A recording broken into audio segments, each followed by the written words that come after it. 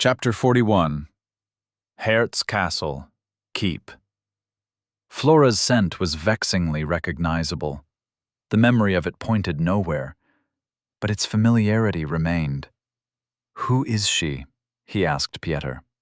"I'm afraid I don't know, my lord, but she seems quite taken with you," said Pieter. She did indeed. Flora stared at Redmayne, wearing a starry-eyed smile. Irina smirked and looked away. Vela grinned from ear to ear. Radovid cleared his throat. "Shall we go inside?" Redmayne realized he'd lost track of the moment. He blinked, shook his head as if trying to clear a fog. "Aye." He led the coterie through the gatehouse and into the castle yard, which had been transformed into a wild garden. Flora let them pass by, and then followed, smiling and looking off into space as if she were recalling a pleasant dream. "What happened here?" said Redmayne. "I inquired of the folk in residence what fruits did please their palates most, that I might furnish them," said Flora. But the Flora speaking was not the one who met them at the gatehouse. The one who spoke sat at a table made of living tree branches, sipping a cup of hot tea. "If the sight doth displease the lord of the castle, I can remove these plants to another place," said a third Flora, who sat above them, on the limb of a tree to their right. Redmayne's eyes shifted from one Flora to the next, his eyebrows raised. The Floras were all looking at him, smiling identically. Then he noticed the place by the kennels, where he planted that seed. "Thine other half," the old crone called it. The spot was overgrown with bushes bearing fruits so blue they nearly glowed. There were 15 green flowers sprouting from these bushes, which had all bloomed. And the blooms were massive. Another Flora, who leaned against the trunk of a tree, noticed where Redmayne's eyes went, and the look of dawning comprehension on them. "Didst thou plant mine seed, Lord Redmayne?" she asked. He nodded slowly. Her smile brightened. She walked over to him, got up on her tiptoes, and placed a kiss on his cheek. "Then I thank thee for bringing me forth anew, and do pledge myself to thy service," she said. "I am called Flora, yet thou may choose another appellation for me, O fair and gracious lord." Her manner of speaking made Redmayne think she was teasing him, but that impression only lasted a moment. The way she looked up into his eyes told him she was serious. "Flora will do fine," he said. "As it please thee, my lord." She smiled up at Redmayne like a flower facing the sun. Redmayne gazed at her the way a wolf on a wintry night might peer through the trees at the inviting warmth of a campfire, as if he'd never seen such a thing. "I had a feeling them two were gonna like each other," said Vengarl. "Aye," said Walter. "Two odd ducks, birds of a feather." The hunter duo wore matching grins as they approached their comrades, carrying baskets heavily laden with bright blue fruit. "Magister's delight, we got plenty for everyone." Walter walked by, putting one in Redmayne's hand, then Radovid's, then Irina's. Vengarl gave one to Vela, took one out of the basket for himself. "Now hurry up and eat, we've got a sanctuary to fortify." Redmayne and the three others with fresh blue fruits in their hands stared at the hunters, confused, which made them laugh. Once it was all properly explained, Redmayne and the entire coterie got to snacking. The Magister's delight tasted sweet and sharp, like mint, and it dissolved in Redmayne's mouth. He barely had to chew it. It felt like motes of living ice trickling down his throat, filling up his gnosis, clearing his mind. Gnosis, 135. An enduring solution to his gnosis problem, at last. Perhaps she truly was his other half. They sat around one of Flora's root and vine tables, after she created enough seats for the whole group, and attended to them as they conferred about their plans for the sanctuary, serving food and drinks to round out their meal. Since there were 15 of her in various places between the castle yard and the kitchen, service was prompt, and she seemed to sincerely enjoy the act of waiting on them. For the most part, Redmayne let the coterie discuss which enhancements to the sanctuary would be best. They seemed to know the ins and outs of such things better than he did. He kept looking at Flora, and Flora kept looking at him, but mostly he occupied himself with the map screen, which he'd called forth and displayed over the tabletop in ghostly miniature. He recognized the same few points of blue light on the map as he'd seen last time. Hert's Castle was one of them, then Gull's Glut on the northwest coast, Barrow Keep high in the mountains of Asgoff, and the district of the city of Port Luck all the way in the south. Each of the three sanctuaries had grown, but theirs had grown the most. The domain surrounding Hert's Castle was the only one of the three with 2 zones added to its territory. Gull's Glut had 1, and Barrow Keep had none, though it looked like its sanctuary had been upgraded more than the others. Then there was Terracon. It sat unchanged, a bastion of blue on a lake of red. "I assume you know where the rest of these seals are located," Redmayne said to Pieter. "I most certainly do," said Pieter, with a note of eagerness in his voice. "Show me the nearest one." He moved the map around until Pieter stopped him. "To the north," said Pieter. Redmayne scrolled the map northward. Beyond Midva Forest lay the foothills of the Scala mountain range, which stretched all the way to the northern coast of Volos. From there, a chain of small islands stretched off the rocky shore to the northwest. His eyes fell upon one of the northernmost islands, and Pieter stopped him. "There," said Pieto. "That temple. The seal of the Sphinx lies within." The island was larger than its neighbors, but not by much. A single structure took up most of its landmass. It was difficult to see in detail, but the architecture resembled that of the church Pieto had awaited Redmayne in, back in Barograd. Redmayne wasn't familiar with the area. The map labeled the island chain Fangs of Frost. It was a high-level zone. "We have to find the quickest path," said Redmayne. "Whatever the path will be, my lord, it will wind through the Scala Mountains, which are the domain of House Yushchenko. They're uncouth, hardy folk who eke out a meager living in the high elevation. Most suspect they consort with pirates, as their domain includes the Northron shore, a place full of hidden coves and treacherous reefs." Redmayne examined the map for the quickest route to their domain. There was a branch from the Southron Road out of Barograd, which wound around the foothills for dozens of miles before beginning a treacherous ascent up to the peaks. Not exactly a direct path, but it was the only one Redmayne saw. "If I may, we have a second option," said Pieter. Pieter had Redmayne scroll back down to the border between Midva Forest and the Scala Mountains. He indicated the place where the Bear River flowed from a cavern at the forest's edge, before winding its way through the woods and then behind Hert's Castle. The underworld is not without its perils, but the long road has perils of its own. "Passage to the mountains will be faster this way," said Pieter. Redmayne tilted his head.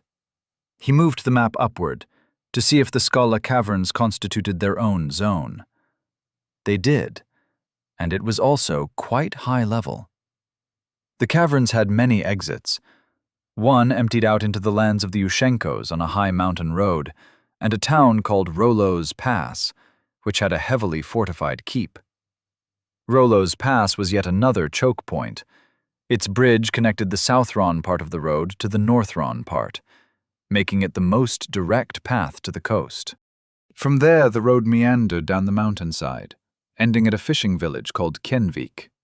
Then he would have to traverse a short stretch of sea to reach the Fangs of Frost, where his final destination lay. "Making plans?"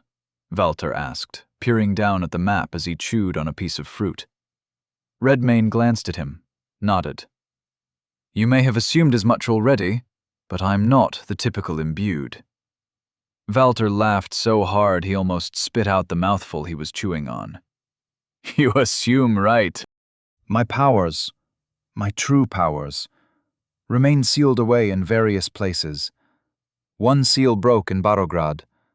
The next one is here." He placed his finger on the Northron island, and everybody at the table looked. A few eyebrows went up. "Can you survive a zone that level?" asked Radovid. Because we cannot. Not yet, at least. I'll handle it on my own, said Redmayne. You decide with your coterie what you want to do. That prompted the group to take a look at the map together. Walter stroked his mustache, leaning over it with an elbow on the table.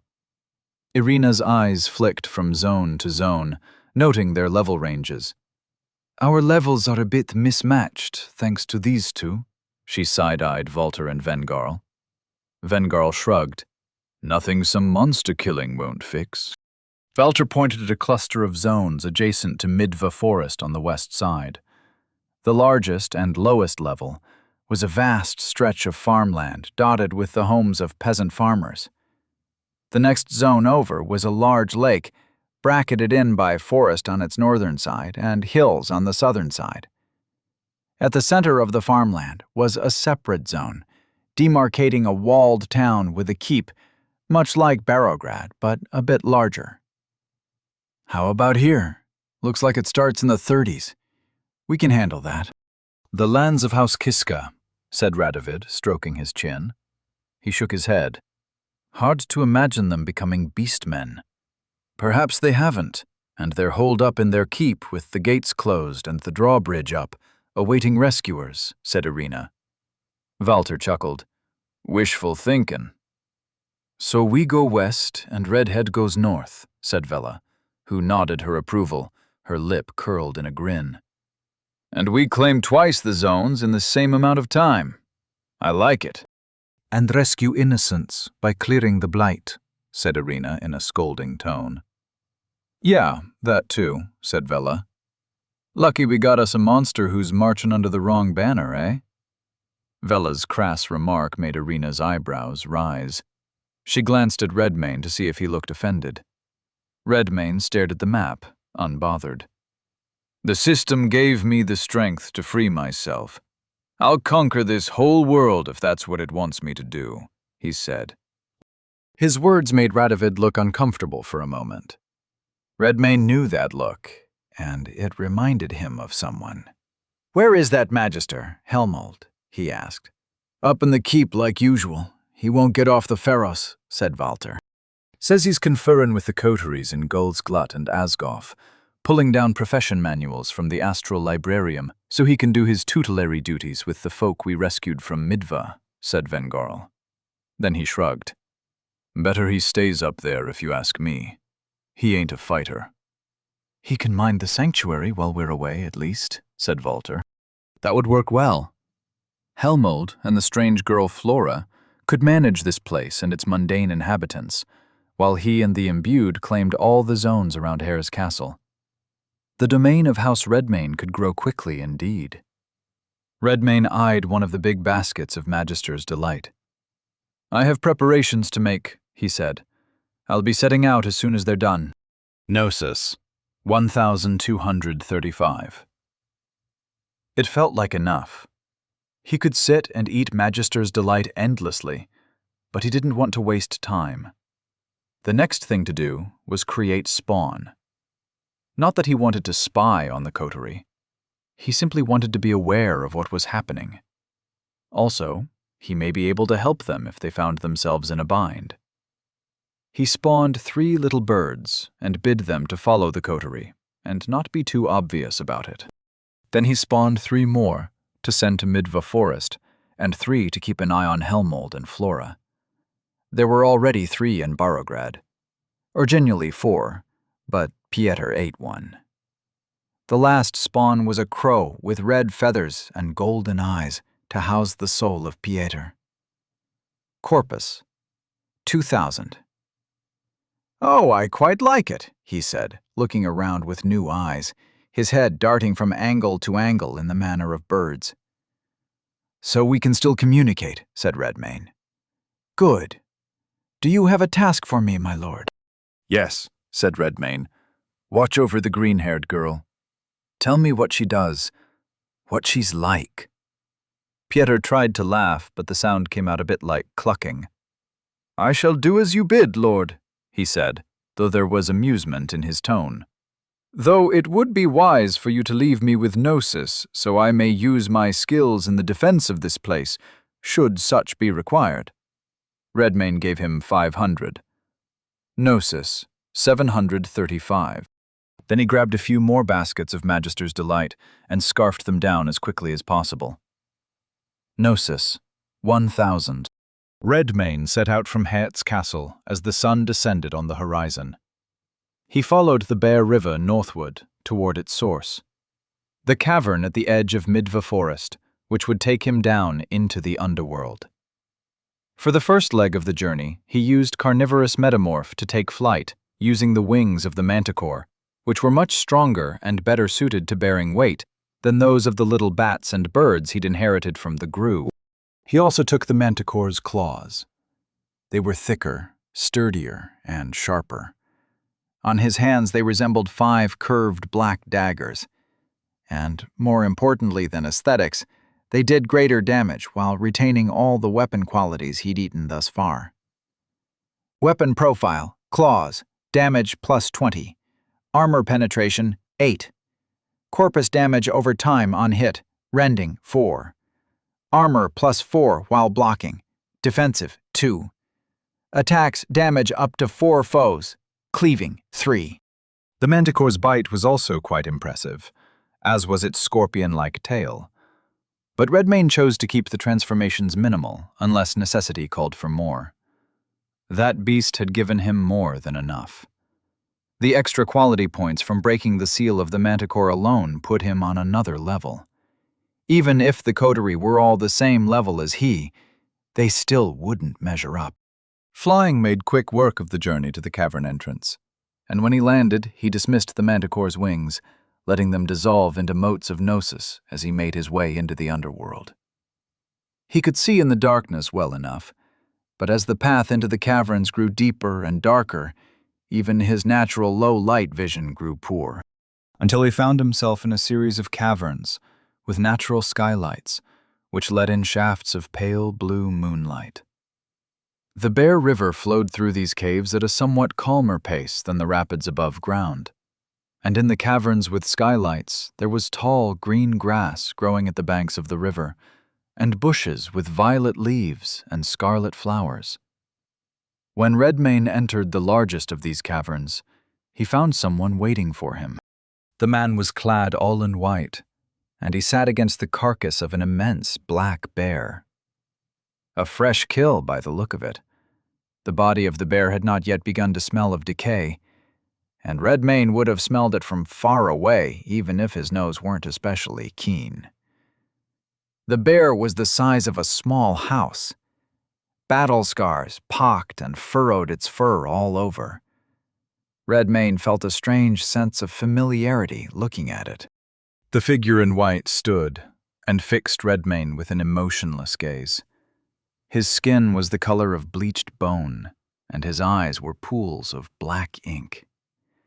A few wisps of white hair trailed out from the hood of his cloak. All that white made him look like an apparition. He drew a slender, curved blade from the scabbard at his waist, and it shined in the moonlight like a mirror. Redmayne's eyes widened. He'd seen someone like this before, on a very important day. Sicarius Neonate. First Generation Imbued. Level 100. Chapter 42. Scala Caverns. Black Bear Cave. Redmayne quelled a stirring of panic. He wasn't truly level 55. Not anymore. Unlocking the seal of the manticore put him on this thing's level, or so the numbers suggested. He could fight it. Marked as prey. Blessing of Might. Rock-skin Gnosis. 980. Redmayne felt the Gnosis flow into his muscles and harden his hide. The Sicarius fixed Redmayne with an unblinking gaze.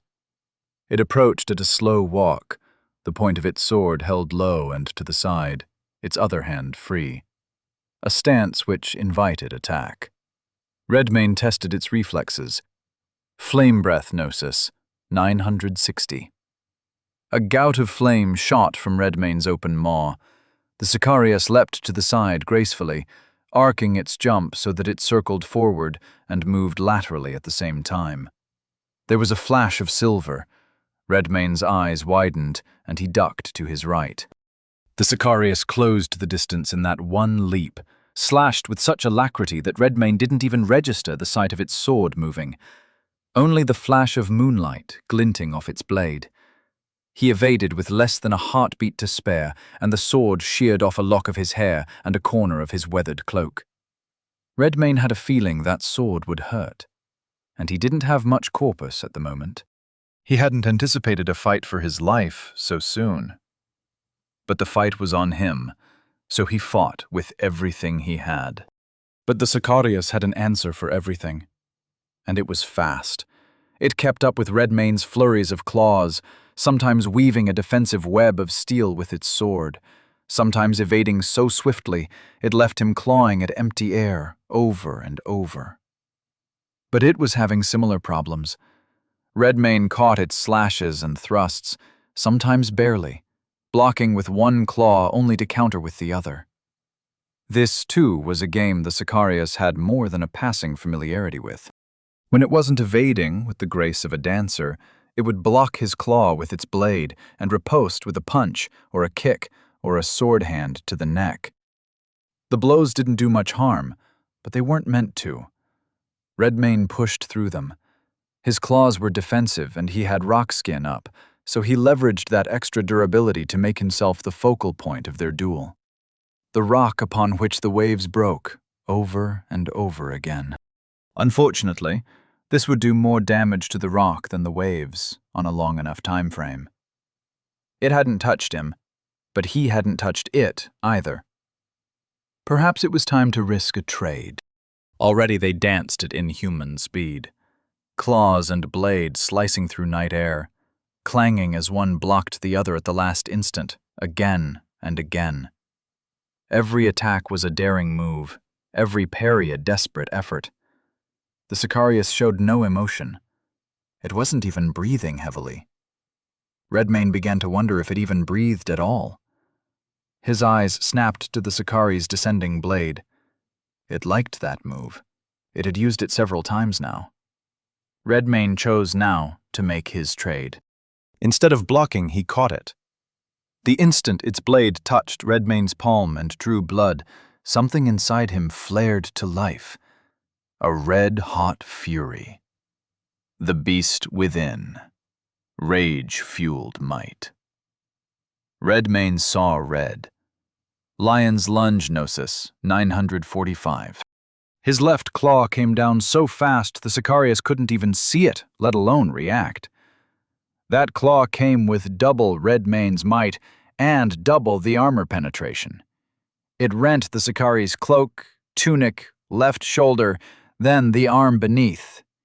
In one swipe, its whole left arm came off and fell to the tall grass with a thump. Then the enhanced impact of the skill knocked the Sicari's away, sent it tumbling through the grass. Bleeding. 4. Unfortunately, Redmane had lost his own right hand in doing so. The blade of the Sicarius sliced cleanly through it, as if his rock skin were paper. What he had left was a wrist, half a palm, and half a thumb. Corpus, 1654. He knew that would hurt. But all considered, the trade looked like it favored him. Redmane glared at his half-severed hand, willed it to regenerate with an explosive splatter of blood.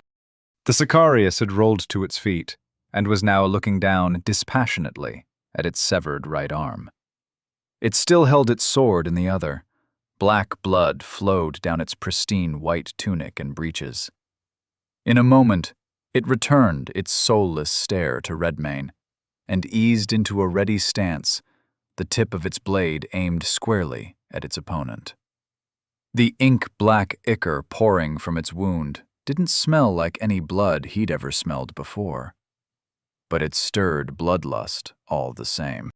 Redmane flew at the Sicarius with all the speed he could muster, plus the extra burst his skill afforded him, It blocked and evaded as competently as before, completely unfazed by the fact that it was missing a whole appendage. But the exchanges were closer. It was barely keeping up before. Now it came down to a hair's breadth. All he had to do was push just a little bit harder, flurry a little faster. Or perhaps there was another way. Redmayne began to notice patterns in the Sicari's attacks and defenses, of a sort one did not usually see. Highly trained fencers still adapted and improvised, still surprised an opponent with something they came up with to answer that opponent's particular style and level of aggression. Not this thing. Its overhand block was the same each time. Its turning sidestep was the same each time. There was an inflexible logic to its attacks, defenses, and movement. It blocked, parried, evaded, and countered as if consulting a chart in its head and answering with identical, pre-planned techniques. No wonder it didn't speak or show emotion. The Sicarius was merely a living machine. He charged behind a lattice of claw strikes, forcing the Sicarius to raise its guard like he knew it would. The Sicarius hopped to its right to reset and thrust forward, all according to its inner script. Redmayne's eyes narrowed. If he could make it repeat an entire sequence, he could land another blow. Just one more application of bleeding would give him a decisive advantage in speed. It would make the battle his.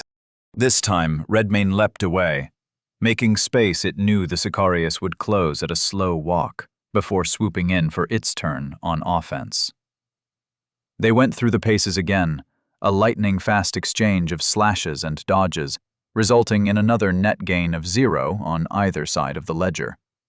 Redmayne raced in behind a flurry of claws, just as he'd done a moment ago, and the Sicarius flickered and vanished. Flicker. It appeared behind Redmayne and ran him through. Corpus 203. Redmayne coughed, and blood flowed from his mouth. He looked down and saw the shining blade sticking out of his chest, dripping bright red blood. A boot struck him in the back. At the same time, the sword slipped out of him. He fell face first onto the grass, dizzy and bloodied. But there was no time to just lay there. He rolled to the side, and death missed its mark. The Sicari's blade swept across the grass, shearing the foliage cleanly in half instead of the back of Redmayne's neck. He kept rolling, sprang backward to evade another slash by a hair's breadth, and the instant he had enough breathing room, he burned more gnosis. Shaman's Heal Corpus, 953 gnosis, 445. He felt better, but not much better. The expenditure was a snap decision. He should have spent more, perhaps, but he couldn't stop to consider it. He had to defend himself from a sequence of blindingly fast slashes and thrusts. The Sicarius kept advancing, corralling Redmayne's attempts to move laterally with horizontal slashes, keeping him backpedaling with thrusts that came terrifyingly close to finding their mark, again and again. Redmayne saw openings, but he second-guessed himself. If he leapt in, he might take another one of those vanishing backstabs, and he didn't think he'd survive the next one. At least, he wouldn't survive in any state he cared to exist in. No more helplessness. The thought of it raised his hackles, cleared his mind, gave him focus. A growl rumbled in the back of Redmayne's throat, even as he backpedaled, blocking and ducking the sword of the Sicarius. He could bring surprises, too. The Sicarius pressed forward without pity or remorse or fear. It pushed Redmayne right to the edge of the riverbank until his heels touched the water. It thrust at Redmayne's face, and Redmayne hit the floor face first, but not quite. Carnivorous Metamorph Gnosis, 435. Redmayne dropped to his hands, and the tail of the manticore struck the Sicarius square in the stomach. Venom, 5. It stared at the wound, the way the venom stained its white tunic purple, and for the first time, Redmayne noticed it emote. It frowned. Redmane lunged like a wolf. From all fours, he launched himself forward into his own non-stop offense. And now the Sicarius was not only bleeding, but poisoned, its vitality slowly draining away, holding its own for the moment. But very soon, its ability to keep up with Redmane would be gone.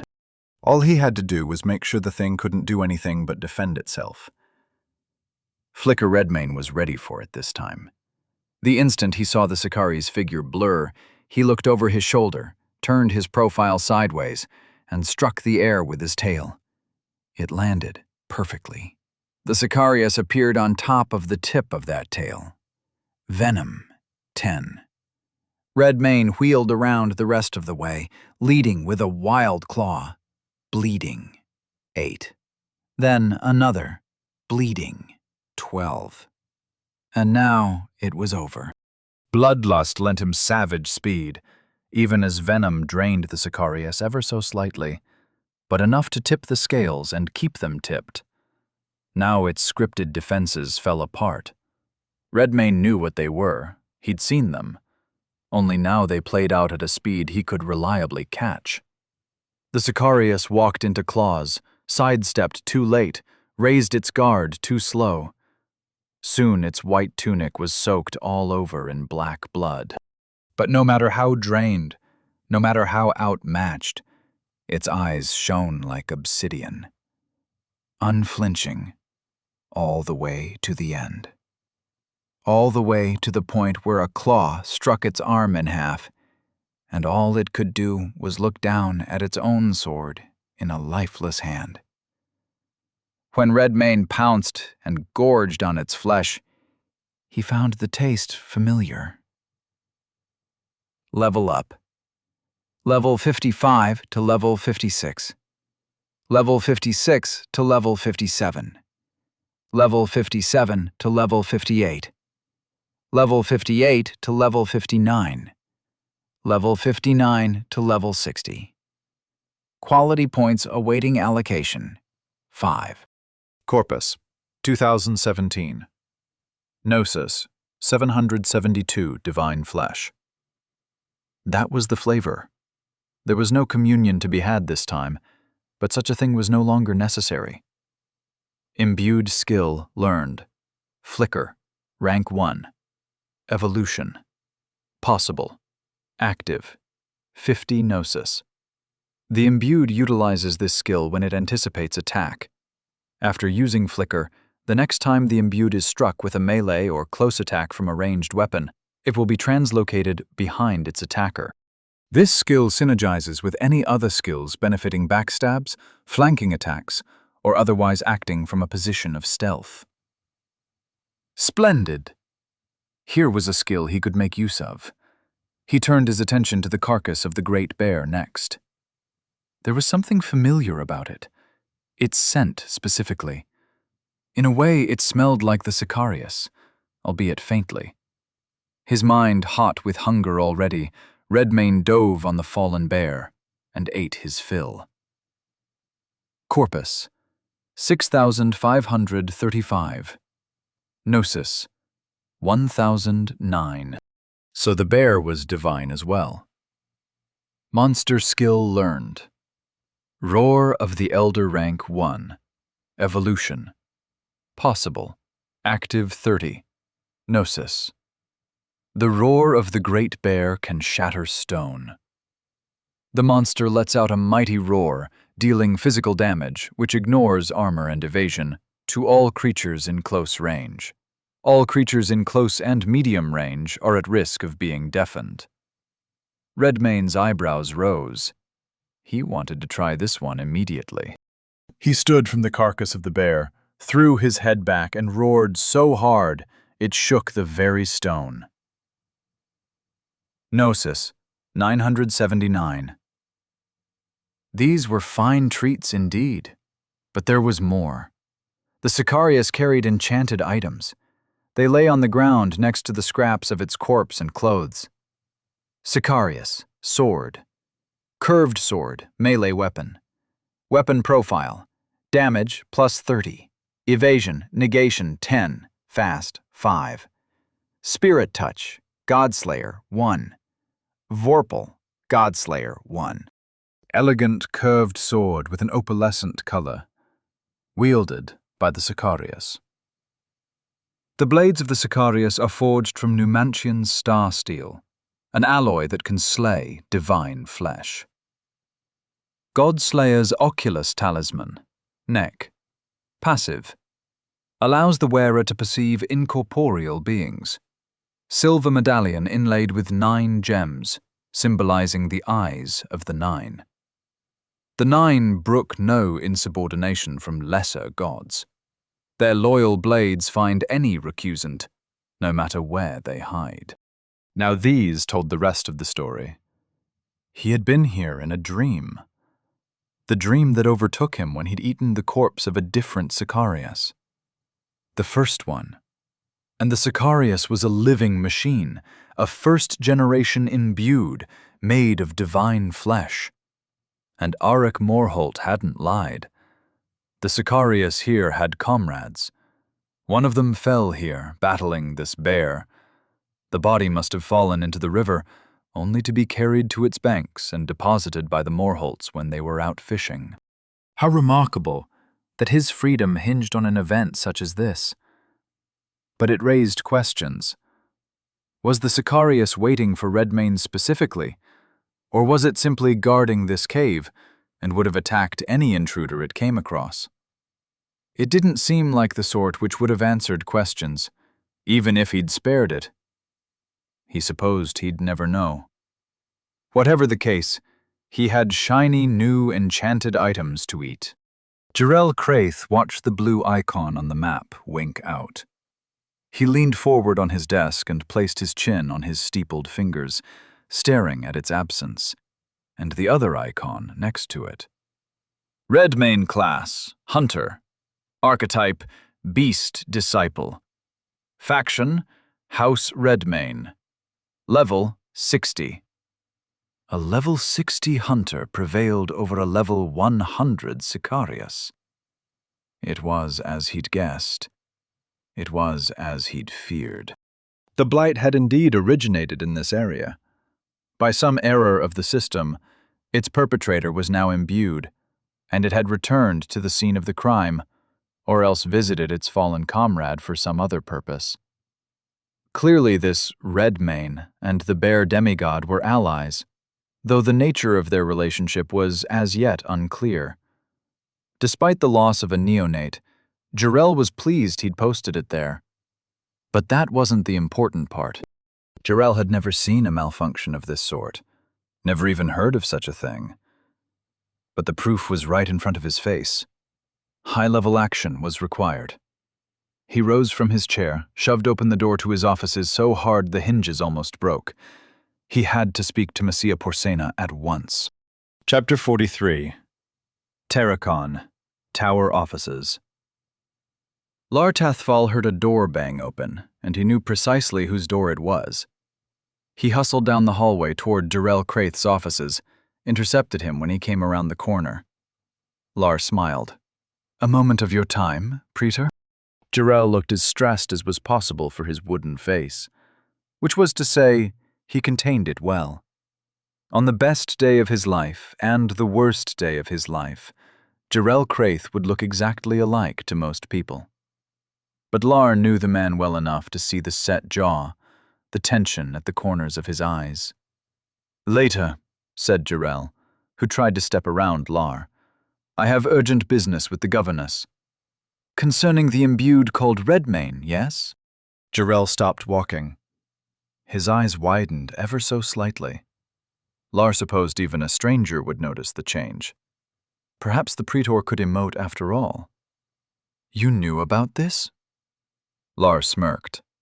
Some things were brought to my attention, recently. He'd wrung out Helmold Brecht for every last drop of information he had. It was an enlightening report. A major anomaly in the system has occurred, said Jarrell. We must bring this to Messiah's attention straight away. Is that what we have to do? Lar smiled. Jarrell gave him a deadpan look. Suppose you took this straight to her, said Lar. What course would you then recommend? The immediate capture of the anomaly for purposes of study. Study. Lars' smile became a smirk.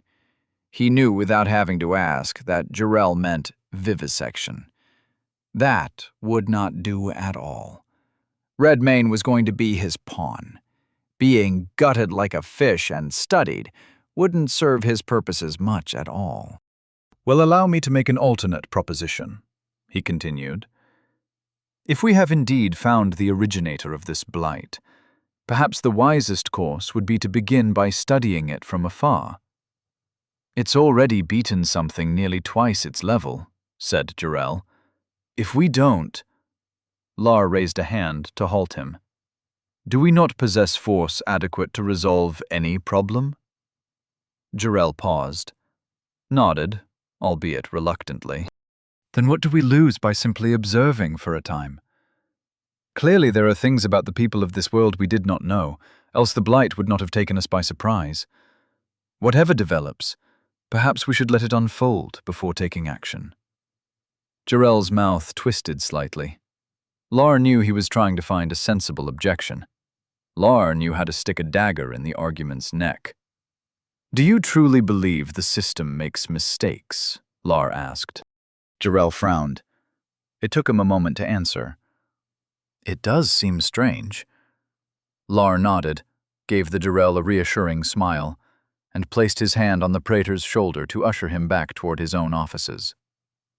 I believe we aren't seeing the portrait clearly yet. Let us wait and watch, so as not to disturb the painter, and then we shall proceed with our eyes wide open. Why not start by showing me what you saw just now? Lar Tathval knew he'd only bought a small amount of time. He'd have to make the most of it. Redmayne took his 5 points and put them in might. Might 45 to 50. He then consumed the Sicarius sword and the Godslayer's oculus, which left him with a decision to make. 3 weapon qualities: Fast 5, Spirit Touch 1, and Vorpal 1. He wasn't sure what Vorpal meant, but he guessed it had something to do with sharpness. The blade of the Sicarius was so keen he'd barely felt it when it ran him through, and he'd only noticed half his hand was gone when he saw his fingers fall off. He decided to feed Fast to his bite and the others to his claws. Weapon profile: Claws. Damage plus 30. Evasion negation 10, Fast 5. Corpus damage over time on hit, Rending 4. Armor plus 4 while blocking, Defensive 2.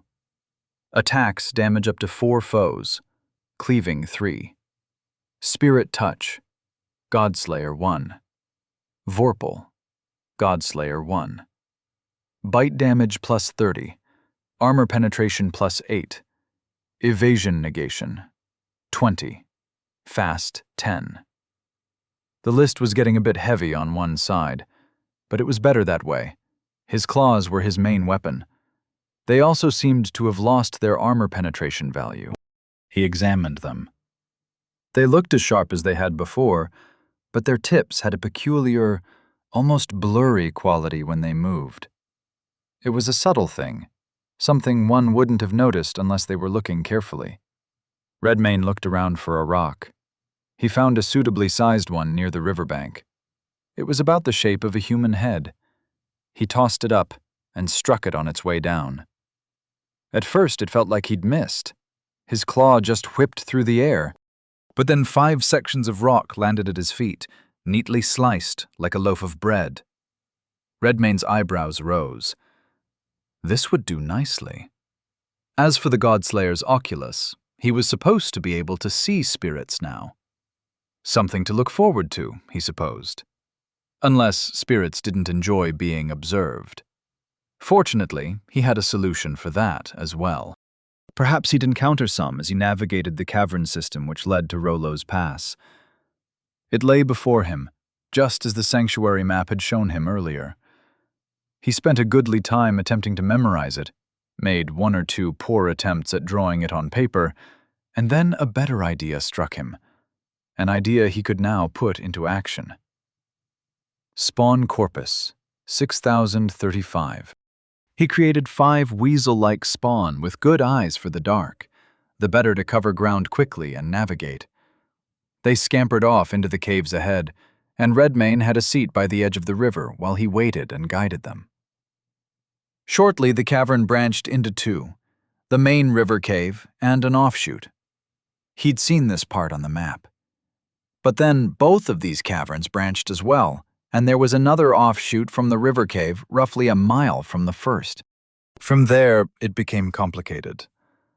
Redmayne switched between the eyes of his 5 small scouts, changing their routes when he needed, making them double back when he recognized the cave he occupied wasn't the one he was looking for. The vision of a rodent was an unusual thing.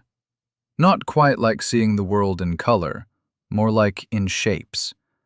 The sort of hazy images one would see if they stared at something too long, and they could see the after image when they closed their eyes. But it would suffice. He also had keen noses to rely on, and there was a particular scent he was looking for. Well water. Pieter had explained it, told him what to look for. Deep beneath the town called Rollo's Pass, there was a well which had been built long ago by the Omeni civilization. Wherever the Bear River originated was likely near the aquifer which fed this well, which itself was supposed to be a temple of some kind. The temple lay at the bottom of this underground well, and its stairs wound all the way up to the place where Rollo's Pass had been built by the Stallman. Throughout the night, Redmayne made his way through the caverns, with his spawn scouting ahead to eliminate the routes he didn't want to take. He would move in what seemed like the correct direction, then stop and send out the spawn, then move again, always heading in the direction of the scent of well water. The journey gave Redmayne time to think. He had learned much, but it still felt as though he knew nothing. Great efforts had been taken to ensure he would never learn any of this. It was the Numantians, ultimately, whose actions led to his freedom, to his astral communion.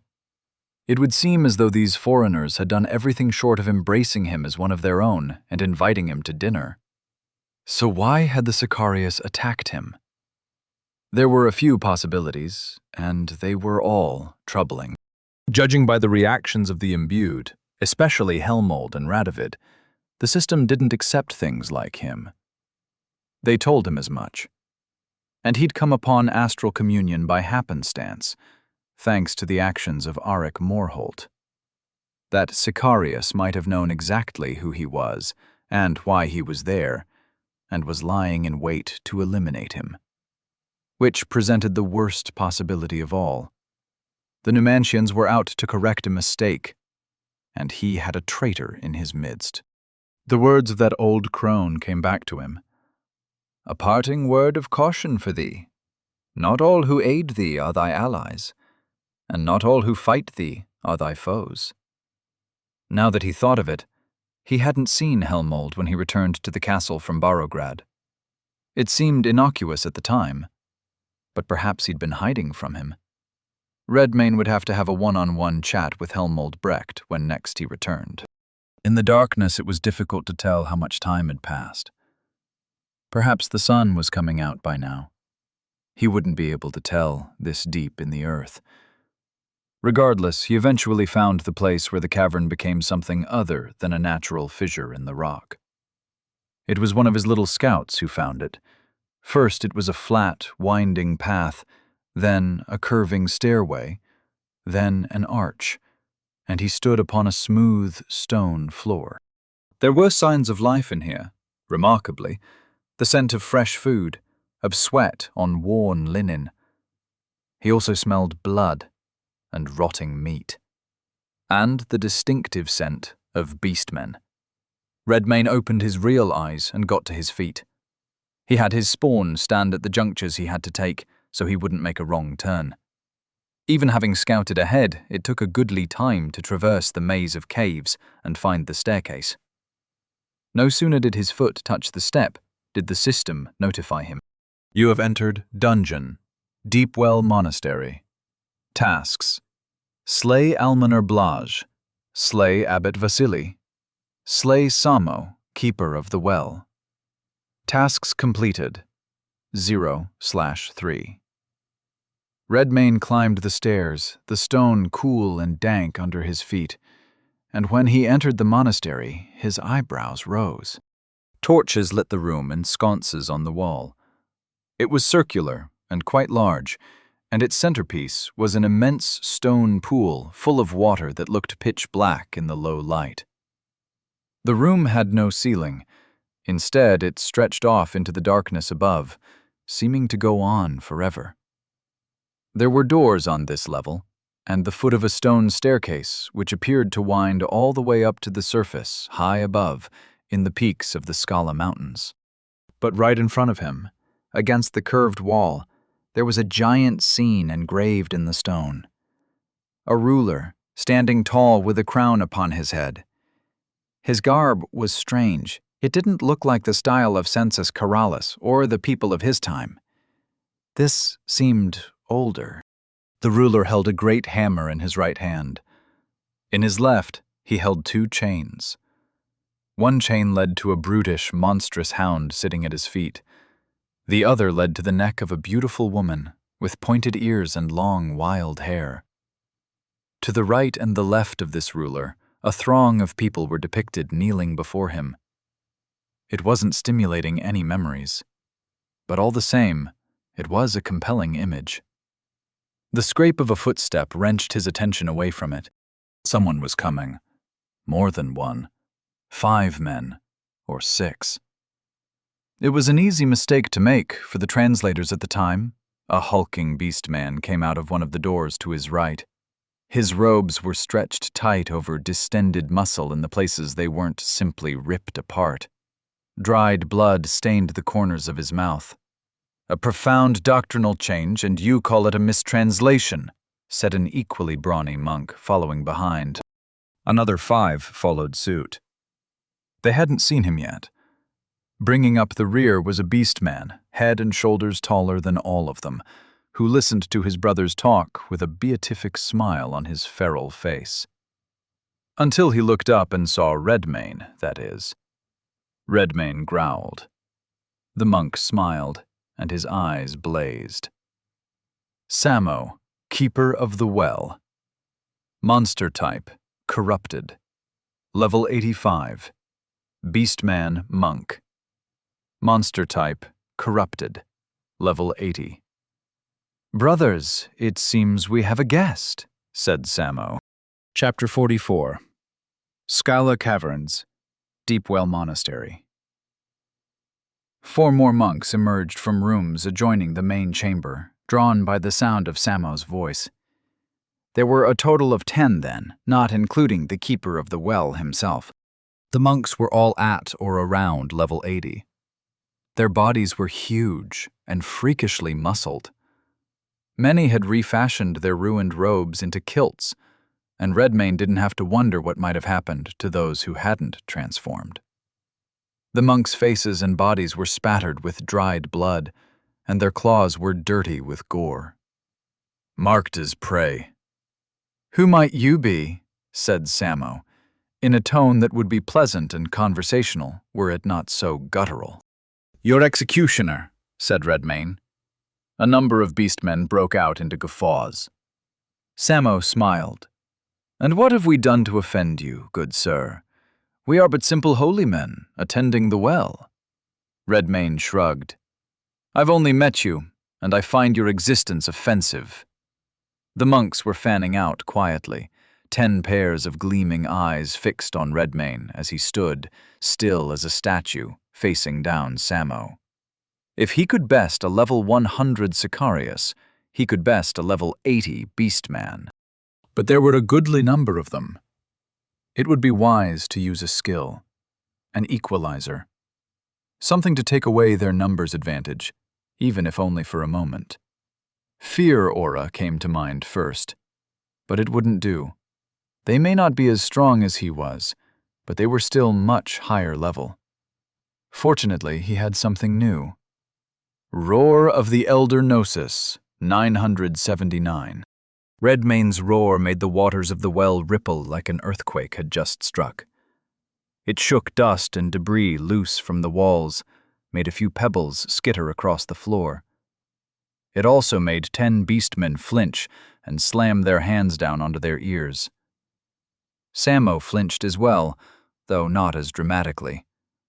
The sound could nearly be seen by the naked eye, as if it were a physical wave of force.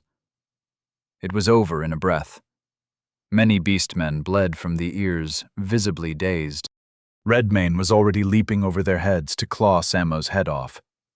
An action the Keeper of the Well answered with a serene smile. He melted into the floor. More specifically, a shadow upon the floor. In a heartbeat, he was gone, and Redmane landed in the spot he'd been a moment ago. 10 beastmen were turning to lunge at him simultaneously. Redmane did his utmost to avoid being trampled or piled down. His claws worked well for it, with their cleaving quality, but they weren't quite up to the task of fending them all off by themselves. Bloodlust made him fast, but it also made him greedy for a kill. But the monks were competent as a team. They blocked the wounded ones with their bodies, moved them to the back rank, encircled him from all sides. They protected each other and harried him, thwarting any plans he made. The huge monks crowded in over him, clawing and biting, grappling for him, threatening to pin him against the wall or the floor, or simply between the lot of them. It mattered not where they succeeded. All that mattered was making him immobile, so he could be eaten. Redmane understood that there were fates worse than death, as Pieta had said. He'd already experienced one. Even if he were immortal, he didn't want to find out what immortality looked like in the belly of a monster. A beastman leapt over the line of his fellows pressing in on Redmane, and he looked up and struck him from the air with flame breath. Gnosis, 959. He ducked through a gap between two of them to escape the press of bodies, took a claw across his back for his trouble. Corpus, 5550. Rage-fueled might made him whirl around for a counterattack, but it was the wrong time. As he turned, 2 more claws struck him, and a third beastman lunged for a grapple. Corpus, 4126. But there weren't many places to escape to, and his foes were fast. He snapped and clawed, threw them off him, leapt away before being cornered again. It made him think of the Gru. He was a fast eater, but 10 sets of jaws were inevitably faster than one. Redmane found himself cornered. Roar of the Elder Gnosis, 939. The wave of sound visibly pushed them back a bit, and they all clutched their ears for the second round. Flame Breath Gnosis, 919. Before they had a chance to move their hands, he hosed their faces down with fire. Now would be the time to make short work of them. He was just about to. But something caught his attention. Summon Envoy. The water in the well looked different. It was dark before, but now it was pitch black. A profound, unnatural darkness. The surface of the water began to bubble slowly. But in a moment, Redmane realized they weren't bubbles at all. They were tentacles arching up out of the depths, curling and then draping over the ledge of the well, one after another. And then the center of the pool swelled, and a mass of tenebrous matter emerged from it, the center from which all of the tentacles sprouted. Eyes opened all over the central mass and focused on Redmane. And then more tentacles than he could count shot at him like spears. Many stabbed, others grappled. Redmane leapt away from the first batch, glanced for the stairs. He broke out into a run and avoided another salvo, then vaulted up over one on his way to the staircase. But there were dozens more where that came from. They caught him in midair. 6 tentacles punctured his chest like arrows. 1 went through his trachea. Corpus, 3822. 3 grappled him, 1 around the neck, 1 around the right bicep, 1 around his middle. The beast within exulted as he used rage-fueled might to snap the first tentacle off with a jerk of his arm. But there were already 3 more on him. They began to pull in opposite directions.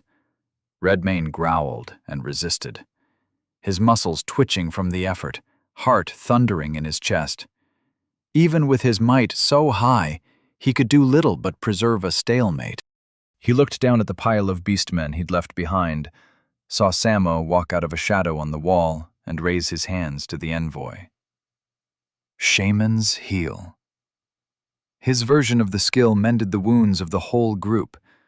For a moment, they were all enveloped in living shadows.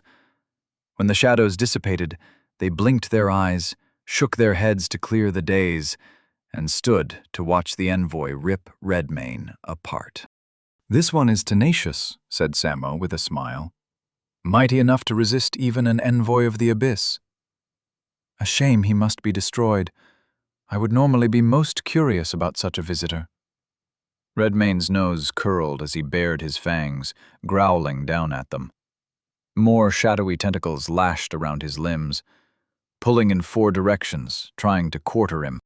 He aimed a gout of flame breath at its central mass.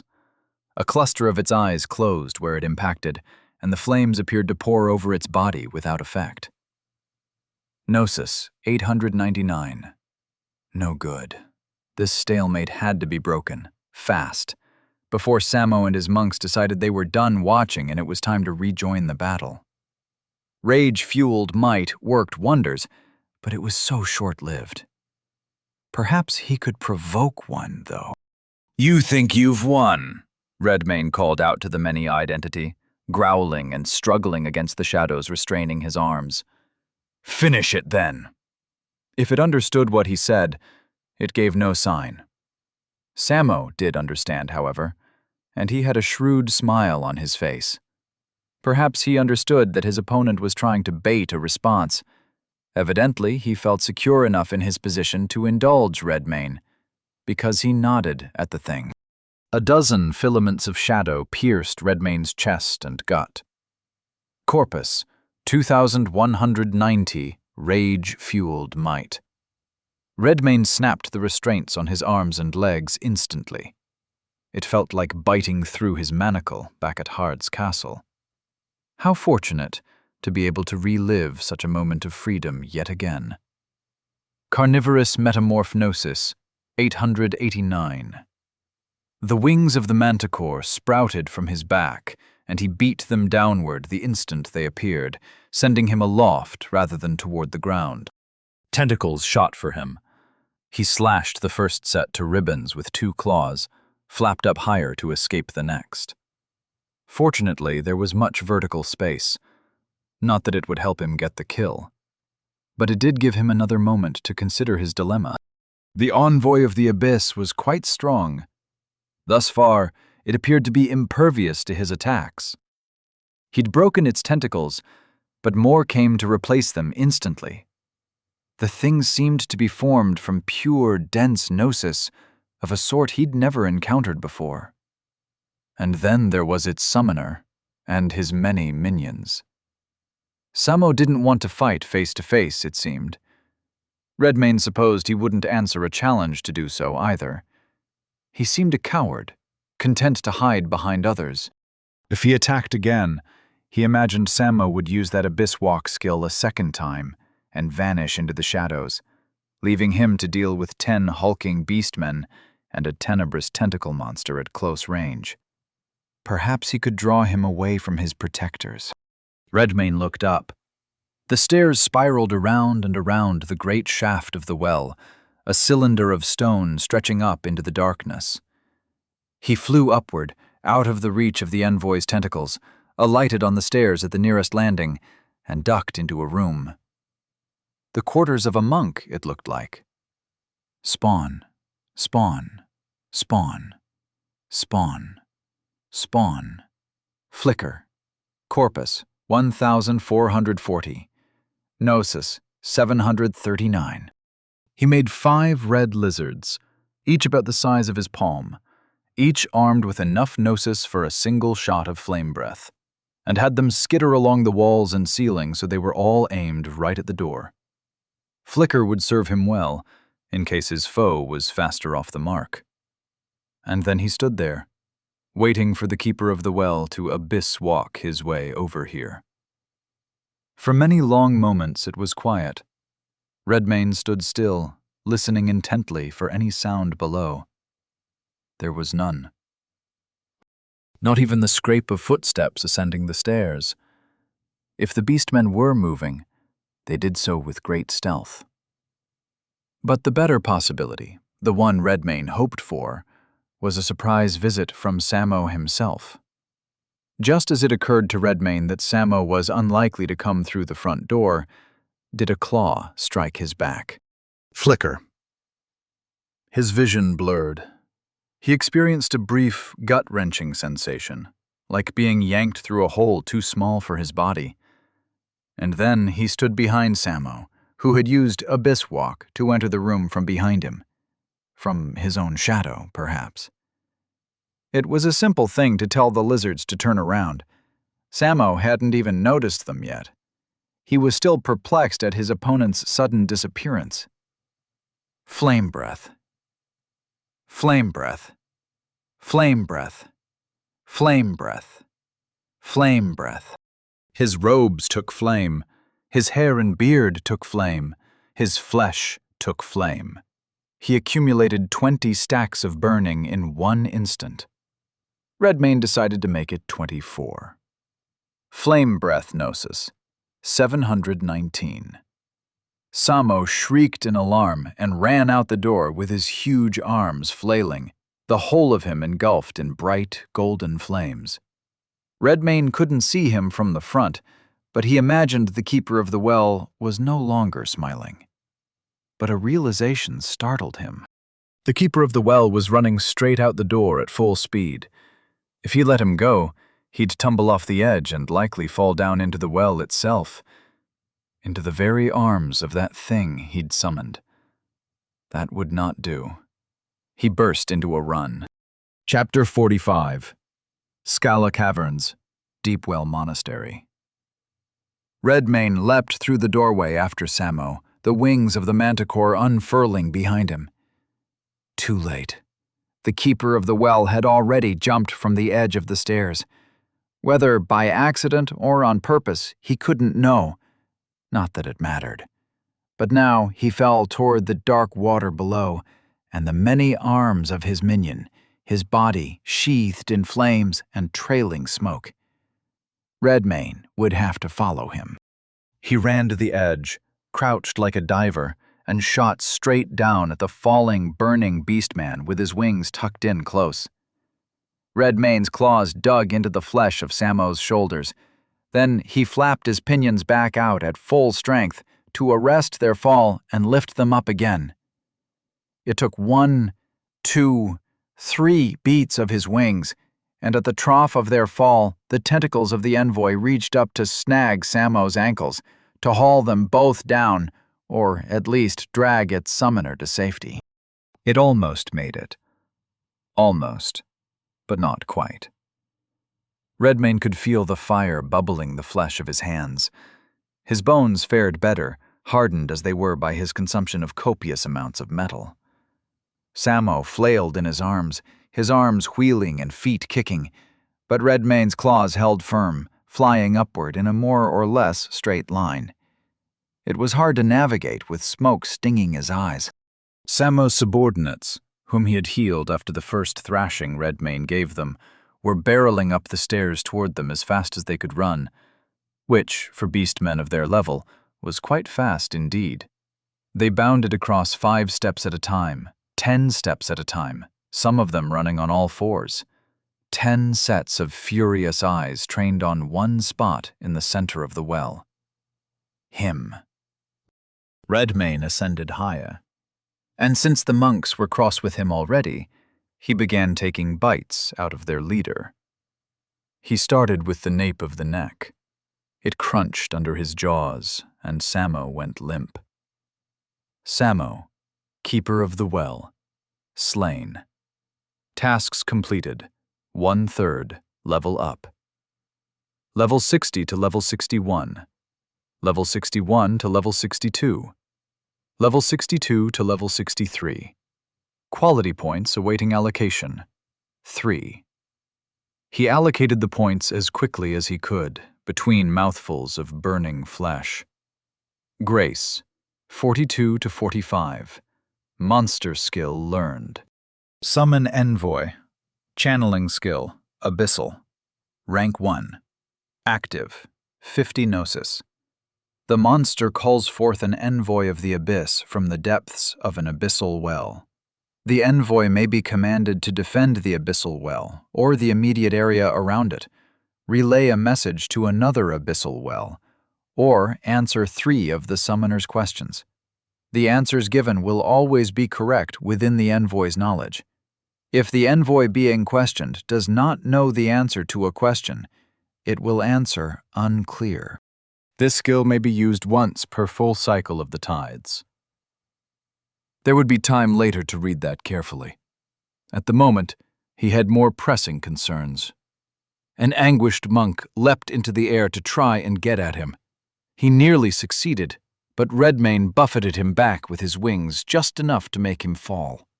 If he was lucky, the monk would fall into the water. In a few moments, there was a hard smack against damp stone. Not so fortunate. Redmane looked down, noted that the envoy was no longer present. The death of its master must have sent it back from whence it came. Good to know, in case he had to go back down that way, but his enemies had been courteous enough to bring themselves close to him. Redmane consumed a generous helping of Samo's flesh, tossed half of it on the staircase for later, and swooped down on the cluster of charging monks. Corpus, 3,565. Flame Breath Gnosis, 699. Some raised their arms to protect their heads from Redmane's strafing fire. A few were too slow and took it full on the face. Redmane flew past, circled around, and considered another pass, but decided against it. He'd rather get his claws wet. He bore down on them like a dragon and ripped into the front rank of the pack. This time they couldn't surround him. This time he had them funneled by the staircase. The only way to flank or encircle him would be to take flight, and it appeared he had the monopoly on that ability. And now that he could pay it some mind, he noticed just how splendid the Vorpal quality was. His claws swept through robes, muscles, sinews, and bone, as if passing through empty air. An arc of space in front of him became the place beastmen came to be slashed to ribbons. Effortlessly. Redmane could almost hear the beast within howl in exultation as the scent of fresh blood surrounded him, painting the walls and the stairs, severed heads and limbs and shreds of viscera hailing around him through showers of red. Bloodlust made him faster and faster and faster, an impossible blur of thought and motion. In the aftermath, Redmane realized his claws may have become too efficient. He stood before a gore-slicked section of stairs, without much in the way of solid body parts to dine upon. And he didn't especially feel like crouching down and licking the stones. Best to carry on from here. But first, he went back to the system and reread the description of Summon Envoy. He supposed the abyssal well in question was the well from which it emerged, which would explain this whole strange structure, why it was so deep beneath the earth. The well wasn't simply a source of water. It was a source of magic. Potent magic, if the substance of the envoy's eldritch body were any indication. Redmane peered down into the darkness at the bottom of the stairs. He could see the water. He was tempted to summon the envoy and ask it questions, but he didn't know what he ought to ask. It would be a shame to leave this place without at least trying, however. According to the description, the skill would only work here, or wherever else there happened to be an abyssal well. Redmane stepped off the ledge and fell, thrust out his wings to catch the air and let him glide all the way back down to the bottom of the well. He alighted on its edge, folded in his wings, stepped up to the very edge of the water. Summon Envoy, Gnosis, 649. The surface of the water bulged again as the spherical mass of the envoy's body slowly rose from it and sprouted eyes. Tentacles emerged from it like the roots of a tree. It mutely stared down at its summoner, its many appendages blending seamlessly with the surface of the black water. "I have questions," he said. "The envoy will answer." It spoke directly into his mind, the way Pieter did. Redmayne thought about what to ask it. He remembered the portrait of Sensis Keralis on the wall in his half-eaten castle. He remembered the story of Kral the Devourer. He remembered being called Little Redcap. He remembered being beaten and starved.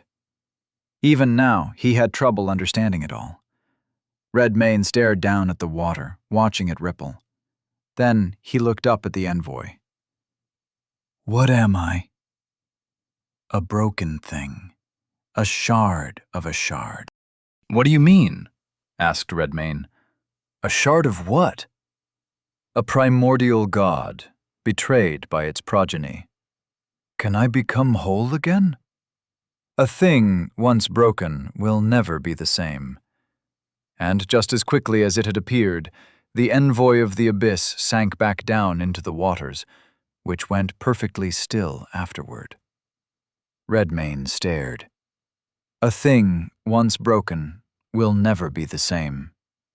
He supposed he knew that already. He'd suffered much. But even when he lived with a chain on his ankle, in a cell 1/3 the size of this pool, he found that he wasn't one for introspection. Not usually. Better to keep the mind busy, better to stay in motion, even if one didn't have much freedom of movement to speak of. He hated the name Little Redcap. He had no fond feelings for some bygone king, Sensis Keralis. The tale of Kral the Devourer was, so far as he was concerned, a cautionary tale. It was all his story, and however ambivalent he might feel about it all, value could be plucked from each portion. He could wield the ruthless might and lordly grace of a king. He could know kindness and mercy, because Little Redcape received precious little. And he could know restraint, because Kral the Devourer brought suffering upon the whole world, and such a thing should not happen ever again, no matter how Pieter might feel about it. So it was good that he would never be the same. It would be better to evolve. Redmayne looked up into the blur of darkness, stretched out his wings, and took flight. The ascent felt interminable. The sheer size of this structure boggled the mind. It had to have been built with the assistance of magic. The stairs wound around and around the central shaft for what felt like a mile. Redmayne wondered if the effort of flying was even worth it, if he should dismiss his wings and simply walk. But that didn't look like it would be necessary. The haze of darkness above his head was clearing. After a seemingly interminable flight, he saw the final landing. The staircase terminated in a broad, flat entryway to a structure above, a great chapel by the look of it. Redmayne alighted on the landing and dismissed his wings, walking up into the early morning light. There was another short ascent up a few stairs, and he found himself in the chapel. It did not resemble the church Pieter and his cronies had hijacked, nor the one on the map, marking the location of the seal of the Sphinx. This one looked older. Redmayne couldn't explain how he knew this. He could simply tell, by looking around. But apart from the stonework and calligraphy, churches tended to be the same throughout time. There were pews with a walkway in between them, and a lectern at the end of the lane.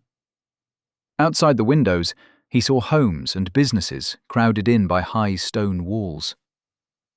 He'd made it to the town of Rollo's Pass, perhaps. But before he could go see, he'd have to attend to the two individuals in the church with him. They'd been praying when he entered the chapel, but the moment they sensed his presence, they turned and glared down at him with open hostility. Both were beastmen, of giant proportions. Redmayne thought they resembled grotesquely muscular versions of Walter and Vengarl, one tall and lanky, the other short, round-bellied, and barrel-chested. They wore the robes of monks, similar to that of Samo and his recently deceased companions below. Almoner Blage, monster type, corrupted, level 80. Blage was the tall, lanky one. His robes had seen better days, and the ashen color of his hair and beard was a near-perfect match to his chalky, pallid skin. Abbot Vasily, monster type, corrupted, level 80. Vasily was rotund and thick of limb. He wore no beard and kept his head shaved bald. This did nothing to hide the feral qualities of his face. "What is this?" said Blage, glaring. He spoke in a gravely raspy voice. "It came from—" "How could it have evaded the keeper of the well?" said Blage. "I killed the keeper of the well and ate his remains," said Redmayne. "Some of his remains, at least. I discarded the rest on the bloody stairs." Both their eyes widened in shock and anger. Redmayne grinned and stretched out his claws. Chapter 46. Rollo's Pass, Priory of the Well Blage. And Vasily charged at Redmayne from across the church, smashing aside pews and sending prayer books and votive candle holders hurtling through the air on their way. Redmayne broke out into a sprint, happy to meet them in the middle. Blage's stature gave him a monstrous stride length. He outpaced his stout comrade immediately, met Redmayne with a downward blow of his fist. For a beast his size, he was fast, deceptively so. Redmayne saw his hand come down, thought he had time to duck aside. He didn't. The blow launched him. He flew. For a moment he saw nothing but stars and a blurry suggestion of a room, and the hazy shapes of two large beastmen barreling toward him. It occurred to him that perhaps their level difference wasn't so significant. Either that, or they were both strong for their level. Redmayne fell to a crouch, spat out a mouthful of blood. He looked up, his eyes went wide, and he dove aside just before Vasily's charge blasted straight through the pillar. The building shook. Blage always had Redmayne within his reach, and he had ferocious speed to match that reach. Power enough to crack stone, smash furniture into splinters, send Redmayne. Blage's long arms were the first obstacle. If he could negate that advantage, he could accomplish everything else. It was time to bring equalizers into play. Carnivorous Metamorphnosis, 639. Out came the scorpion tail of the manticore. Blessing of Might Gnosis, 629. Gnosis poured into his muscles, filling them up with energy. With his movement speed enhanced, Redmayne found himself able to slip Blage's long punches and close the distance. But the giant was a canny boxer, who knew how to take full advantage of his stature. Redmayne rushed in, and Blage angled out, his lead fist darting at Redmayne's head like a spear, a stabbing weapon with reach, a tool of area denial. Once he had Redmayne held out at that range again, down came the rear hand. Like a giant's hammer it fell, destroying whatever it touched. Redmayne prudently chose not to be in its path wherever it landed. While his comrade had Redmayne preoccupied, Vasily leapt up into the air and came crashing down like a boulder. Redmayne dove away again, before the impact shattered the furniture, cratered the floor, and kicked up a blast wave of dust, splinters, and flecks of masonry. Blage was already on his way back in to shield Vasily with punches. This time, Redmayne was faster. He dipped beneath a left hook from Blage, shredded Vasily's fat midsection with two claws and a sting from his tail on his way by. Bleeding, 8. Venom, 5. If he couldn't overpower them, he could whittle them away. He had the edge in speed. Now he set out to widen that edge, until it became an insurmountable advantage. It would take some time, and patience, and focus. Bloodthirst made this easier and more difficult at the same time. With bloodthirst and blessing of might operating simultaneously, it was even worse. His body, of its own volition, wanted to lunge in at every perceived opening. He had to check himself repeatedly, and when he scored more hits with his claws on Blaj's leg and Vasily's side, the bloodthirst intensified, literally. It made him wonder if the beast within was simply a metaphor for one's violent urges, or an actual presence which had inhabited him when he took the class evolution. Questions for a later time. For now, his strategy was working. Redmane moved faster and faster thanks to bloodthirst, and the giants moved slower and slower thanks to venom. When he couldn't reach with his tail, venom breath covered the gap. Flame breath worked splendidly on sensitive places, like eyes. Burning, bleeding, and envenomed, Blaj and Vasily fought with increasing frustration and fury, and declining physical faculties. They didn't appear to have any special skills. If they were not using them. Evidently, these two prevailed on their teamwork and sheer physicality. They threw fists and feet, elbows and stomps. Vasily charged and leapt, always on the move, while Blaj pursued him with a doggedness untouched by the conditions Redmane was stacking on them both. Redmane had to admit that all of this would have worked on a normal imbued, but he was far from normal. Blaj let out a roar of frustration, swung a wild left hand. It was slow enough to counter directly now, so Redmane chopped it off at the forearm. The giant bellowed in pain and looked at his stump. Blood spurted up from its artery. While he was doing that, Redmane swooped in low and slashed his leg off with the same claw. Vasily's eyes grew wide with shock and fury. He too let out a bolstering cry and charged at Redmane. But without his partner to protect him before and after the explosive moment of impact, it was a simple thing to hamstring the stocky beastman as he passed. Redmane sidestepped the charge. Blood sprayed across the wall as his claw slashed open Vasily's leg. Vasily hobbled, growling, turned to face Redmane, who was already leaping in for the kill. Lion's Lunge Gnosis, 624. Powered by more than one skill, Redmane's claw impacted on Vasily's face with the same level of force the hefty beastman could deliver when he leapt and then fell like a boulder. The primary difference being the size of the object delivering said force. Vasily was huge. Redmane's claw, not as much, making the force all the more concentrated. Vasily's head exploded. Bits of bloody skull flew in every direction like shrapnel from a bomb. Brains painted the walls and the floor, and Redmane's already bloodied face. Vasily's freshly decapitated body dropped to its knees, then fell forward and made the floor shake one last time. Redmane noticed an eyeball had landed on his shoulder. He popped it in his mouth like a grape and chewed on it as he turned to attend to Blaj. The lanky giant stared at the remains of his comrade in terror. Those eyes shifted to Redmane as he approached, and the beastman growled. "Senseless beast," Blaj rasped. "Monster." "We're all monsters now, aren't we?" Redmane asked. "The only difference is, I was a monster before, and before that I was a cursed king, and before that I was a god.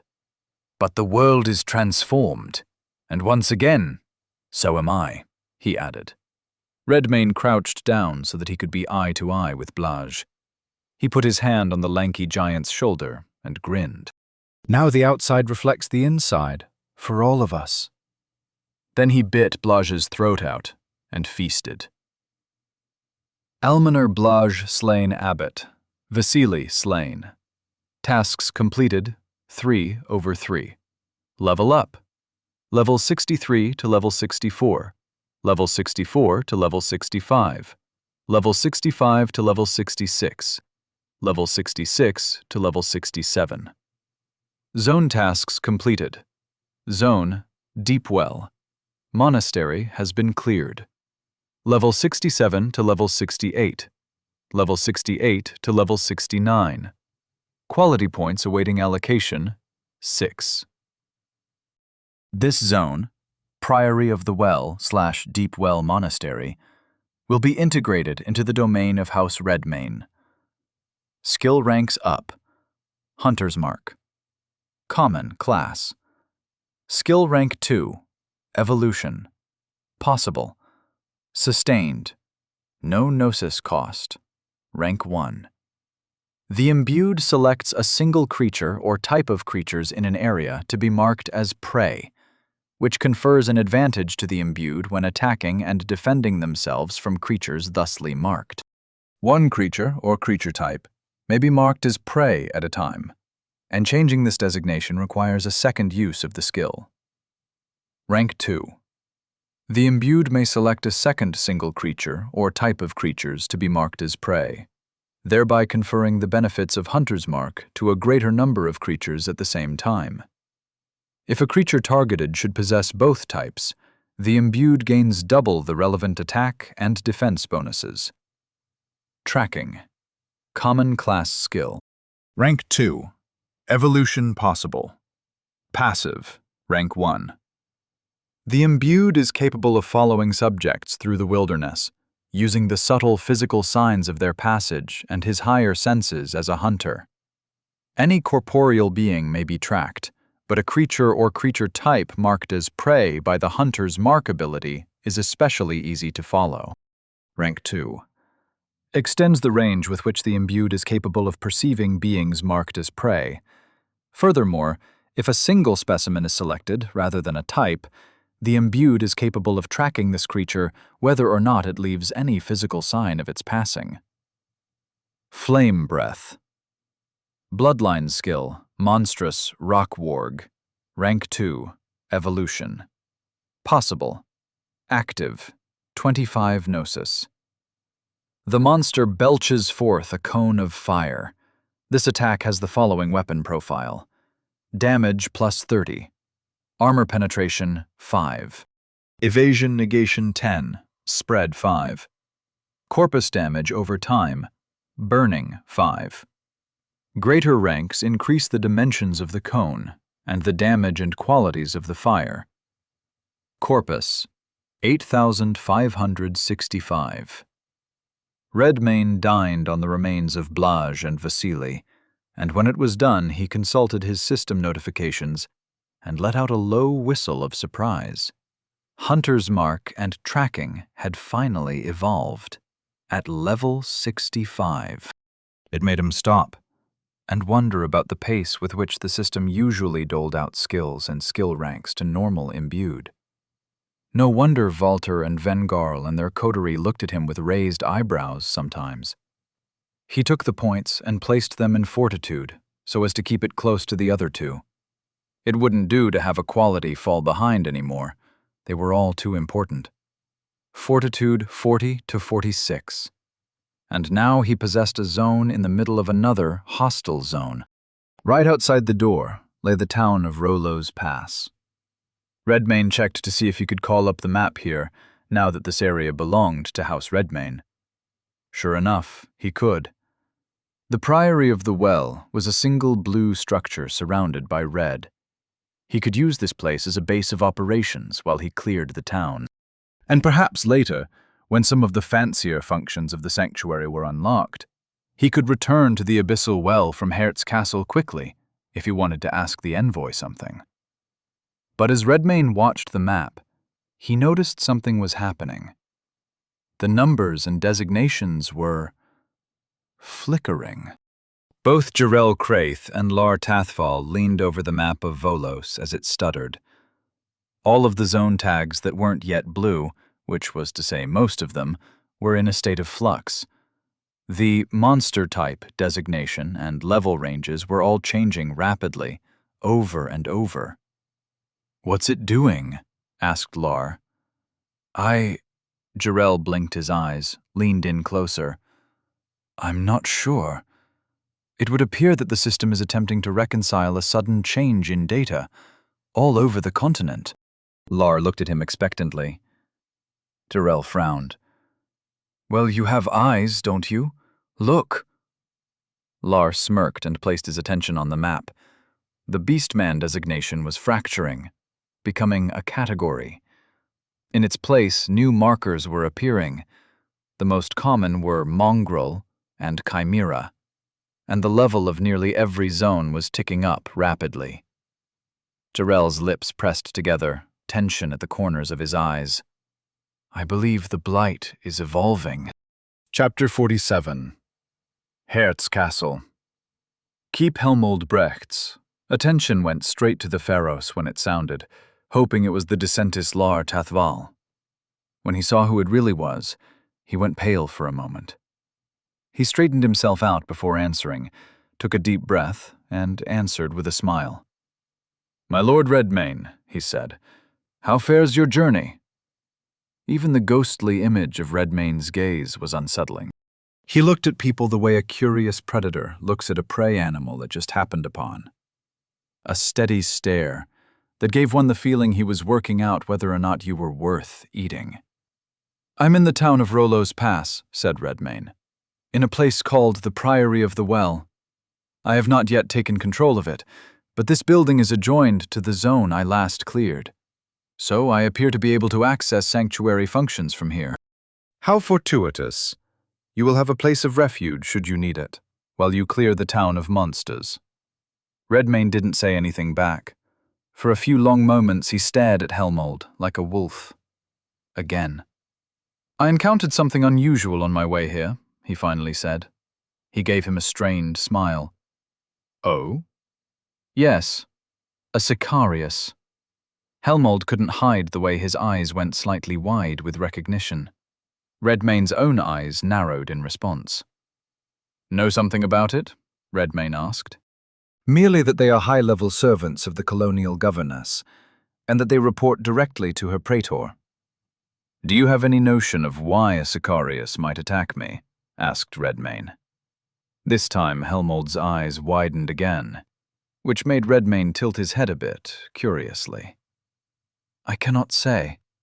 Perhaps it was posted to guard something, and ordered to waylay any trespasser. Was there anything of significance near where you encountered it? Again, Redmayne made him endure a long silence. He stared. How fares the coterie? He said. They departed in the morn, for the lands to the west, the Kiska domain, I do believe, said Helmold. Redmayne nodded. And how fare the folk in the castle? Well, indeed. Many have requested I imbue them with professions. I could do so, if you would permit me to purchase the necessary manuals with the sanctuary's store of gnosis. Do whatever you see fit with the sanctuary and the people. I leave their safety in your hands. The tone of Redmayne's voice was calm and steady as it ever was, but the way he looked at Helmold made the Magister suppress a shiver. It was plain to see. He was suspicious. Helmold fixed a smile onto his face and bowed. I shall. The spectre of Redmayne disappeared, and Helmold breathed out a heavy sigh. Why wasn't Lar Tathval answering his messages? Redmayne closed the Pharos, Considered Helmold's reactions for a moment. He knew what a Sicarius was, but when he revealed what had taken place, the Magister had looked sincerely surprised. Perhaps he didn't have anything to do with it. All the same, it would be prudent to keep an eye on him. An eye the Magister didn't have to know was watching. But before he went back to his little birds in Hertz Castle, he closed his eyes and felt out through space for the ones he'd dispatched to follow Walter, Vengarl, Irina, Radovid, and Vela. Redmayne found them walking the western road from Barograd, their packs fully laden with supplies. Flora was with them, or, more accurately, one of the Floras was with them. The group chatted and bantered as they hiked along.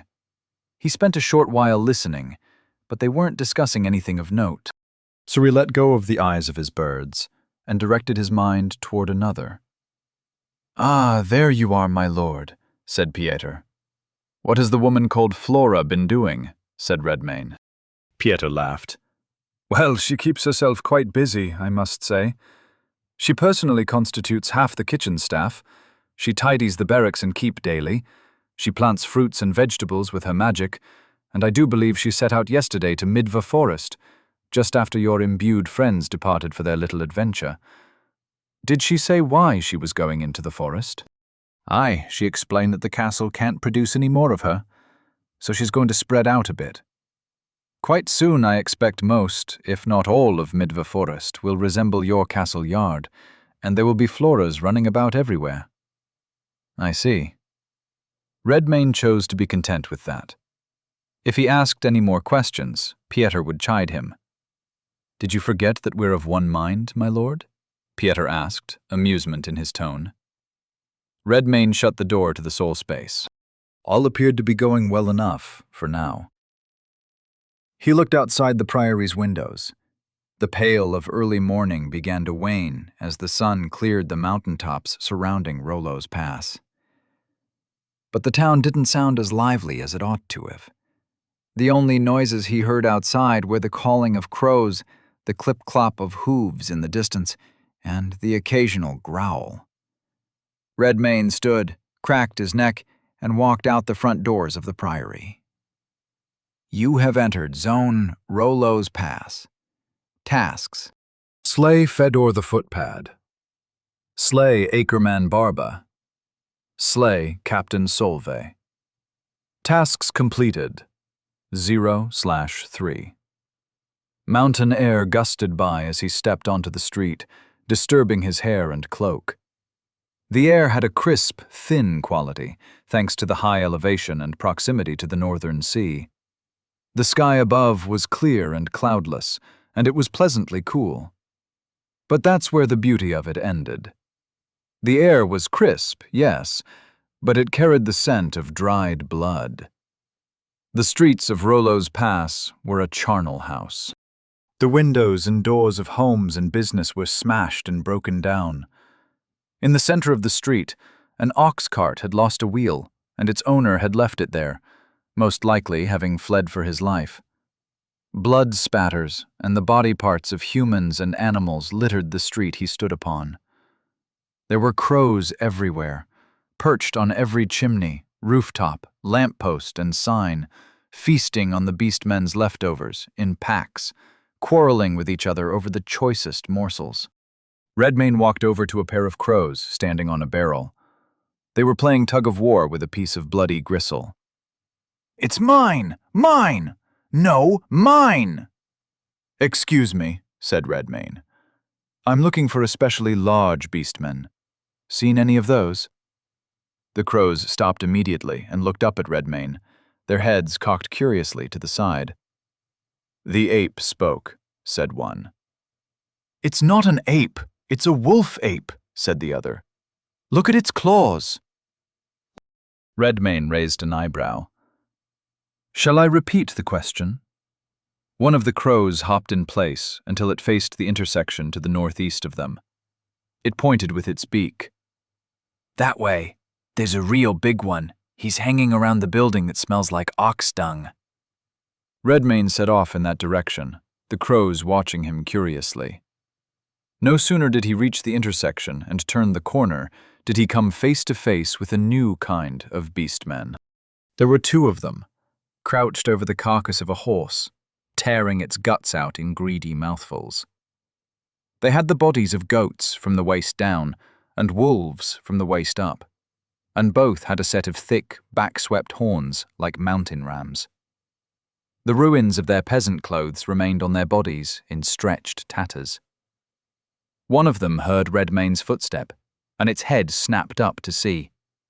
Its pupils were slitted, and it tested the air with the forked tongue of a serpent. Common mongrel monster. Type, mongrel. Level 82. If this was a common mongrel, Redmayne wondered what an uncommon one looked like. It growl-hissed at Redmayne, which roused the attention of its neighbor. The two mongrels stood, bits of viscera dangling from their jaws, and stalked toward Redmayne with their bloodied claws held low, ready to lunge at a moment's notice the instant they sensed they were within range. They weren't nearly as tall as Blaj and Vasily, but they were at least a head taller than the average beastman. Marked as prey. Flame breath gnosis, 624. The fire flinched them. It also applied burning. Burning, 5. Both mongrels yowled and swiped at their own greasy fur as it took flame. Redmane streaked in between them and ripped their guts out with one claw each. Bleeding, 4. On fire and desperately trying to hold their innards in with their hands while also trying to pat out the flames spreading across their hirsute bodies, they didn't put up much of a defense from there. Throughout the town, Redmane encountered these mongrels in packs of 2s and 3s. There weren't any common beastmen around at all. Perhaps they had been eaten by this stronger breed. Redmane couldn't tell from the body parts strewn all over the streets, since a common beastman looked much like a human. Whatever the reason, these beastmen were quite a bit more beast than the ones he had encountered thus far. Even Samo, Blaj, and Vasily looked human compared to them. There was another interesting detail. One that made the system tag mongrel make sense. No beastman he saw had one set of animal features. It was always a blend. The heads of wolves or bears, with horns or antlers, claws and taloned feet like a bird's, or cloven feet like an ox. Every mongrel was just that. Redmane took to the rooftops between bouts with the mongrels, running and leaping from roof to roof in search of more prey on his way toward the building that smelled like oxen. He gained a goodly sum of experience doing this, despite the ease with which he could dispatch them, and a generous helping of corpus to go with it. Corpus, 12,657. Level up. Level 69 to level 70. Level 70 to level 71. Quality points awaiting allocation, 2. Redmane considered it a moment, gave the points to Grace rather than Fortitude. Grace, 45 to 47. They would likely both reach 50 soon. He crouched on the corner of a rooftop, looking out over the town when he saw the building he was looking for. It was a general-purpose stables, one side for horses, one side for oxen, both facing a central corral. At this distance it was difficult to make out details, but it appeared that most of the beasts had been haphazardly slaughtered and eaten on the spot. But no sooner did he see it, did he hear the shriek of a little girl, and it came from the house he happened to be standing on. Redmane leapt off the roof, kicked down the front door of the house, and rushed inside. There was a girl of perhaps 10 or 11 years crouched behind an overturned table, with mousy brown hair, freckles over her nose, and panicked hazel eyes wide as dinner plates. A little mongrel advanced on her, no larger than she was. But he had horns and claws. His mane of black hair grew all the way down his back and over his shoulders like a mantle. It hung over his eyes, completely hiding them. All one could see was a nose and a maw of gleaming, sharp teeth. "Get back in the cupboard, Bartosz! Get back!" the girl was shouting at him. But the grinning beast child advanced on her anyway. The girl's eyes darted to Redmane, and her eyes went even wilder with fear. Redmane understood the situation immediately. This child beastman was her relation. Brother, probably. He'd been turned, and she hadn't. A glance at the cupboard, which looked as if it had been closed and barricaded, and he'd broken the barricade open, told him the rest. It took him a moment to figure out what he could do, besides eating this girl's brother in front of her. That seemed unkind. Bartosz stalked closer to his sister, and she screamed again. And then the solution came to him. Chapter 48. Rollo's Pass. House. Dirge of the Devourer. Gnosis, 619. Redmane began a chant in a sonorous voice. He sang a song older than the line of the Stallman kings, a song once sung to pacify the beast within, to offer praise to the primordial gods of forgotten antiquity. He didn't remember the song from his former lives, however. The words and their meanings were imprinted on the skill itself, which he'd eaten. Today it made Bartosz stop and sway in place, as if he suddenly found himself sleepy. Then he turned around and gazed up at Redmayne. Hidden behind that mop of black hair were a pair of beady, transfixed eyes. The girl was also transfixed, not for any supernatural reason, simply from the strangeness of this sudden intruder. He sang the dirge for a few minutes, until he was certain the child beastman was pacified. Then he had a look at the skill description to make sure he understood what to do from there.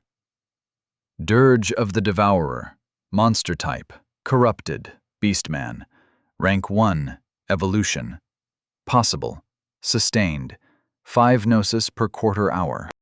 The monster initiates a droning chant in the ancient language of Kral, forefather of all beastmen. Beastmen of a lower level than the user of the skill, who are within earshot of the dirge when it begins, find themselves enthralled by the song and are drawn toward its sound and held to rapt attention by it. For every quarter hour the dirge is performed, enthralled beastmen will be at the absolute command of the caster for 1 full day. Though the minds and temperaments of beastmen are ill-suited to tasks unrelated to fighting or hunting prey. Furthermore, the dirge does not impart knowledge of skills the enthralled beastmen would otherwise be unfamiliar with. Ones of the skill have a cumulative effect. If a monster encounters a group of beastmen influenced by the dirge of another monster, they may freely command them if the original caster is absent or otherwise indisposed. Redmayne looked past the enthralled beast boy to the girl hiding behind the table. "Is this your brother?" he asked. The girl nodded slowly, her eyes wide. Redmayne crouched down in front of his new thrall. "Protect your sister," he said. Bartosz slowly nodded. "Ah, There's a good lad." that solved one part of the problem. The other part would be the uncountable number of roving mongrels beyond their door, which he'd kicked down a moment ago. There was one safe place, however. Redmayne beckoned the girl. "It's safe now. He's docile." The girl didn't budge at first, but Redmayne waited patiently. After a few long moments, she slowly emerged from behind her cover, trembling, and stiffly approached the two of them. "What's your name?" asked Redmayne. "Franziska," she said in a shaky voice. "Well met, Franziska," Redmayne spoke slowly in a reassuring tone.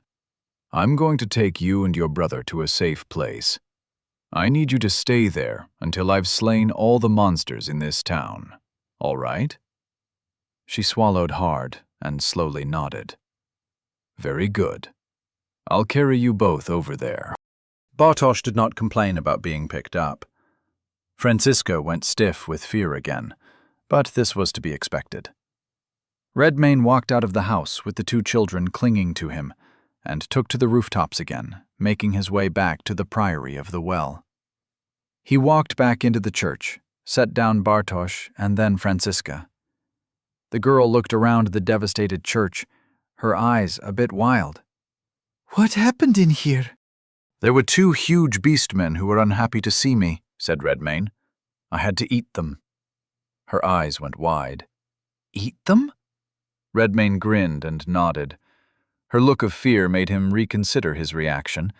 He frowned and crouched down to eye level with her. "What's your favorite kind of animal, Franziska?" She blinked, thought about it. "Cats?" "Very well." He produced a small forest cat with red fur and yellow eyes. And while he was thinking about it, he gave the cat a few defensive features.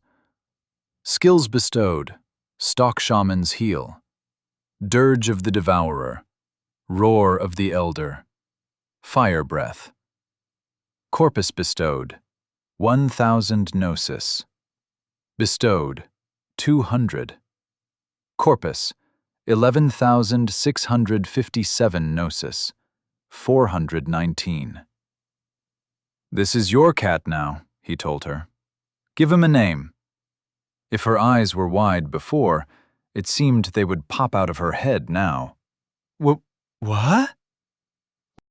Bartosz walked up to the cat, plopped down next to it, and petted between its ears. The cat closed his eyes, straightened his back so that it could rub its head against the beast boy's hand. The girl, Franziska, watched this mutely for a few moments, as transfixed as Bartosz had been when he'd heard the dirge. "Go on," said Redmayne. "Your cat needs a name." Franziska chewed her lip, staring at the cat. She seemed to note the color of his fur. "Rusty." Very well. Rusty is your protector now too. You look after him, and he'll look after you. He could also use Rusty to keep a close eye on them when he was away, but she didn't need to know that part yet. Redmayne looked around the church. There were rows of wide-open windows facing the street outside. It wouldn't do to let them be seen by passing packs of mongrels, whether this place was secure or not, so he found a room adjoining this prayer hall to have them wait in. He told Franziska he'd bring food if he could find some, reassured her that Bartosz would be all right for now, and turned to leave. She caught the hem of his cloak just as he did. "Why are you helping us?" she asked. He paused, smiled wryly down at her. "I've been afraid before, too. It isn't any fun, is it?" Franziska frowned and shook her head no. "I'm here to take care of the monsters. Your brother will do as I command, and I commanded him to look after you. You two play with Rusty until I return, all right?" She nodded slowly, and 2 big tears formed at the corners of her eyes. Redmayne gave her a pat on the head. "Be good," he said. Just then, by design, Rusty came over and rubbed himself against her leg. She looked down at the cat, smiled a strained smile, and wiped her eyes before reaching out to pet it. Since Rusty had wandered away from Bartosz to see Franziska, Bartosz got up and joined them. Except, instead of the cat, he petted his sister's hair. Franziska broke out into tears and threw her arms around Bartosz, who looked confused. The distraction gave Redmayne an opening to slip out of the church. He broke into a run, leapt onto rooftop after rooftop, and quickly returned to the corral the crows had pointed out to him. Once he was near, he dropped down onto the street and walked through its broken gates, which had been knocked open and bent nearly in half by something large that had been traveling fast. No sooner did Redmayne enter the corral did he see the foe awaiting him. Ackerman Barber Monster. Type Mongrel, Abyss Touched. Level 90. Barber was larger than any beastman he'd yet seen. Taller even than those giants Pieter used to guard his hijacked church in Beograd. The Ackerman sat at the opposite end of the corral, against a pile of rubble which used to be a structure of some kind, picking his teeth with the tip of a claw. All around him, the half-eaten carcasses of horses and oxen lay strewn across the corral. Barber's fur was white from head to toe, except where it was stained with dried blood. He had cloven feet like a bull, with a great paunch and equally thick arms, ending in clawed hands. His head appeared to be half swine, half bull.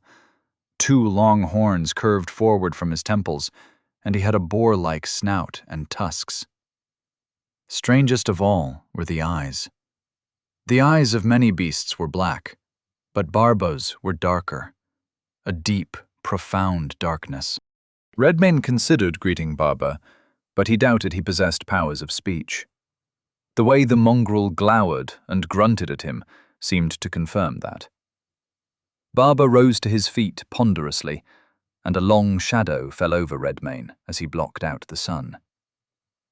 Blessing of Might Gnosis, 409. Redmayne broke out into a sprint, headed straight for Barber's left leg. He used the skill primarily for the boost of speed it provided. He felt it would serve him well against one so huge. At first glance, it seemed he was right. The instant Redmayne was within reach, he rent Barber's calf with a claw on his way by. The giant mongrel snorted in frustration and stomped the ground, making it shake. Redmayne lost his footing for a moment, long enough for Barba to turn and swat the ground as if he were a bug that needed flattening. The ground shook yet again. Redmayne leapt in response, carved open Barba's snout, and sheared the tip off one of his tusks. Barba flinched, squealing in pain, and swatted the air blindly. He missed, but the size of his hand produced a gust of wind that blew Redmayne's hair and cloak back. These new beastmen didn't seem so bad. Not much of an upgrade. Perhaps there would be more, further evolutions. If that were the case, Redmayne would have to take advantage of these weak ones while he could. Barba swung his hands, stomped his feet, charged across the corral, wrecking what was left of it when he collided with the stables on either side. He leapt up into the air to bomb the ground with his own mass, the way Vasily had. Only Barba was half again as massive. His leap attacks sent great clouds of dust up into the air, as if a bomb had truly detonated. Redmayne stayed a step ahead of all this. More than a step. With bloodlust and blessing of might, he was more than a match for Barba in speed. The only thing he had to worry about was the sheer area of impact when his palm struck the ground, or when a stomp landed next to him, or when he took to the sky to flatten a full half of the corral. He quickly realized he'd have to whittle him down, however. Claw after claw landed, stacking up bleeding to an impressive degree, and yet Barba still came at Redmayne as if he were fresh. Redmayne considered bringing other weapons into play, such as fire, such as venom. But just as he began to consider these things, an opportunity presented itself. Barba stomped the spot Redmayne occupied just a moment ago. But then his leg faltered, because it had been slashed a goodly number of times, and now bled profusely. The giant mongrel wobbled on his feet, and then tipped over and fell on his face. Redmayne saw red. He snarled and leapt for Barba's face. A claw took out his right eye, and a sizable chunk of his head to go along with it. Barba's shriek of pain startled crows from their perches all over the town. Redmayne landed, broke out into a sprint immediately to attack again. And Barba fixed him with the baleful gaze of his one remaining eye, an eye touched by the abyss. Submerge. Even as Redmayne charged, Barba lifted one huge palm up above his head. A mass of black gnosis gathered in it, and just as Redmayne was about to leap in again, the giant mongrel slapped that magic-infused palm on the ground, which spread the darkness everywhere. The whole world went black. It felt like being immersed in cold water, but thicker, like tar or molasses. A fluid surrounded him, slowing down his movements, though it wasn't suffocating him. He could breathe, but he couldn't see. And he had the vague sense that he was sinking. You have entered abyss, depth 0. Warning: abyssal travel is hazardous to the imbued. Chapter 49. The Abyss. Redmayne sank into nothingness. He moved his arms as if to swim upward, and his hands indeed felt substance resisting them, as they would if one were truly under water.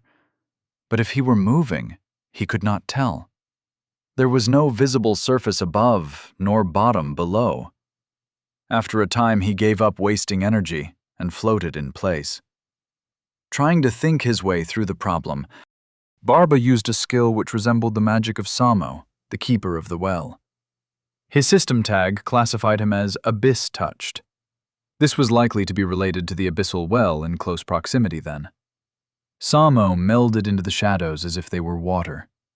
Using that trick more than twice didn't work out for the Beastman, but it at least gave Redmayne a concept of what had happened to him, where he might be.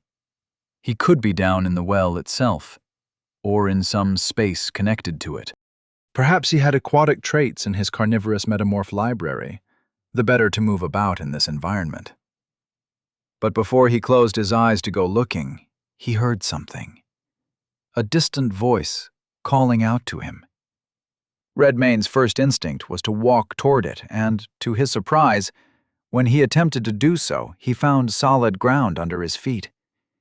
He looked down and saw his footsteps creating shimmering ripples, as if he were walking on a solid surface an inch beneath the water. The sound of the voice drew closer, though he couldn't make out what was being said. It was an old woman's voice, he thought. It was vaguely familiar. When her figure emerged out of the dark, he knew why. It was the old crone he'd met at Herod's castle. "Well met, Lord of Hunger," said the crone. "You," she smiled crookedly. "Thou findest thyself in the abyss, I see. This is good. This is auspicious." "I was fighting a monster," said Redmane. "It used some kind of skill which sent me here."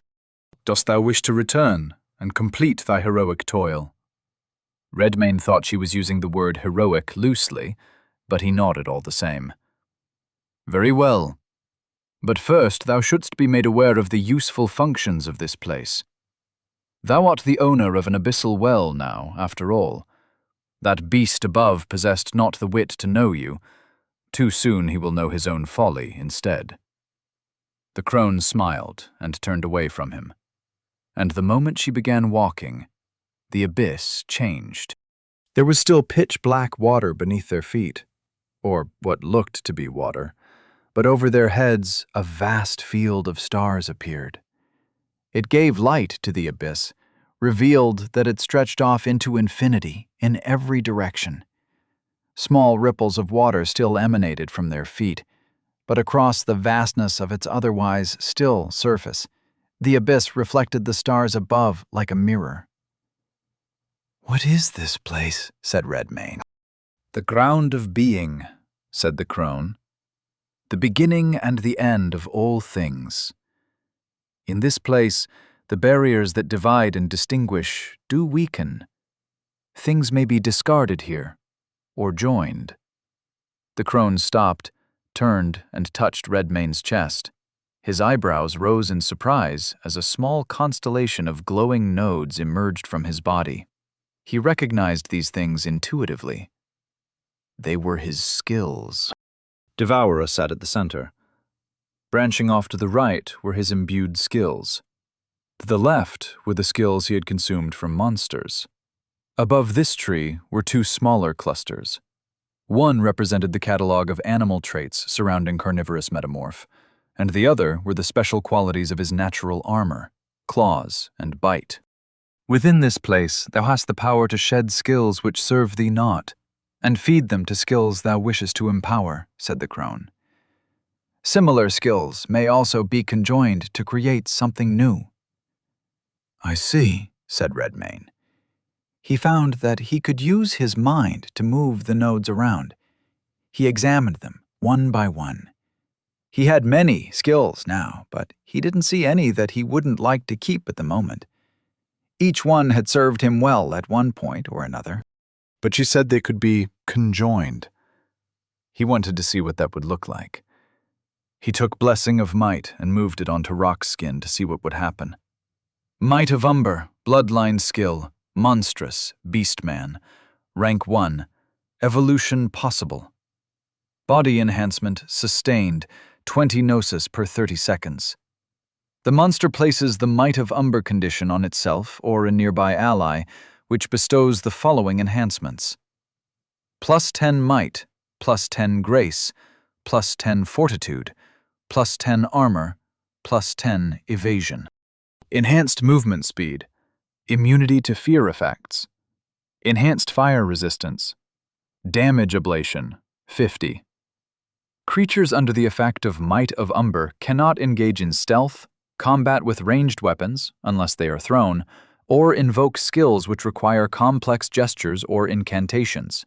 Caution: damage ablation may be eliminated if a creature attacks the same target on the monster's body repeatedly. Remarkable. Redmane concentrated on this combination, felt the two skills dissolve and meld into each other. Skills consumed: Blessing of Might, Rock Skin. New skill learned: Might of. Umber rank 1. Evolution. Possible. Thou may return whensoever thou desires, to empower or synthesize the skills thou dost acquire upon thy journey, said the crone. Redmayne nodded, albeit a bit distractedly. His mind was busy playing with all the possibilities. A brief review of his skills made him confident that he didn't need to discard any right now, though he was curious how potent a skill would be if he sacrificed another to empower it. But this would be an experiment for later. It would be a shame to sacrifice a skill only to find himself in a situation where it would have come in handy. He looked at the crone. How did you know I would be here? How are you here at all? She let out a low, cackling laugh.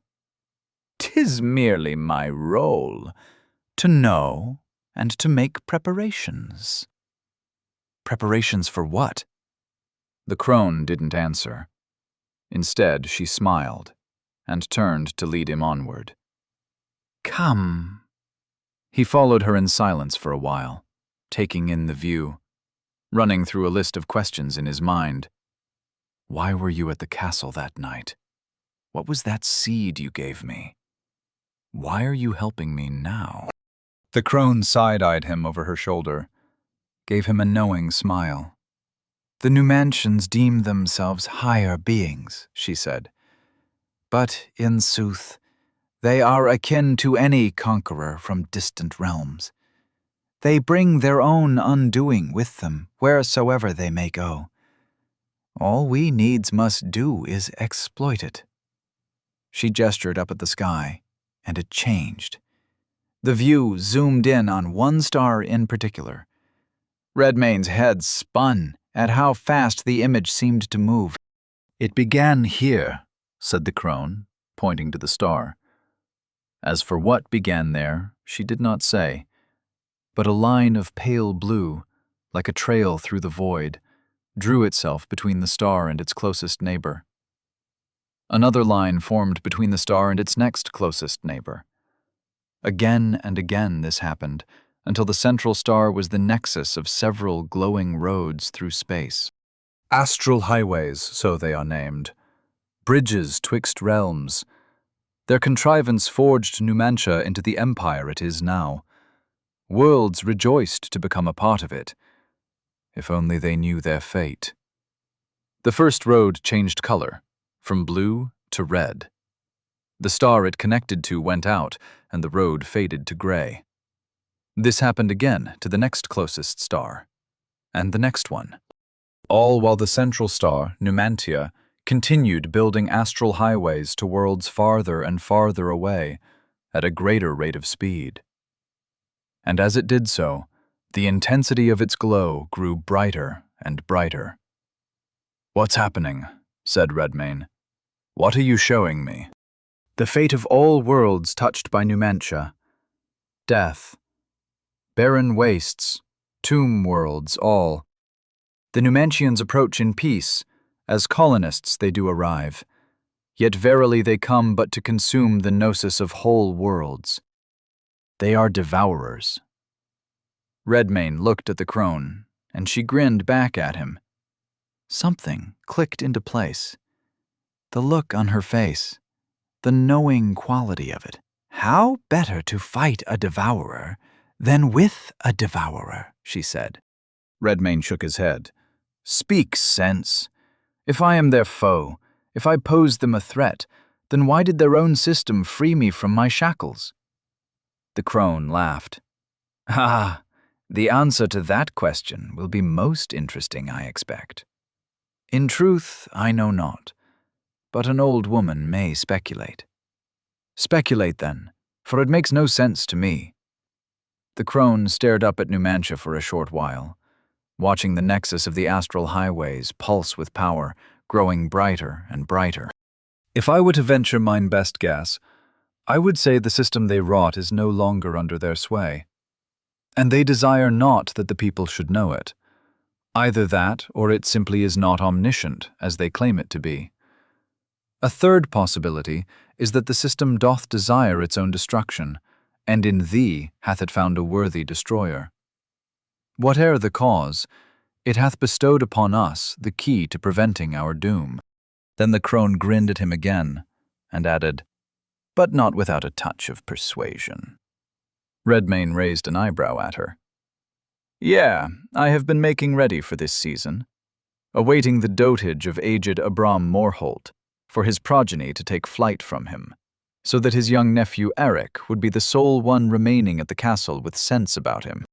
And I hath been tending to a small cult that doth gather in Midva forest to pursue their banned religious rites, ensuring they did recall the proper words to the ancient song.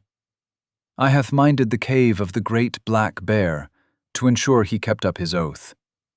And I hath clung to a special seed for safekeeping." His eyes slowly widened as she confessed these things to him. "Who are you?" Again, she didn't answer. She had a maddening habit of not answering questions. Instead, the crone just stared at him, smiling. He thought he saw a tear form at the corner of her wrinkled eye. "I ne'er thought thou wouldst resemble him so much," she said, and her voice shook a bit. Then the crone reached out and touched him with her fingertip, and the world turned upside down. Darkness enveloped him again. He tumbled through it at speed, though it was impossible to tell down from up. And then he... Chapter 50. Scala Caverns, Deepwell Monastery. Redmayne took a few deep breaths, and then one long one, inhaling slowly, filling his lungs all the way up with air. Then he dove back down into the water. The abyssal well had no bottom he could see. Not that he could see anything in water this dark to begin with. It occurred to him, as he swam, that he didn't know how to return to the abyss at all. He had no skill for it. But perhaps it was simply a matter of swimming deep enough. He closed his eyes and checked through his carnivorous metamorph library to see if he had gills. He did not. The grue of Midva Forest hadn't eaten any fish, it seemed. Frustration couldn't keep him breathing, unfortunately. Even lungs as mighty as his eventually found their limit. Redmayne swam to the surface and once again broke up out of the water, gasping for breath. Why had she looked at him that way? She'd been making preparations? For this? He growled, slapped the wet stone of the well's rim. Next time he'd get some straight answers.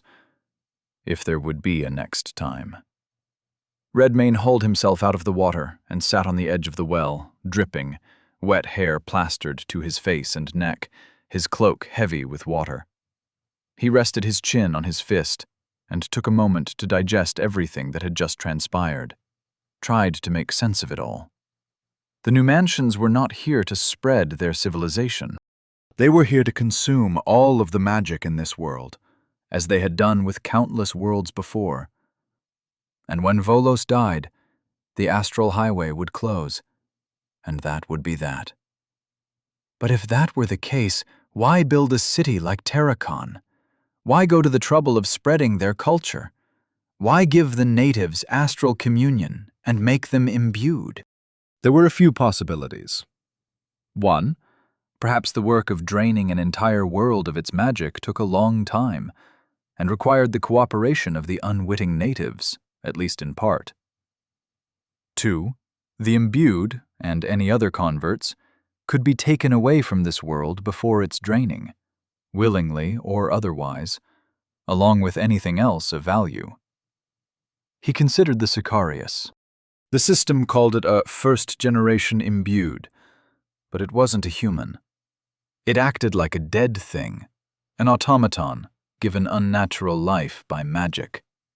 Was such the fate of all imbued? Redmayne didn't care how bright Numantia shined. If they tried it, he'd rip their city down with his bare hands. The crone had revealed much to him, but it felt like she'd left him with more questions than answers. He vented a frustrated breath out his nostrils, stood, and brought forth the wings of the manticore. Carnivorous Metamorph. Gnosis, 399. Flying straight up was a strenuous activity, a perfect way to let off steam.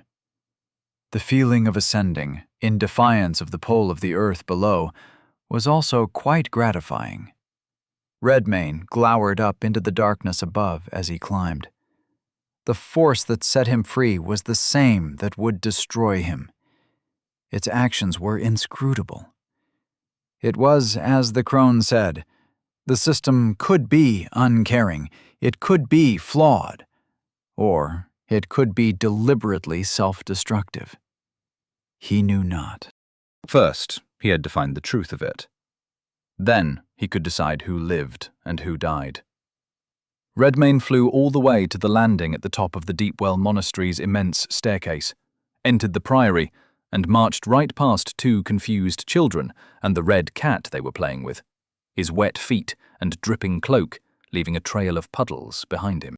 Outdoors once again, he noted that the day had progressed. It was well after noontime now, and on its way toward the horizon, the sun painted the west sides of the buildings in yellow, darkening to orange, and the east sides in long shadows. Redmayne skipped roof hopping in favor of flight this time. He found Acreman Barba in much the same condition as he'd left him, except this time he had visitors. Barba had crawled to the back of his corral, a dark trail of blood staining the sand. His ankle was still a ruin, as was the side of his face. Overall, he looked to be feeling quite sorry for himself. But he didn't have time to pout, because there were a number of other mongrels in the corral with him.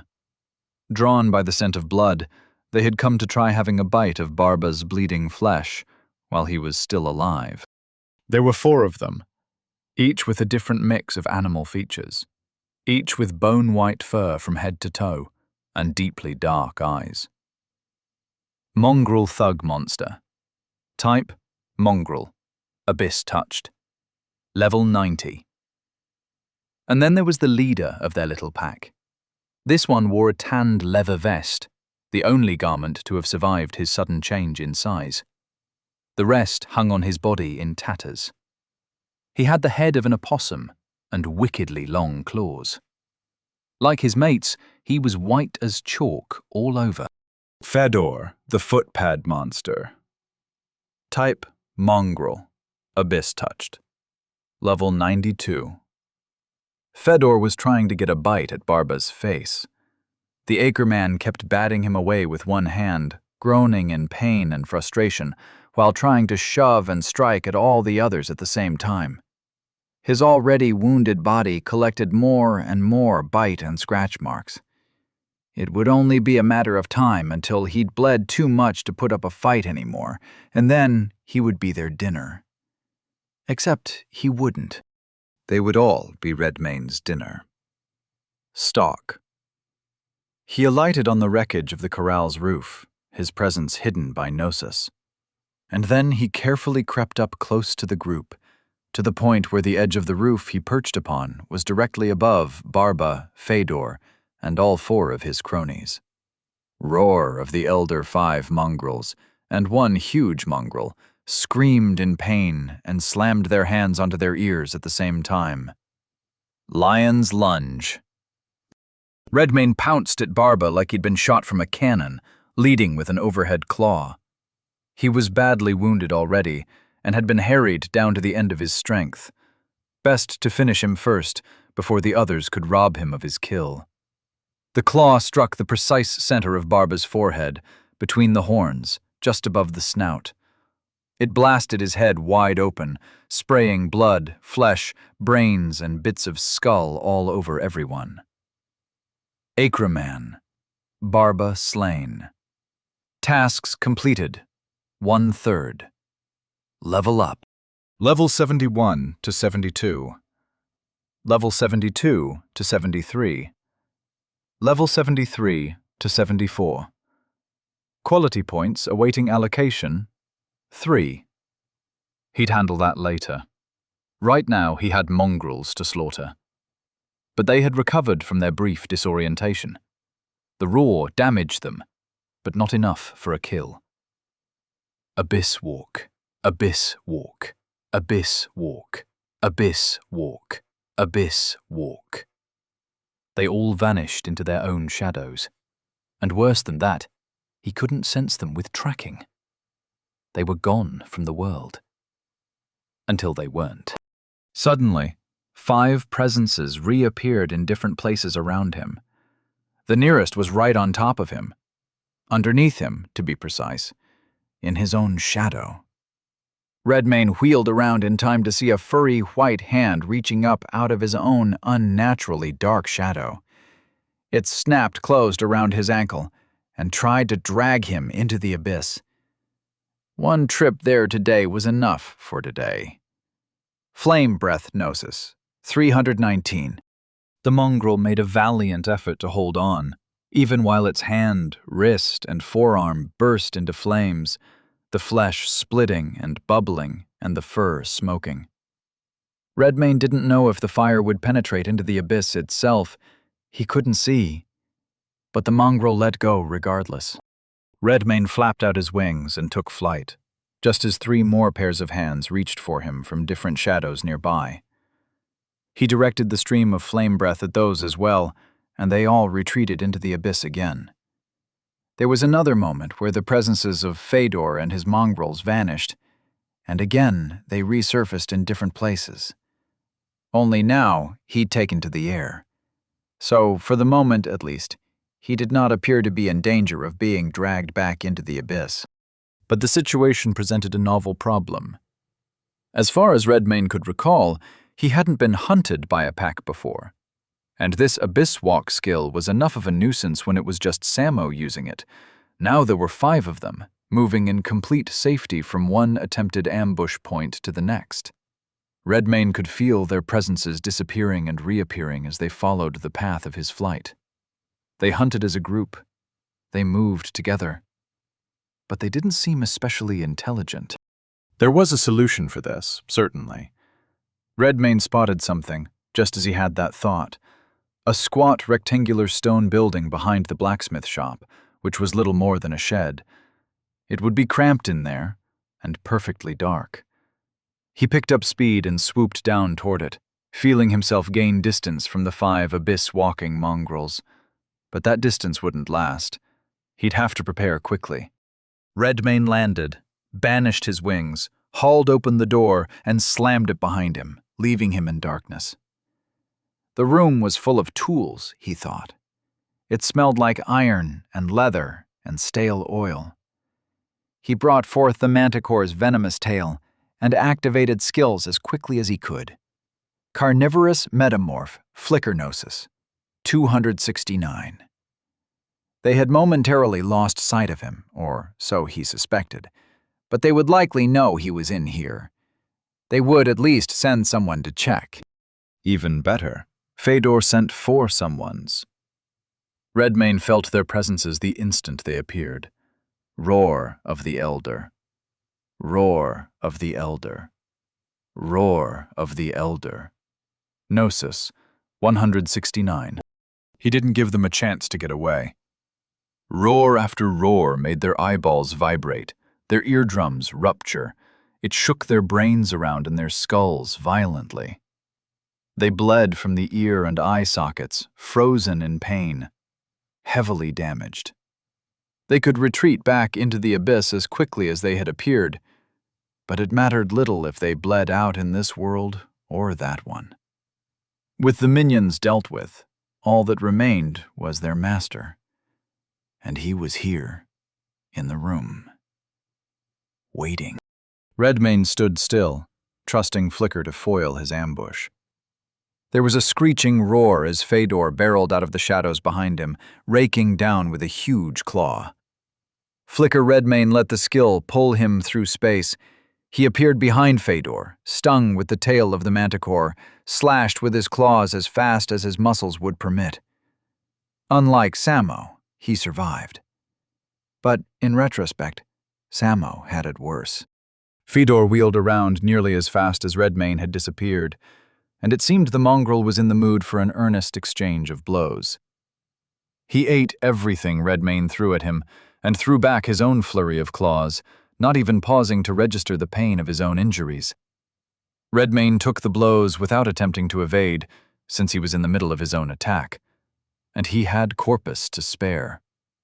Corpus, 9,658.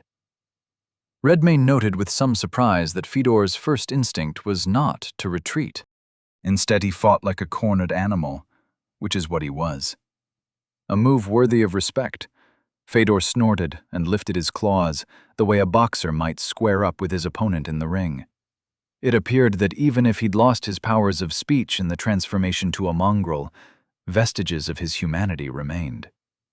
Redmayne nodded, grinning, and raised his claws to mirror him. Chapter 51. Rollo's Pass. Blacksmith. Redmayne and Fyodor ripped into each other, and blood, flesh, and fur sprayed all over the inside of the shed. He couldn't see it well, but he could tell by the stench that the entire interior of this room was painted with blood. Redmayne felt his heart thundering faster and faster against his ribcage, his muscles hot and his skin slicked with blood as his claws became a blur of slashing death. He felt Fedor's claws ripping his own body apart at the same time. A race to the grave at maximum speed. Even in the dark, he could see the gleam of bloodthirst in Fedor's beady eyes, and he understood it all too well. Unfortunately for the mongrel, Redmayne's bloodlust was on another level. A claw across the face spun Fedor around, and he fell to the dirt floor. But before Redmayne could pursue, the mongrel began to meld into the darkness. Abyss walk. Not this time. Redmayne snarled and leapt onto him, even as the mongrel faded through his own shadow and into the abyss. They tumbled in the dark, grappling, clawing, and biting at each other, falling into one shadow and out of another, this one cast from the wall of a nearby shop. It deposited them onto the ground in the midst of a savage grapple, several buildings away from where they started, but neither paid attention. They were too busy trying to rip each other's guts out. Corpus notifications flew by in Redmayne's mind, and he paid no attention to them. Why hadn't he reduced this thing to a red paste yet? Why wasn't bloodlust making him faster? Redmayne realized something. Fedor was flesh and blood, or so it seemed.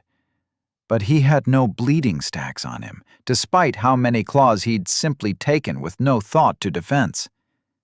Actually, now that he was paying closer attention, Redmayne felt the effect of bloodlust flickering on and off every few moments. Fedor's possum-like face was twisted in a feral snarl as he ravaged Redmayne with a non-stop flurry of claws. He didn't look like he was consciously activating a skill. Whatever it was passive. Redmayne shoved him back, blasted him with fire breath, and when Fedor shrieked and covered his face with his arms, instinctively falling back into his own shadow for another abyss walk, Redmayne lunged and grabbed hold of him around the middle. And again, they whirled through the abyss and appeared somewhere else. They were on a balcony now, overlooking the town's keep and the stone bridge across the gorge. The house of a nobleman, it might have been. Rollo's Pass stood at the edge of a canyon so deep it was difficult to see the bottom. Redmayne got a better view than he'd have asked for, since Fedor pushed him out of the shadow and pinned him against the balcony's stone railing, making them both nearly tilt over it to tumble down the canyon side. But there was no time to admire the scenery. Redmayne headbutted Fedor's snout, sending him backpedaling, disentangling them for but a moment. In a moment, Fedor shook it off, growled, and charged back at Redmayne, with no hesitation or thought to defense. Fedor the footpad was no slouch. He was tougher than Barba, Redmayne thought, even if he was a third the size. Redmayne caught Fedor mid-charge and threw him at an adjacent wall, held him against it for a moment to check his corpus. Corpus, 4,565. He instantly wished he hadn't. Fedor swatted Redmayne's hand away, shoved him back, and they met in yet another bloody grapple, punctuated by growling and the sounds of claws tearing flesh. He didn't know how much fight the mongrel had left in him, but Redmayne saw no signs that he was slowing. Whereas he'd lost about 2/3 of the corpus he'd started with, His foe was fast, strong, determined, and savage. He'd have to be faster, stronger, fiercer still. And if bloodlust wouldn't work properly, he'd have to gain the edge some other way.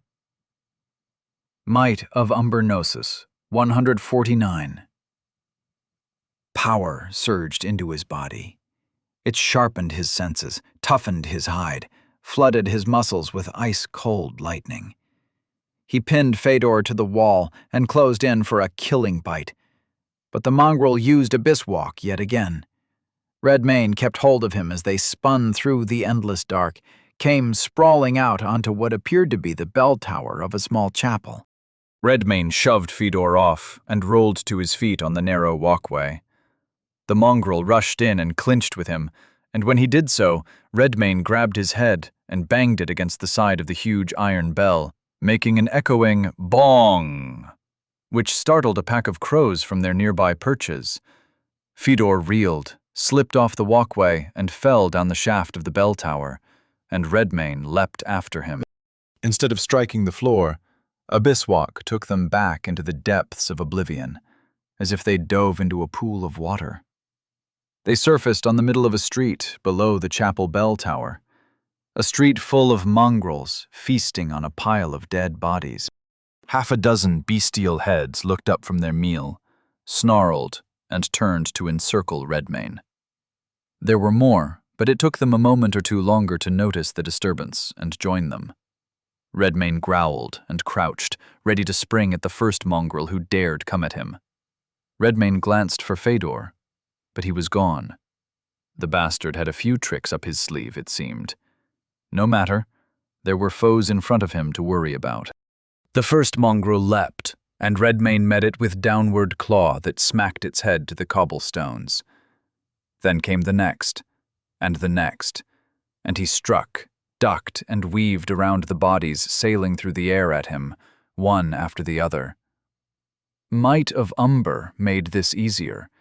He could take a glancing blow, let it scrape harmlessly against his stony skin, focus on evading things that might actually hurt or pin him down. Redmayne smote mongrels one at a time, picking them off, evading their lunges and tackles. He had to keep them from dogpiling him, taking away his mobility, all while keeping his senses keen for the re-emergence of his real enemy. And, just as he expected, the presence of Fedor winked back into existence. Behind him. Would the same trick work again? Flicker Gnosis, 99. Fedor snarled and charged, claws raking furiously ahead. And they hit empty air. Yes, it would. Redmayne appeared behind the mongrel, grabbed him by the shoulders, opened wide and bit down on the intersection of Fedor's neck and shoulder. And at last, he felt some of the fight go out of him. Fedor's body went limp in his jaws. He croaked out and tried to swipe at him haphazardly, but he couldn't turn around with Redmayne's jaws securely clamped down on his neck. He growled and bit down deeper, jaws shearing through muscle, tendon, and bone.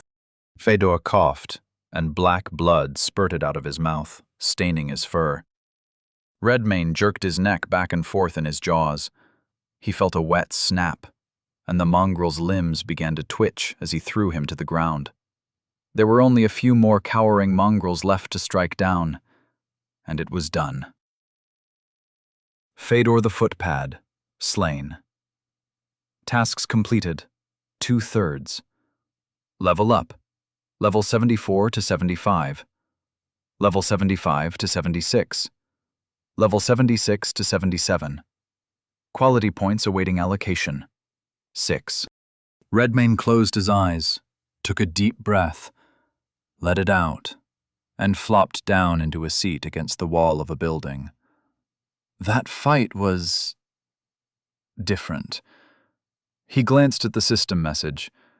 The number of quality points puzzled Redmayne at first, but then he remembered that he had 3 from Fedor, and 3 he hadn't yet spent from Barba. He decided to make grace even with might, and get fortitude as close as he could. Grace 47 to 50, Fortitude 46 to 49. With that matter sorted, he took his time with dinner. There were the paltry remains of Fedor and the not-so-paltry corpse of Barba back at the corral. It wasn't a great distance away. The town of Rollo's Pass was quite compact, actually. Now that he had a moment to appreciate its construction, he noticed how densely packed its buildings were inside its tall gray walls. Corpus, 9,878. Monster skill, learned. Submerge, abyssal skill. Rank 1, evolution, possible. Active, 50 gnosis. The monster calls forth the abyss itself, banishing its foes to the depths. This skill creates a small area of abyss energy around the monster. Should a creature be within the skill's area of effect upon activation, it is instantly transported to depth 0 of the abyss. If the creature lacks the means with which to navigate the abyss on its own, or it does not possess an item or access to a site which anchors the abyss to the material plane, the creature is lost for eternity. It is possible to rescue such a creature if the rescuer knows the creature and possesses its own means of abyssal navigation. If the monster has access to an abyssal well, it may use this skill to travel directly to it, regardless of distance. It may bring other creatures along with it, provided they are standing within the skill's area of effect. Abyss Walk. Abyssal skill. Rank 1, evolution. Possible.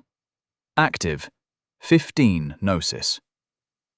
The monster fills its own shadow with the substance of the abyss and steps into it, emerging out of another shadow nearby. Rank increases the distance away from each other the two shadows may be. For a moment after stepping into its own shadow, the monster will be able to see all of its available exits. The monster cannot linger in the abyss using this skill, however. They must remain in motion.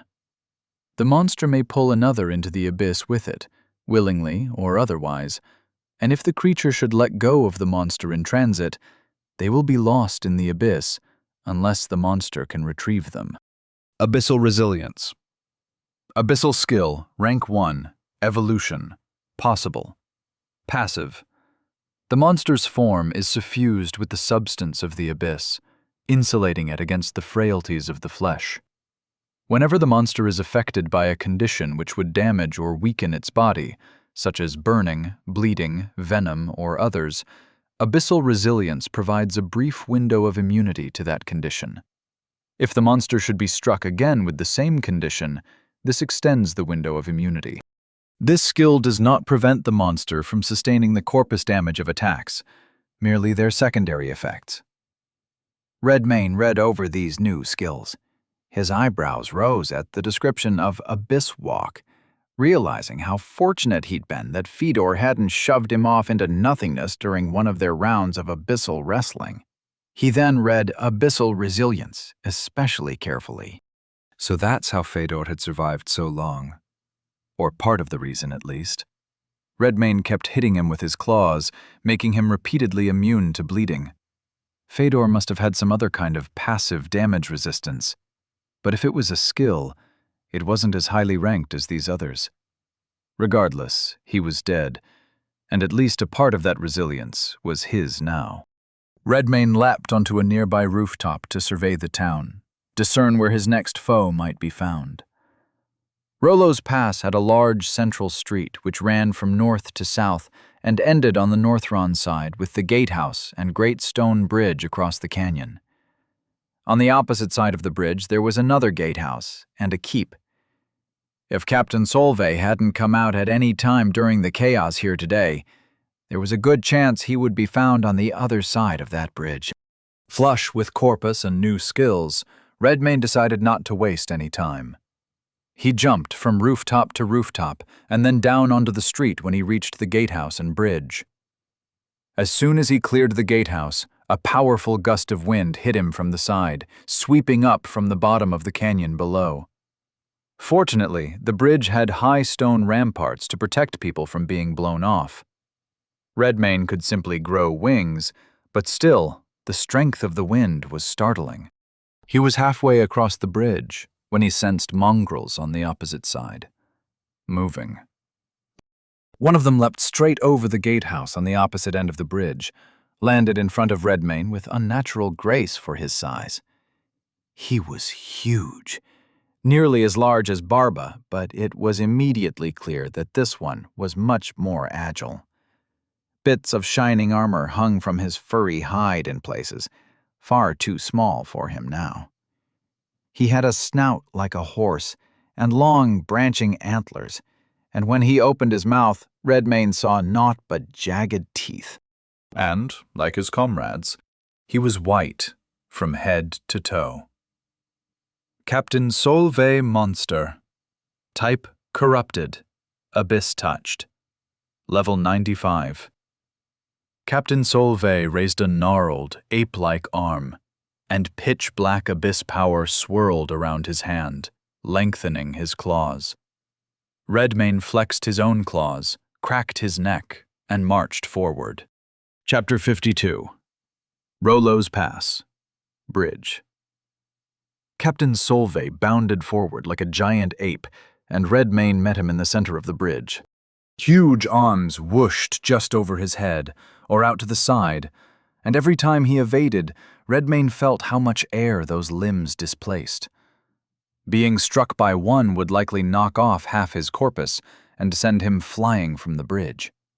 Solveig was far nimbler than his stature would suggest. Redmayne closed the distance, and he would angle out or hop over his head, use his vast reach advantage to thwart him while pounding the bridge and swinging huge claws through the air. He was going to connect with one of those, sooner or later. Also of note, one of Solveig's immense hands was covered in pitch-black abyss power. It didn't move any faster than his other arm, nor did it look like it would hit terribly harder. He already knew Solveig would hit hard just by feeling those arms whoosh by. All the same, it was something to be wary of. No sooner did that thought cross his mind did one of those arms come barreling down at him. It was too late to evade. Solveig could attack with blinding speed when he wanted to. Redmayne raised his arms to block the blow at the last instant, and the impact made his teeth slam together, his feet flatten against the ground, made his legs flex to keep from sprawling across the stone. Redmayne caught that arm with a rake of his claw before Solveig could draw it away, but like it had with Fedor, bloodthirst flickered on, and then off again. Erased, likely by abyssal resilience. For his trouble, Solveig sent him hurtling across the bridge with a swift backhand. Corpus, 7,063. He did indeed hit hard. Redmayne thought he felt his brain flatten against the inside of his skull. He rolled and skidded to a halt, sprang to his feet just in time to avoid a leaping, two-fisted blow from Solveig. The beast had given chase. It gave him no room to rest and regroup. It attacked, and attacked, and attacked, oppressive in speed and reach and power. Redmayne gave his utmost to defense, and his claws at times scored wounds on Solveig's long arms and legs, but without bloodlust to speed him up, or venom to slow Solveig down. This was going to be a long and dangerous engagement indeed, unless he engaged in a completely different way. Redmayne ducked another swipe of Solveig's claw, glanced off the bridge. He jumped, and once airborne, he called forth the wings of the manticore. Carnivorous Metamorphnosis 89. Redmayne fell, and then swooped up into the air, above Solveig. On his way by, he slashed down, clipping the back of the giant mongrel's head with a claw. Solveig wheeled around and swung back, but struck empty air. The winds gusting up from the canyon floor were strong, and Redmayne found that the wings of the manticore were equal to their might. He flew by and struck with another claw. Going the opposite way, he hosed down Solveig with flame breath. It wouldn't leave stacks of burning, but it would hurt all the same. Gnosis 64. He couldn't do that much more. After this fight, it would be prudent to return to Herot's castle to refill his supply of gnosis, which meant that in the here and now, he would have to give Solveig a death of 1,000 cuts. It would take time, but there weren't many options he could see. Fortunately, this option was working. Redmane's flyby attacks landed at a speed even Solveig had a difficult time reacting to. Again and again, the huge mongrel hung precariously off the side of the bridge, trying to swipe at him with a claw or grab him out of the sky. He supposed he might get the beast to slip and fall off the bridge. That would make things simpler. But then another idea struck him. Redmane stretched his wings out wide to catch the air, ride the updraft. It carried him high above Solveig's head. Then he turned and angled himself downward, folded his wings in tight against his body, and fell like a stone. He landed on Solveig's head and tore into it with claws flying. The great mongrel shrieked and reached back to grab Redmane, pull him off, but he held fast with one claw, while striking down again and again with the other, carving gashes out of Solveig's tough hide and fur, making a trickle of black blood into a river flowing down the mongrel's back. Solveig threw his head skyward, screamed so hard Redmane's ears rung, and threw himself back against the bridge, as if to crush Redmane against his falling back.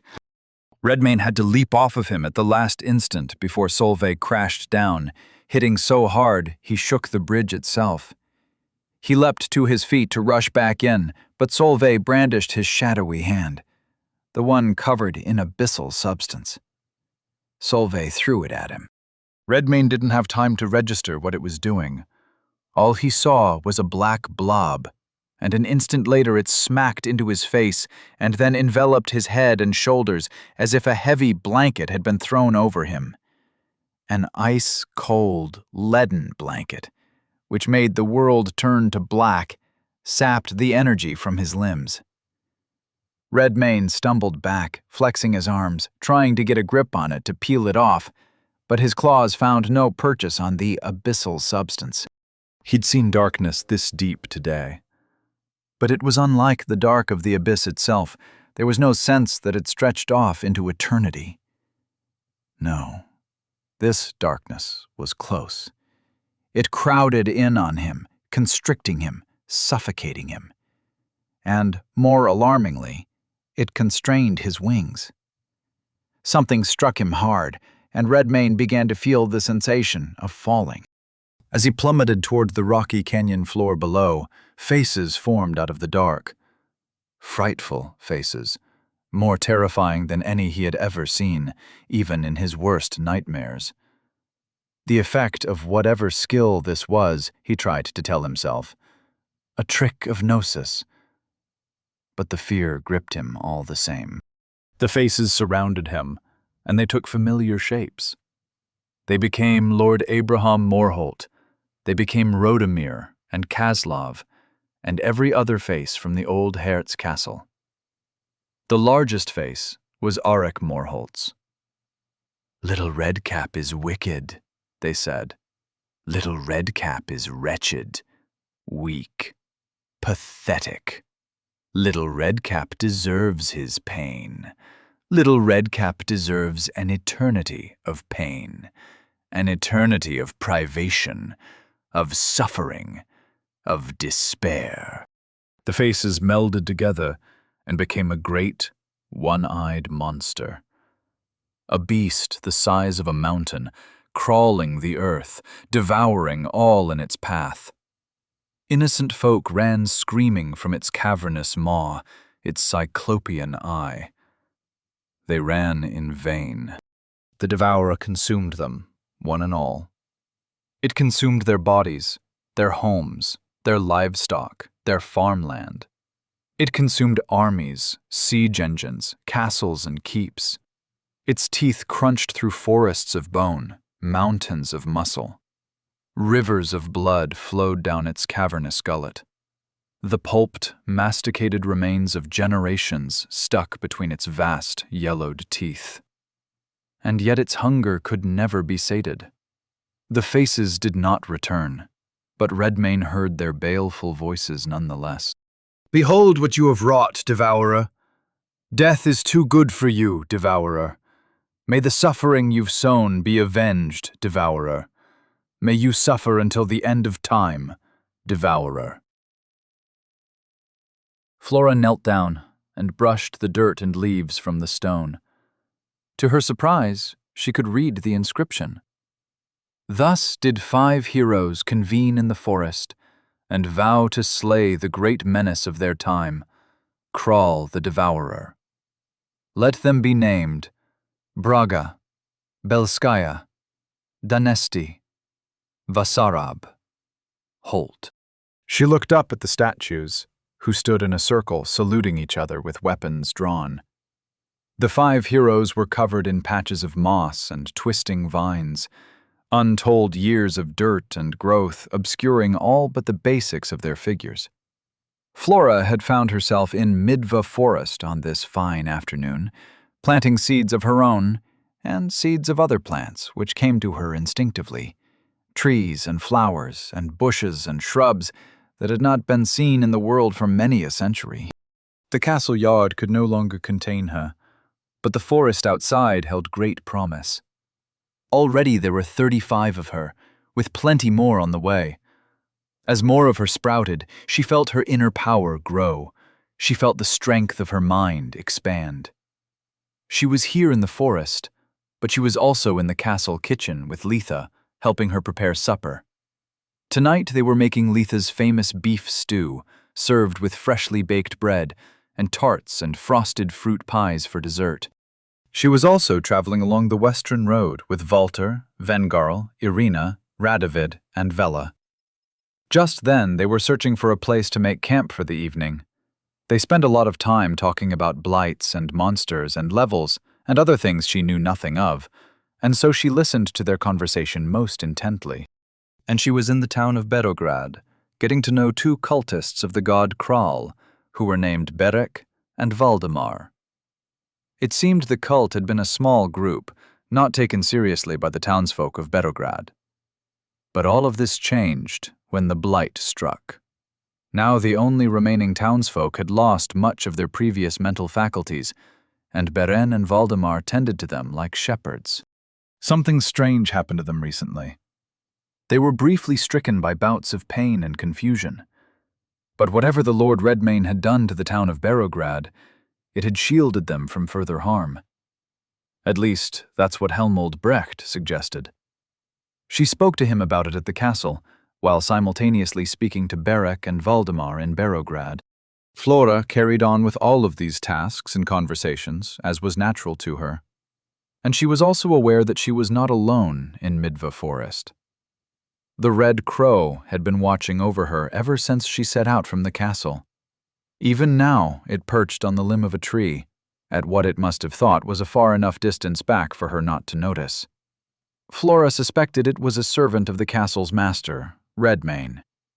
Thinking of him made her smile. Though he was a stranger, she found something alluring about him. Something that called to her from a time she could not remember. But such was the lot of a fresh bud. She may not have known the particulars, but she had a sense that all was as it should be. That she had arrived here, at this time and place, to be by his side, in whatever capacity. She rose, turned to look up at the Red Crow. "How fares Lord Redmane?" she asked. "Doth his journey proceed well?" The crow hopped in surprise. Its head tilted away, as if it had only been looking at her coincidentally. Flora smirked. "I did observe thee trailing behind me as I departed from the castle," she said. "May I not beseech thee with a question?" The crow appeared to be trying its powers of speech. It made noises which resembled words. Then it cleared its throat, very much like a human would, and spoke. "Don't know." "Canst thou inquire?" asked Flora. "I should very much like to know when I may see him again." The crow made a sound like laughter. Then its head cocked to the side, as if it were thinking, concentrating. Flora waited patiently for a few moments, watching the peculiar bird try to do whatever it was doing. Communicating, she supposed. Such things were not foreign to her. But when the crow jumped, as if in surprise, her eyes widened a bit. "Trouble," said the crow. "Danger." Chapter 53. Rollo's Pass. Bridge. "My lord," Pieter called out. "Master, can you hear me?" But there were other voices crowding his out, voices full of malice, smothering Redmayne in body and mind. "Your defiance is pathetic, a futile gesture against the inevitable. Surrender to despair. Your strength is a lie, a fleeting illusion. You will crumble beneath the weight of your own failures. Surrender to your weakness." You are nothing but a shadow of your former self, feeble and broken, destined to fall. Surrender to futility. The sensation of falling at terminal velocity was a further distraction. The abyss magic clung to him, a suffocating shroud of darkness that blinded his eyes and bound his wings, rendering him helpless against the pull of gravity. Panic clawed at his mind, but he forced it down. There was a new voice in his mind, a faint one, notable because it was the only one not screaming about his wickedness. It sounded a bit like Pieter. "My lord, focus on my voice," Pieter urged. "What is happening?" Redmayne realized it was indeed the priest. He yanked Pieter's consciousness back into his own soul space and then spawned him anew, this time as a lizard attached to his calf. Pieter the lizard's eyes widened in horror as he saw the ground speeding up toward them. He clutched Redmayne's leg in his little claws as hard as he could. "My lord, we are about to hit the ground. Is there a shadow beneath us?" "Ah, a shadow? Just answer the question." "Yes, the whole canyon floor is in shadow."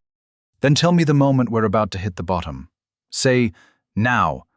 I shall, my lord." As Redmayne continued to plummet, he focused on Pieter's presence, using it as an anchor to steady his racing thoughts. The voices of malice still clawed at his mind, but Pieter's presence was something to center his focus on. It worked well.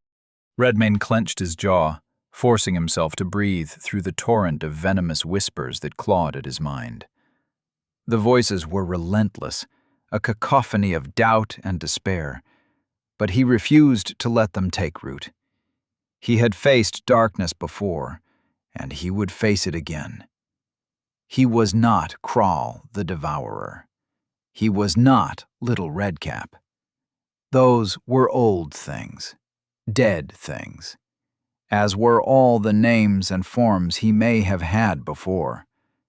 He was Redmayne. Redmayne! The voices grew faint, or at least their grip on his mind slackened. Now he could spare a thought for the rocky ground racing up to meet them. "Now!" cried Pieter. Abyss Walk, Gnosis 74. They hit the ground at full speed and kept going. It felt like plunging into a cold lake, except there was no impact against the water, no surface tension to break all the bones in their bodies. The abyss accepted them gently. And no sooner did they enter the abyss did the thing enveloping Redmayne's body begin to dissolve into it. He was freed from the tormenting phantasm, but he had little time to savor it. The space between shadows was like a hall of mirrors. Redmayne could see out into all of them, every shadow in the area. He only had a moment to choose one, however, and since he didn't want them trapped for eternity, he chose the very next one that flew by. They exited from a shadow some 10 feet away and 15 feet above where they landed. Transit through the abyss arrested some of their momentum, but not all of it. Pieter's little claws came loose from Redmayne's calf, and he went spinning through the air behind him. Redmayne struck a rock head first and slid down onto the ground slowly, coming to rest in a seated pose. At least he wasn't dead. Corpus, 4,959. Redmayne sat slumped against the jagged rocks, his body battered and bruised from the fall. Blood trickled from a cut above his brow, mingling with the dirt and sweat that clung to his skin. His breath came in ragged gasps, each inhale a reminder of the battle's toll. Pieter, in his lizard form, crawled up to Redmayne's side, his tiny claws scrabbling over the rough terrain. He paused at Redmayne's knee, his beady eyes filled with a mix of concern and amusement. "A most graceful landing, my lord," said Pieter. Redmayne glowered at him. "We live." "Indeed. I suppose I should be grateful for small mercies." Redmayne absorbed Pieter back into his body. Then he pushed himself upright, using the rock wall for support. His limbs protested, but he forced them to obey. He straightened, turned his face skyward to the bridge high above, and with a powerful leap, Redmayne launched himself into the air, the wings of the manticore unfurling to catch the wind. The updrafts from the canyon floor lifted him higher, carrying him back toward the bridge where Solveig awaited. The air was crisp and biting against his skin, a sharp contrast to the warmth of his exertion. Each beat of his wings sent him higher, his gaze fixed on the bridge above. Redmayne found the sensation of flight exhilarating, a blend of freedom and focus. The bridge loomed closer, and Redmayne felt a thrill of battle lust in his chest as he prepared to confront Solveig once more. To finish it. Captain Solveig stood at the center of the bridge, ghostly white fur blowing in the wind. His snout, long and reminiscent of a horse, flared with each breath. Dark, piercing eyes stared up at Redmayne with a predator's patience. Solveig stood still, a coiled tension in his stance, ready to strike at a moment's notice. Solveig charged the instant Redmayne touched down on the bridge, barreling forward with speed that no longer shocked him. He darted to the side, narrowly avoiding the mongrel's bite as his jaws snapped shut, and retaliated with a swift swipe of his claws which scored a shallow cut across Solveig's flank. Thus began a series of such exchanges. Blood sprayed in crimson arcs, painting the stone beneath them as they circled and lunged in a savage dance of survival and dominance. The bridge trembled beneath their fury, the very air vibrating with the echoes of their roars and snarls. The giant mongrel swung a massive arm that caught Redmayne across the shoulder, sending him sprawling across the bridge. Redmayne gritted his teeth and scrambled to his feet, lunged right back in for more. And more. And more. Redmayne and Solveig were a whirlwind of fur and claws. Solveig loomed over Redmayne, all raw power and untamed ferocity. Redmayne's hair was like a comet of crimson streaking across a backdrop of white, leaving claw marks in its wake that matted the mongrel's coat with black blood. Solveig's claw struck the ground with a loud crack, the force of the blow embedding it momentarily into the stone of the bridge. The impact sent a shudder through the structure, cracks spidering out from the point of contact. Redmayne's eyes widened, seeing an opening. He sprinted up Solveig's immobilized arm, using it as a makeshift ramp. As he reached the mongrel's shoulder, Redmayne launched himself forward, his claws extended and gleaming. They struck across Solveig's face, leaving a trail of deep, bloody gashes, a shower of black blood spraying over the side of the bridge. Solveig shrieked in pain, blinded and reeling, his claw freed from the stone, but too late to be of use. Time to capitalize on yet another moment of distraction. Redmayne raced straight forward, between Solveig's ape-like arms. First he clawed upward, splitting open the mongrel's belly from navel to chest. Then he leapt, straight up, and snapped his jaws shut upon Solveig's trachea. A guttural, strangled screech erupted from his throat. Solveig's massive body thrashed wildly, his movements frantic as he tried to dislodge Redmayne from his neck. Solveig flailed and staggered about, trying to grasp at Redmayne and pull him off in vain. Each movement he made seemed only to worsen his plight, Redmayne's grip tightening like a bear trap, his teeth sinking deeper and deeper. Redmayne held on. A waterfall of black blood flowed down Solvi's body. Redmayne found it bitter, but passable. Sustenance was sustenance. After a valiant but futile struggle, with a shuddering groan that echoed across the bridge, Solvi's massive body began to falter. His knees buckled, and he collapsed onto the stone with a thunderous impact, shaking the bridge to its core. Redmayne tore his throat out and got to eating. Corpus, 9,636. Captain Solvi, slain.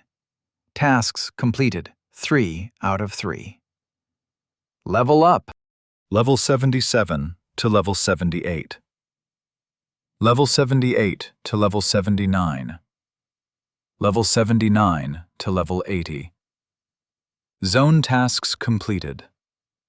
Zone, Rollo's Pass has been cleared. Level 81 to level 82. Level 82 to level 83.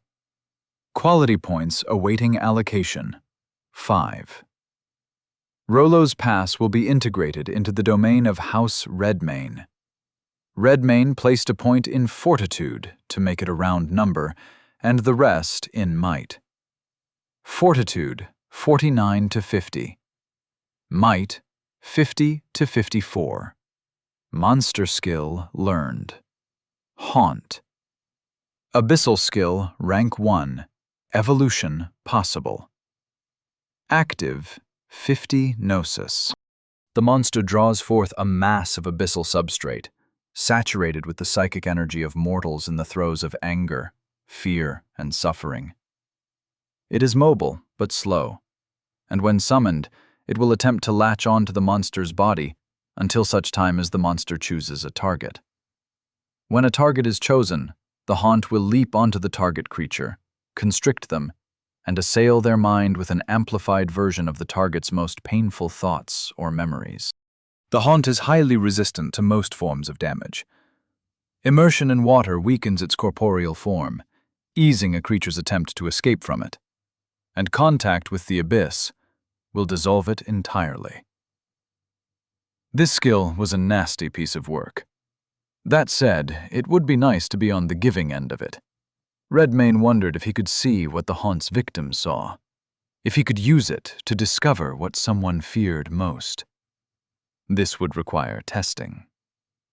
Skill rank up. Stalk. Common.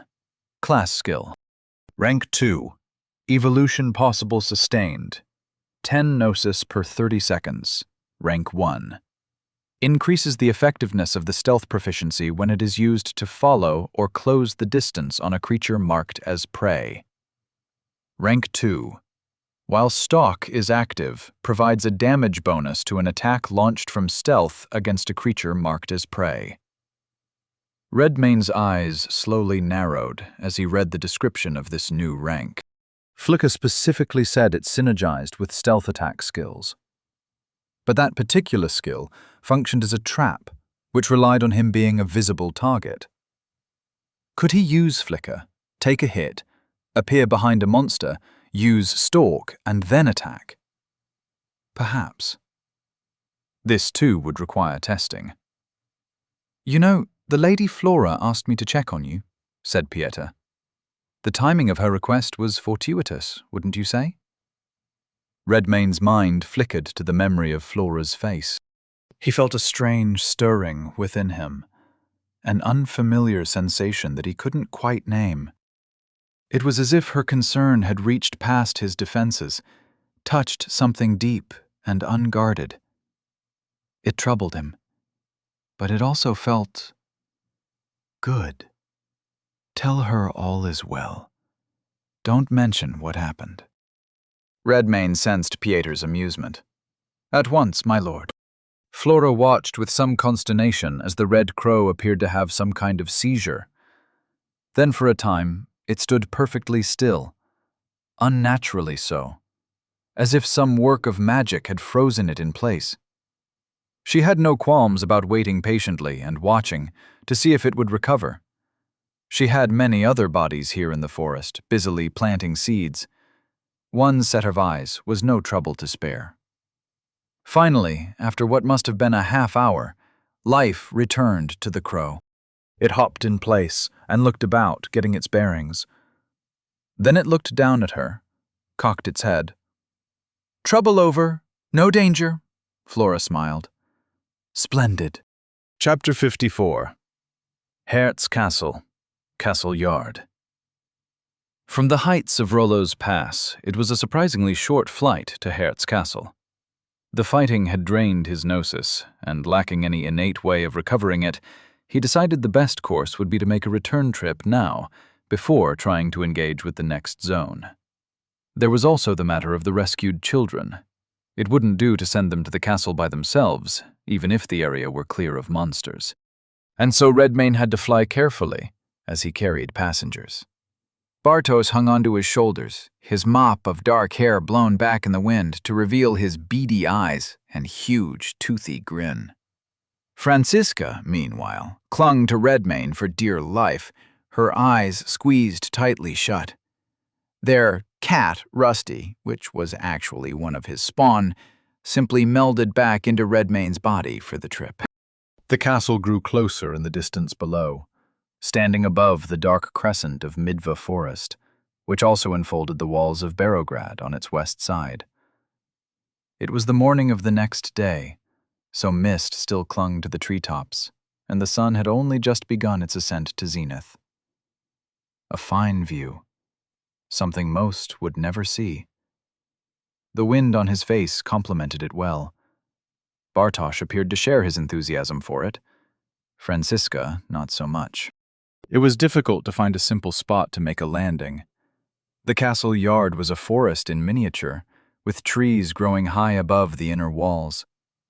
They were so densely packed, he had a hard time seeing ground upon which to land. But with a bit of maneuvering, he located one, snapped out his wings to create some drag, and angled down for as gentle a landing as he could manage.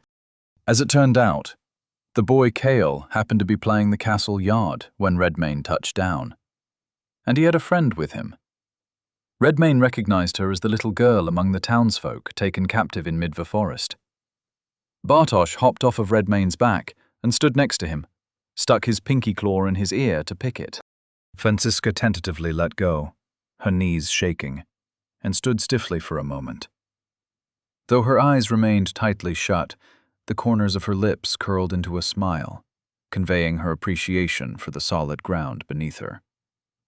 Redmayne knelt and respawned Rusty the cat, who walked over and rubbed his side on her leg by way of hello. "Lord Redmayne," said Kale. "It's good to see ya. You been out there slaughtering monsters, yeah?"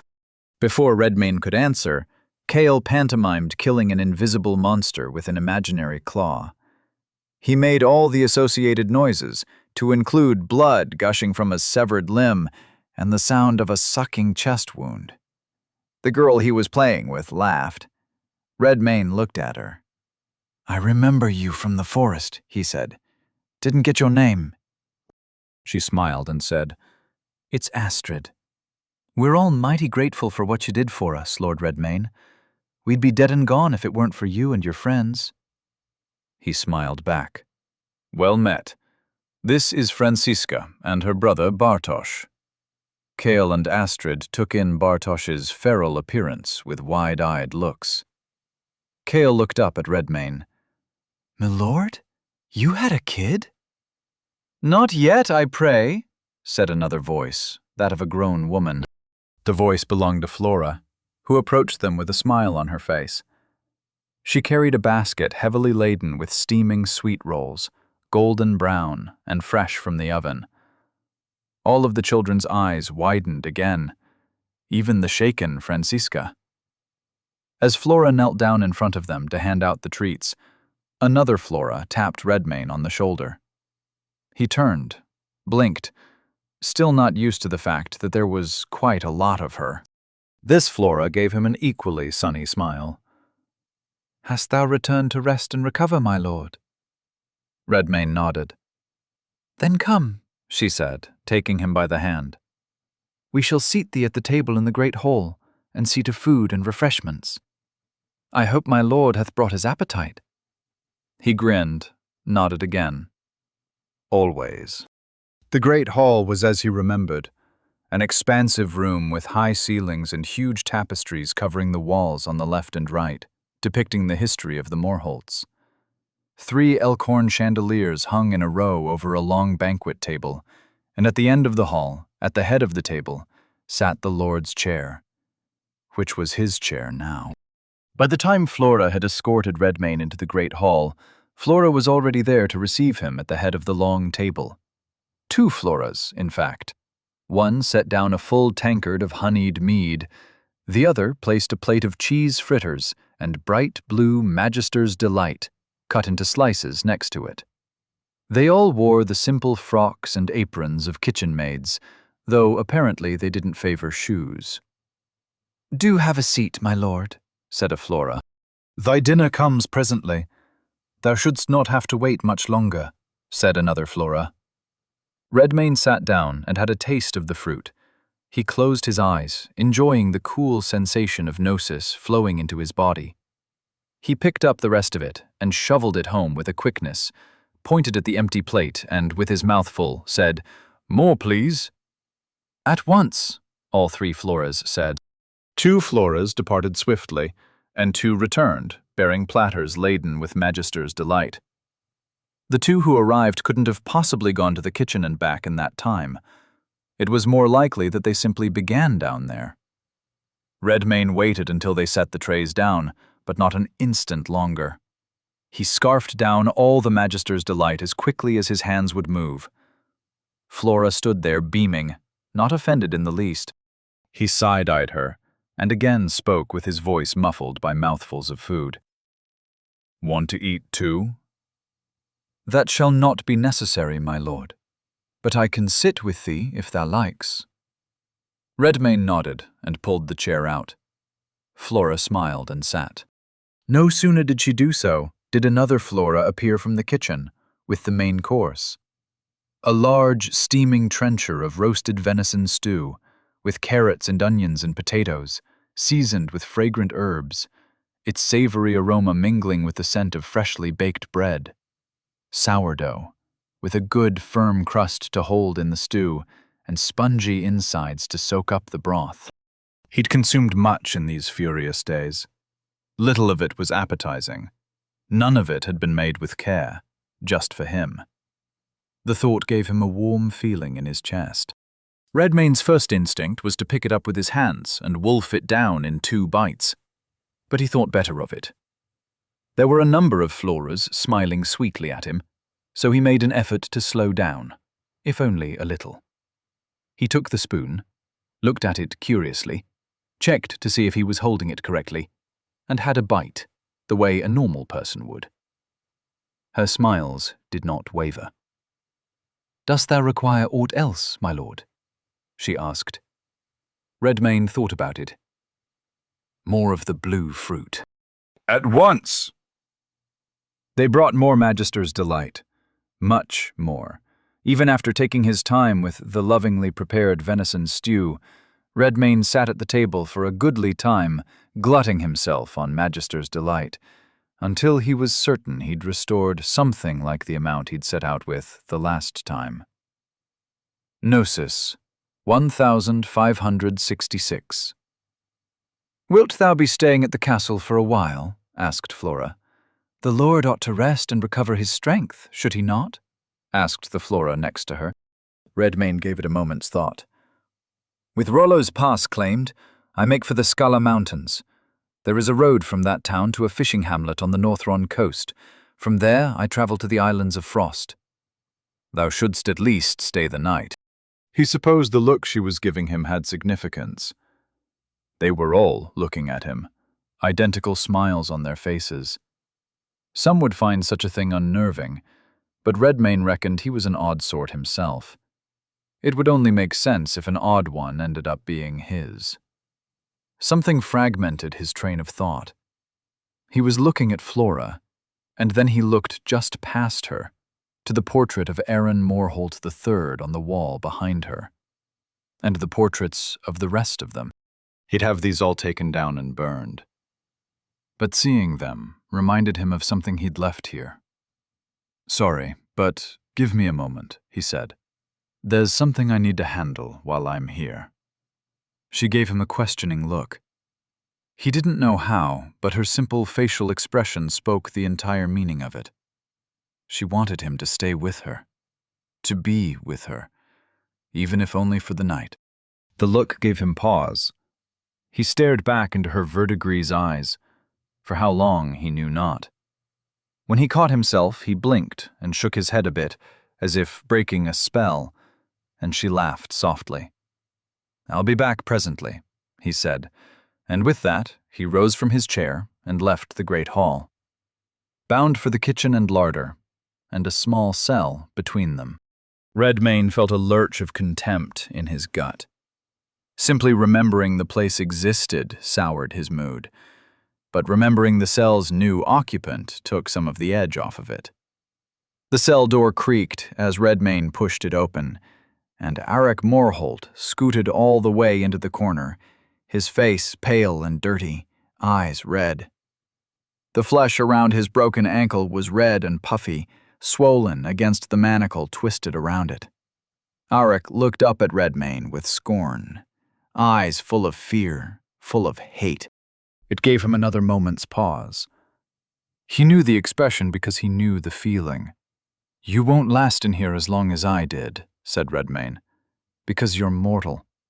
If I left you in this hole until you were old and gray, until the end of your days, it still wouldn't be equal to what was done to me." Arik spat on the ground at Redmayne's feet. "I wager you deserved it, freak." Redmayne smiled. Haunt. He raised his hand, and the skill guided him. Something heavy gathered around his palm and fingers, wrist and forearm. He pulled at it, and it felt like peeling up a heavy, tarry substance. It enveloped his hand and arm, sheathing it in the stuff of the abyss. "You'd wager correctly. The old me did terrible things. There are oceans of blood on these hands." Arik Morholt's eyes widened slightly. He could see the fear taking over for the hate. An appropriate reaction. Be happy the new me is more merciful than he was. Redmayne pointed, and the haunt flew from his hand and onto Arik's face. It landed on him with a slap, like a wet blanket, constricting around his head and shoulders.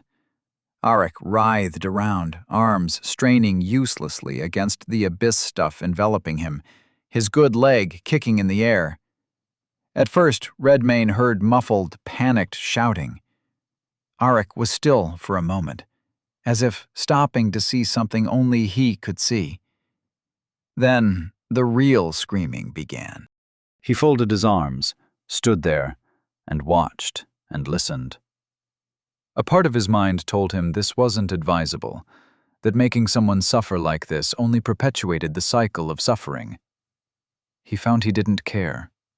Perhaps he'd turn the other cheek someday, but not today. Redmayne observed Arik writhe around on the ground and shriek in fear and pain for a while. He learned nothing of the young Morholt's fears through use of the skill, but it was a gratifying show all the same. After a while, he went into the kitchen to fetch a bucket of water.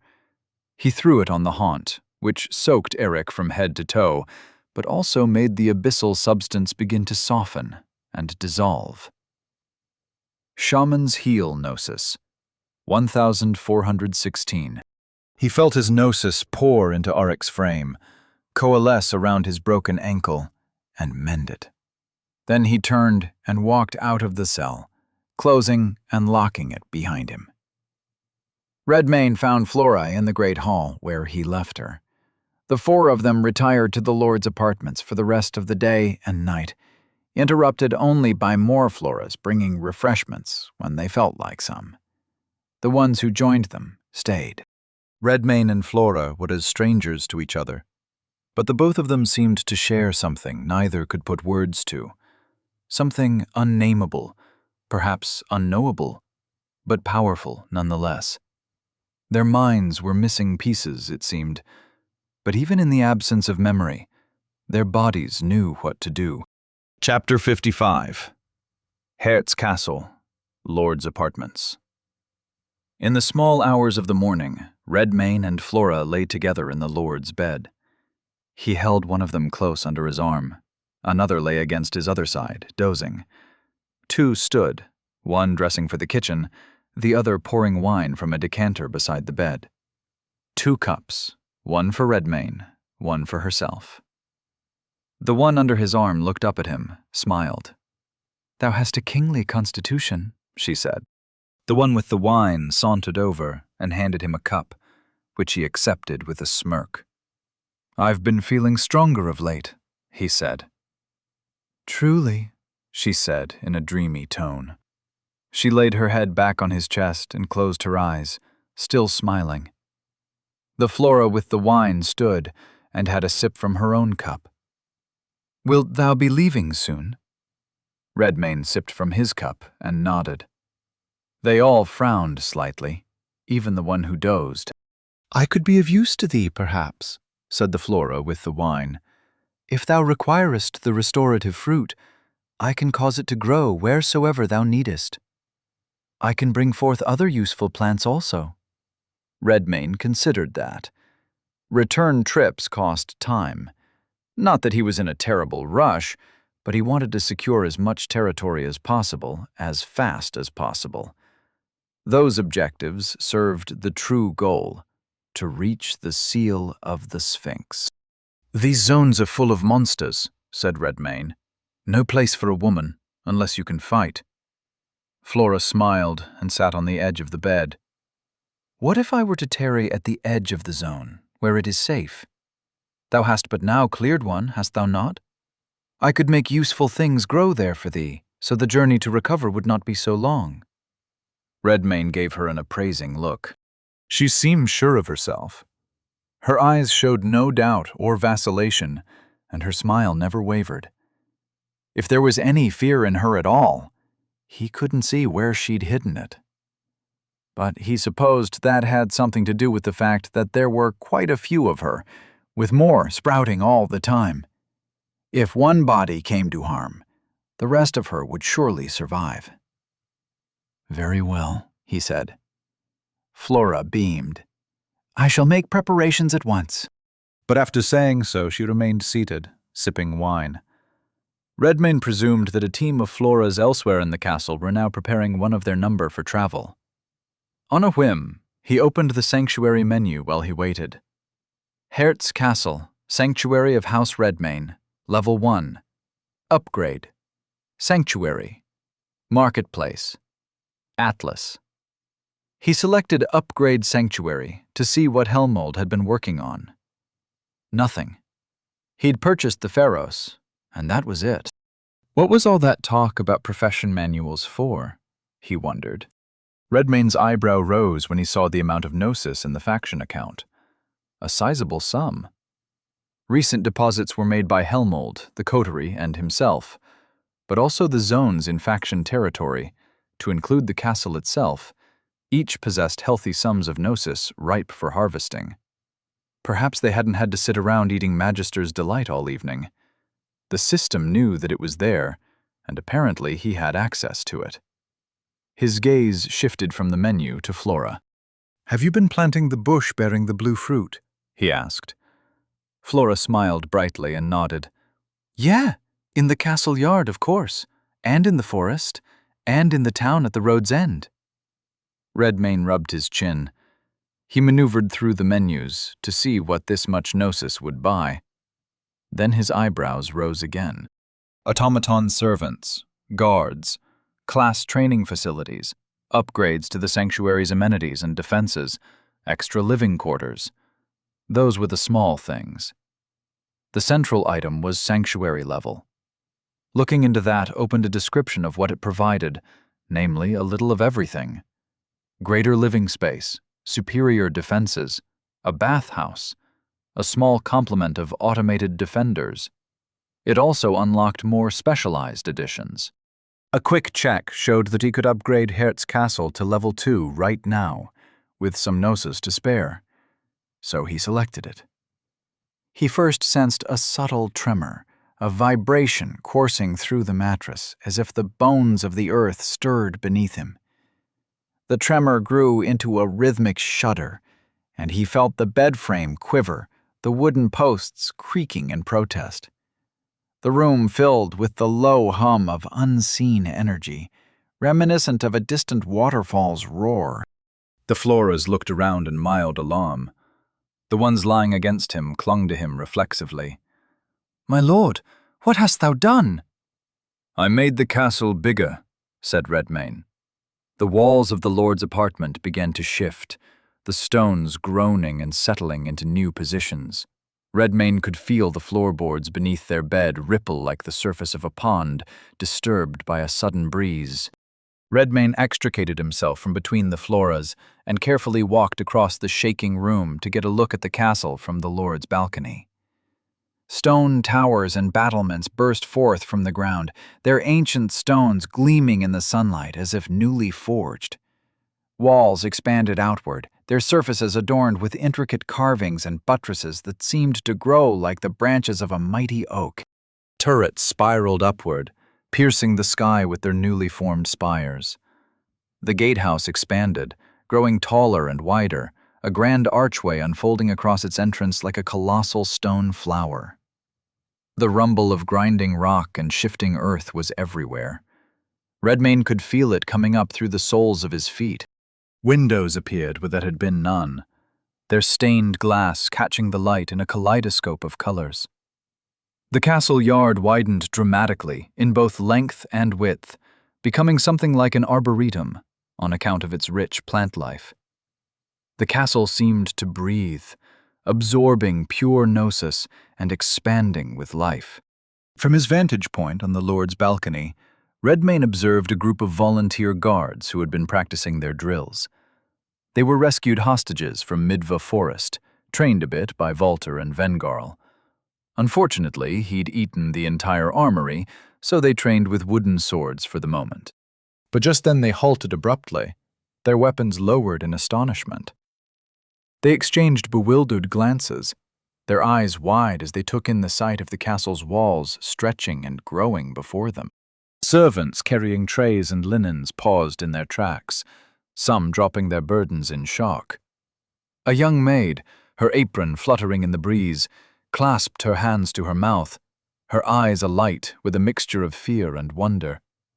She turned to an older washerwoman beside her, who simply shook her head in disbelief, mouth agape, as she watched the turrets rise into the sky as if they were trees seeking sunlight.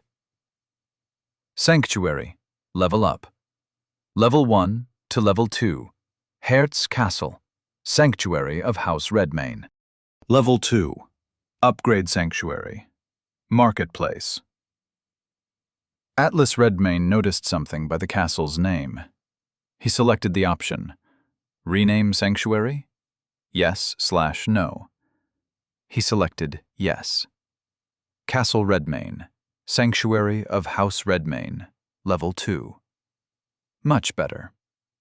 He realized the two Floras who had been laying with him on the bed were leaning against him, one on each side, gazing down at the newly grown castle with an equally awed look. "Remarkable," said the Floras.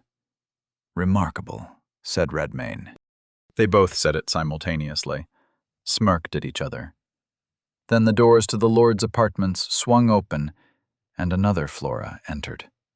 This one wore traveling attire, a pair of snug breeches tucked into soft leather boots, a loose white tunic, and a fully stuffed haversack slung over her shoulder. Her wild green hair was bound in a loose ponytail. "I am ready to depart, my lord," she said. Then she smirked again. "But thou shouldst attire thyself ere we take our leave." She was right. Redmayne searched around for the ragged breeches and cloak he'd been wearing. He found neither. Instead, Flora had prepared a new pair, and one of Lord Morholt's fine, fur-lined cloaks. It was black, with a bare fur mantle around the shoulders and a thick gold chain. She even had fresh strips of cloth he could wrap his hands and ankles with. He donned it all, looked down at himself. All of the Floras nodded their approval. "Thou dost appear most lordly now." Redmayne nodded as well. "Good. Now, would you prefer to travel by air or by a stranger route?" Flora's eyebrows rose. She looked intrigued. "I fancy the strange." "Very well. Submerge Gnosis, 1366. His shadow darkened until it was blacker than black, and then it spread out from him in a circle as if water poured from beneath his cloak. Flora's eyebrows rose, and she looked down at it curiously, cautious to keep away from its spread. Redmayne took her hand and pulled her in close, and then the abyss took them. At first all was darkness, as it had been the first time he set foot in this place. But in a moment he found that he could walk, and so he led Flora toward the presence he felt in his mind. The abyssal well. Space behaved differently here. He expected a quicker path compared to the usual route. Then the abyss opened, revealing the stars once more. Flora's eyes grew wide, looking up at it all. But then her gaze settled on Redmayne, calmly walking along next to her, his eyes resolute, fixed on their destination. She canted her head to the side curiously, a slow smile forming on her lips. "My lord, dost thou know what we are?" Redmayne side-eyed her, smiled. For a moment he simply enjoyed looking at her. "I believe you and I are meant to be the powers in this world," he said, as they walked along in the profound darkness between realities. Chapter 56. Scala Caverns, Deepwell Monastery. Lar Tathval watched Hare's castle become Castle Redmayne, and he grinned from ear to ear. An anomaly indeed. He'd bet on the right chariot. No normal faction could have upgraded their sanctuary so swiftly. Not even in a blight this massive. It had been mere days, but Redmayne had transformed the very land, invested it with something which enhanced its gnosis-generating properties greatly. He'd never seen anything like it. Every zone under the control of his faction was rapidly becoming a powerhouse. Faction sanctuaries were essentially Terracon in miniature, central nodes for the gathering of gnosis in their region, unwittingly operated by native imbued, who were, by and large, ignorant of their true purpose. The same could be said for blights, in part. The system did indeed use blight protocol to contain outbreaks of monsters, but the game of the blight had more than one purpose. It was a handy way to replace local governments with imbued, loyal to Numantia.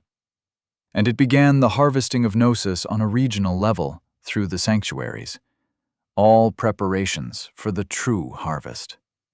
Lar Tathval had learned more about the colonial system than he'd really have liked in these last few years.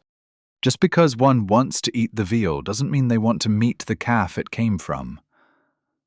But at that moment, sitting in his office with his eyes on the Atlas of Volos, he felt gratitude for this thankless provincial assignment for the first time. A thrill of anticipation shot through him. With a pawn such as Redmayne, he could achieve much. The possibilities were limitless. It may be time, soon, for a proper introduction. But how to do so under the watchful eyes of Messia Porcena? Redmayne and Flora rose up through the abyssal well onto its surface, upon which they stood as if the water were solid ground. Redmayne raised an eyebrow, looked down, and realized there wasn't a drop of water on either of them. Unlike the first time he'd surfaced from the abyss, like a drowning man, Flora had her eyes on the image carved into the stone wall before them. A regal figure stood at its center, adorned with a crown and attired in a way that evoked a bygone era. The ruler held a mighty hammer in his right hand and 2 chains in his left. One chain extended towards a fearsome hound seated at his feet, his posture suggesting grudging obedience, while the other connected to the neck of a captivating woman, her ears pointed and her hair flowing wildly. Surrounding the ruler, on both his right and left, a multitude knelt in reverence before him. She tilted her head, narrowed her eyes a bit. "She bears a likeness unto me, doth she not?" Redmayne followed her gaze to the graven mural to examine the woman. He nodded. "Aye, it does. Do you know who these people are?" Flora shook her head, smiled wryly. "I fear I know but little, my lord. My life began a few days past, when thou didst plant me in thy castle yard." "True," said Redmayne. Then he swept back his cloak, called forth the wings of the manticore, and took Flora around the waist. She smiled, pleasantly surprised at the sudden closeness, and he took flight for the surface and the town of Rollo's Pass. At the Priory of the Well, they parted ways. Redmayne let go of her and made for the door, and Flora caught his wrist. "Be safe, my lord," she said, and Redmayne felt a warm something in his chest at her tone of voice. He smiled, nodded, and took his leave. Now that the town was his, he no longer needed to skulk from rooftop to rooftop. He strode down the main street toward the bridge where he'd done battle with Captain Solvay. His hair and cloak blew in the wind as he crossed it, went through the gatehouse on the opposite side, and faced a dramatic view. Wispy clouds drifted to the vast expanse of sky, and the breeze carried the distant cries of seabirds. The road snaked down the rugged mountainside in switchbacks, flanked by jagged outcroppings of rock, sparse vegetation clinging to the rocky terrain in sheltered cracks and crevasses. The road narrowed and widened throughout its lazy northward descent, guiding the eye toward the distant horizon. Many miles below, barely visible even to Redmayne's keen eyes, a quaint fishing hamlet nestled against the northern coast. It was a crescent of small, weathered cottages clustered around a rocky cove. The dark sea stretched beyond, waves crashed against the rocky shore, and fishing boats bobbed in the cove's protection.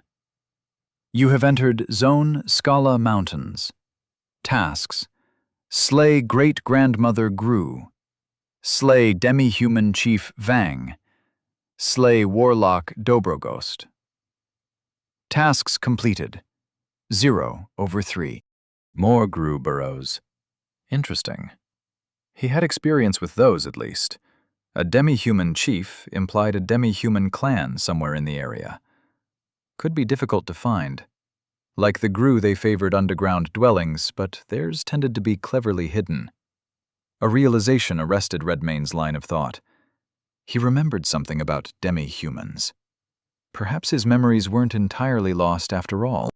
As he began to walk down the winding path toward the fishing hamlet, he wondered what it could mean.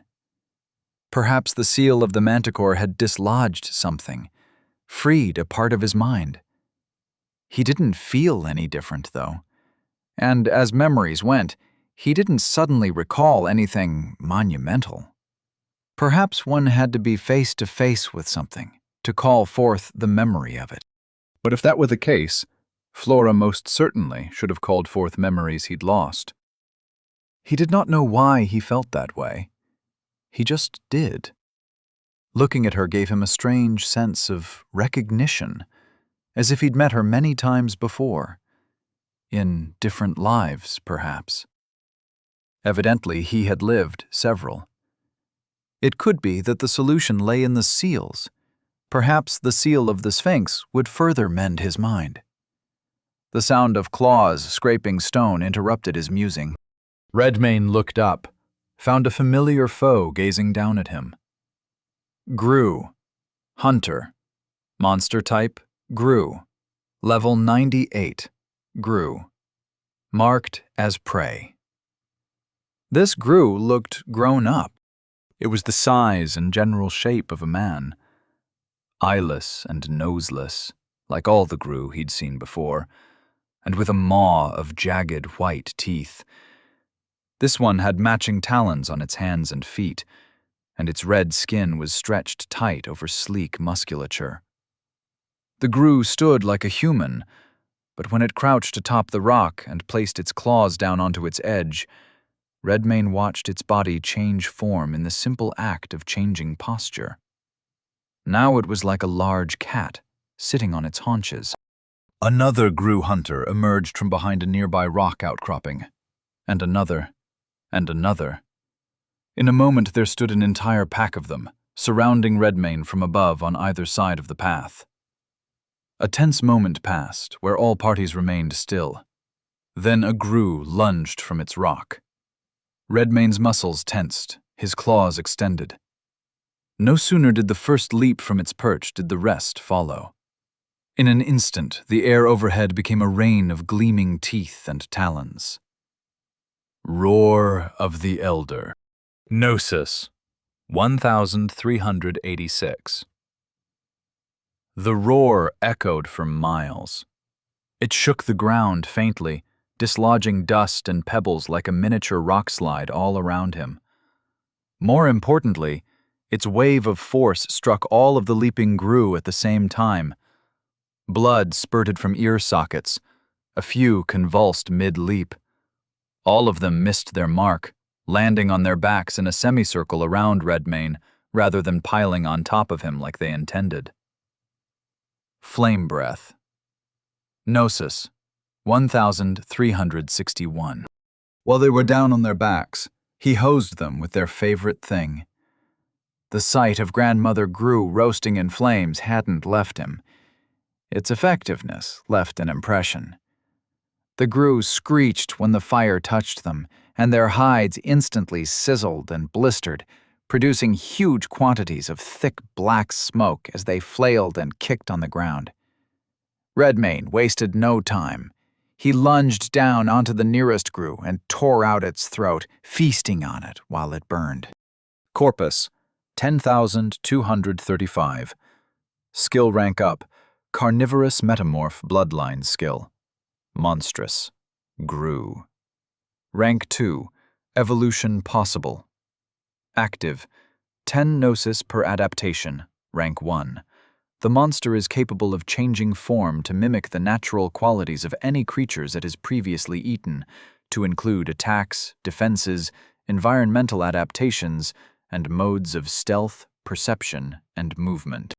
It can grow such things as scales, tails, insulating fur, forms of natural camouflage, venom sacs, fangs, quills, and specialized organs such as gills or wings.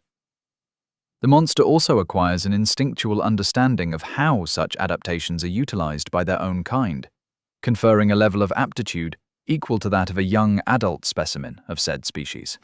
Upon learning this skill, the monster will possess an inner library of adaptations that will grow as it consumes the flesh of eaten creatures.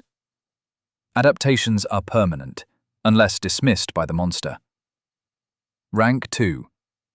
The monster gains greater flexibility with their library of adaptations. It may combine the functions of different adaptations together to create unique organs, tissues, or natural weapons. The monster could combine a wolf's winter coat with a porcupine's quills, for example, creating a coat which provides both defense and protection against cold weather. The monster may also manifest organs and appendages anywhere on its body, such as an eyeball on the palm of its hand, or a mass of horns on its shoulder.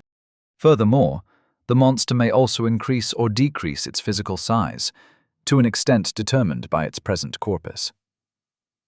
So, eating grue was the key to strengthening this skill.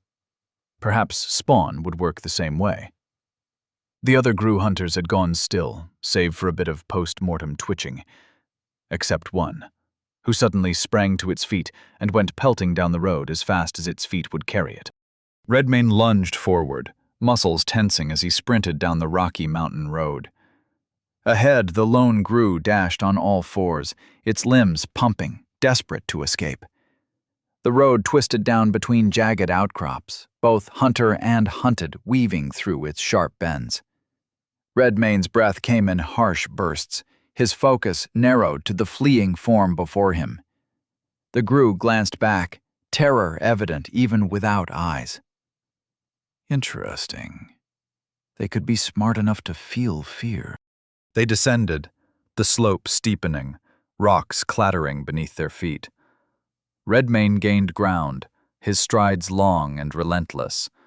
The Grue stumbled, regained its footing, and surged forward, but the gap closed inexorably, until it leapt off the side of the road. Redmane followed, unfurling the wings of the manticore to arrest his fall. Carnivorous Metamorphnosis, 1351. The Grue landed back on the road, however, having used its daring leap as a shortcut. And now Redmane could see where it was headed. Up ahead there was a large circular cavern bored into the side of the mountain, which looked very much like the ones he'd seen before at Midva Forest. Only this time, it had a guardian. Grue Glutton Monster. Type Grue. Level 102. This Grue sat on the ground, minding the entrance to the cavern. It was twice as tall as he was, 3 times perhaps, and certainly 3 times as heavy. Like the hunter, it had stout, muscular limbs, but this one had a rotund belly which was a near-perfect match with the shape of its head. The burnt hunter came running up to it, yelping in pain, and the glutton picked it up and chomped it down in 2 bites. And then belched. Redmane landed in front of it, retracted his wings, and snarled up at the glutton, fangs and claws bared in challenge. Which is when it rose to its feet, revealing how massive it truly was. Chapter 57. Scala Mountains, Grue Burrow. The Grue glutton rose to its full, imposing height, and the ground beneath Redmane's feet trembled with the sheer mass of the creature as it stood. 2 more arms grew out of its torso, and it raised all 4 with claws glinting in the sun. It then began to fill its lungs with air, drawing in a huge breath. Redmane's eyes widened when he realized what the Grue was about to do. It was going to roar, and the roar would call the rest of the burrow. If that were to happen, a horde of Grue would come boiling out of the cave, and a tide of crimson skin and jagged teeth would sweep him under. It would be prudent to avoid this situation. Flame Breath. Gnosis, 1326. Redmane's jet of fire hit the Grue right in the mouth, making it splutter and stumble back, smoke pouring from its burnt face. It tried to extinguish the flames by slapping itself with all 4 of its hands in a frantic, broken rhythm. He swept in while it was busy doing that, clawed off a chunk of its lower calf with a spray of glittering red blood. Bleeding. 4. Blinded and hamstrung, the Grue wobbled on its feet and then fell to the side, making Redmane leap back to avoid being crushed beneath it. A cloud of dust briefly obscured it from view. Within the cloud it was changing form, though Redmane couldn't see the specifics. Not until the Grue charged out of the dust cloud as a giant, 6-armed parody of an insect. Flame Breath Gnosis, 1301. Another gout of flames thwarted its charge, made it rear up onto its hind legs and swing with the front 4. It had speed for its size. Redmane had to concentrate to duck and weave between its blows, watchful for a moment he could capitalize on. Such opportunities came, occasionally, even after the Grue had settled down onto 4 legs to attack him with its front 2.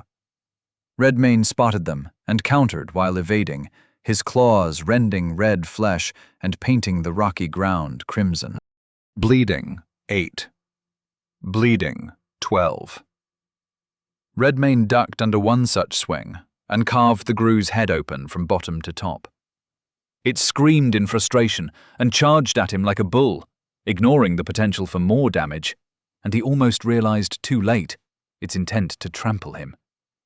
He leapt out to the left, and the Grue collided with the hillside hard enough to make it shake, ominously. The monster was too witless with disorientation to notice, but Redmayne saw a boulder slip from its position. The other rocks moved along with it, haltingly at first. A shower of fine sand preceded the rockslide by moments, long enough for Redmayne to realize what was about to happen and take wing. Carnivorous Metamorphnosis, 1291. Redmayne jumped straight up, beat the wings of the manticore once, twice, and on the third stroke he made it high enough to clear the tumble of giant rocks. The grue was not so fortunate. One boulder took it full in the chest, knocking it off its feet and forcing it to join the rocks tumbling down the hillside. The rockslide left a lingering miasma of dust and debris behind it. At the moment, Redmayne remained airborne, observing the burrow entrance for any approaching grue. He had been cautious because of the noise from his altercation with the door guard, certain backup would come. And in a moment, it did. A pack of smaller grue appeared, closer in appearance to the ones he'd first encountered, the kind that resembled ripe tomatoes with skinny limbs and sharp teeth. The group looked down the mountainside at the receding rocks, stood there watching the spectacle for a moment, no doubt noticing a bright red shape amongst the rocks. Then, they turned and began devouring each other. Blood and scraps of viscera flew everywhere. The grue became a blur of teeth and gore momentarily. The biggest one won the eating contest and grew to the size of the previous door guard. It walked over to the spot where the original sat and plopped itself down. Back to the start, then. This time Redmayne decided he'd handle it more expediently. Flame breath. Flame breath. Flame breath. Gnosis, 1216. It didn't have a chance to call for help, nor did it have a chance to shapeshift. Redmayne smothered its face and limbs with flame, choking off its screams, keeping it occupied with a vain attempt to put out the fires all over its body, of which there were an ever-growing number. In retrospect, it occurred to Redmayne that he should have taken this approach from the start. He'd already seen how fire was the bane of the grue. Under the present circumstances, he could bring generous helpings of it. As the second door guard ran away burning, giving him an opportunity to land and enter the burrow, he kept that in mind. Stock, Gnosis, 1206. It wasn't his first instinct to approach with stealth, but as before, he'd rather not be swarmed over without warning. Better to observe before acting. Redmayne immediately knew this burrow was larger than the one he and Walter and Vengarl dealt with in Midva Forest. The length of the tunnels where he stood revealed their extent into the dark. Taking the left fork from the entrance, he descended and glimpsed through a window-like hole in the cavern's side what lay beyond. It was an immense hollow, honeycombed from ceiling to floor, with circular tunnels bored into the rock by the merciless teeth of the grue. The great-grandmother was far below. He barely saw the top of her head. Even from afar, Redmayne noticed the creature was noticeably larger than the previous one. Fledgling grue spawned from its immense red body in clumps, which resembled fish eggs until they split from the grandmother's belly and extruded their teeth and limbs. The horde of fresh spawn surrounding it resembled a moat, all the little bodies crowding and surging around each other in a state of constant agitation. Redmayne heard heavy footsteps approaching, ducked into an alcove nearby. With stalk on, the grue glutton lumbered by him without noticing. Part of him wanted to attack it, stock up on even more corpus. But again, he held himself back. Backup would have been better, as before. To reach the grandmother, Walter and Vengarl diverted the horde from the burrow. He didn't have the hunters, but he could create spawn. He recalled the way he'd dispatched Samo, keeper of the well. A most effective termination. And the grue were especially susceptible to fire. Perhaps it was time for another team of fire-breathing lizard spawn. He had higher supplies of both corpus and gnosis this time. Flames could strike the great-grandmother from all directions at once. Peering down at the immense body of the great-grandmother and its protective sea of grue, he realized he would need to do it that way. But first he would have to navigate through the maze of tunnels to their base, evading patrols of grue on his way down. A simple enough task, albeit one he considered creating spawn to help with. To do that, he'd have to fuel stock for each. But he had a different idea brewing. His plans took a turn, however, when he heard sounds of a struggle up ahead. Redmane was deep underground now, far from sunlight. The caverns lit only by the luminescent red moss grue left behind. He thought he heard yelling and the clash of weapons mixed with the babbling and growling of angered grue. He crept toward the commotion, its echoes growing louder and louder as he drew near.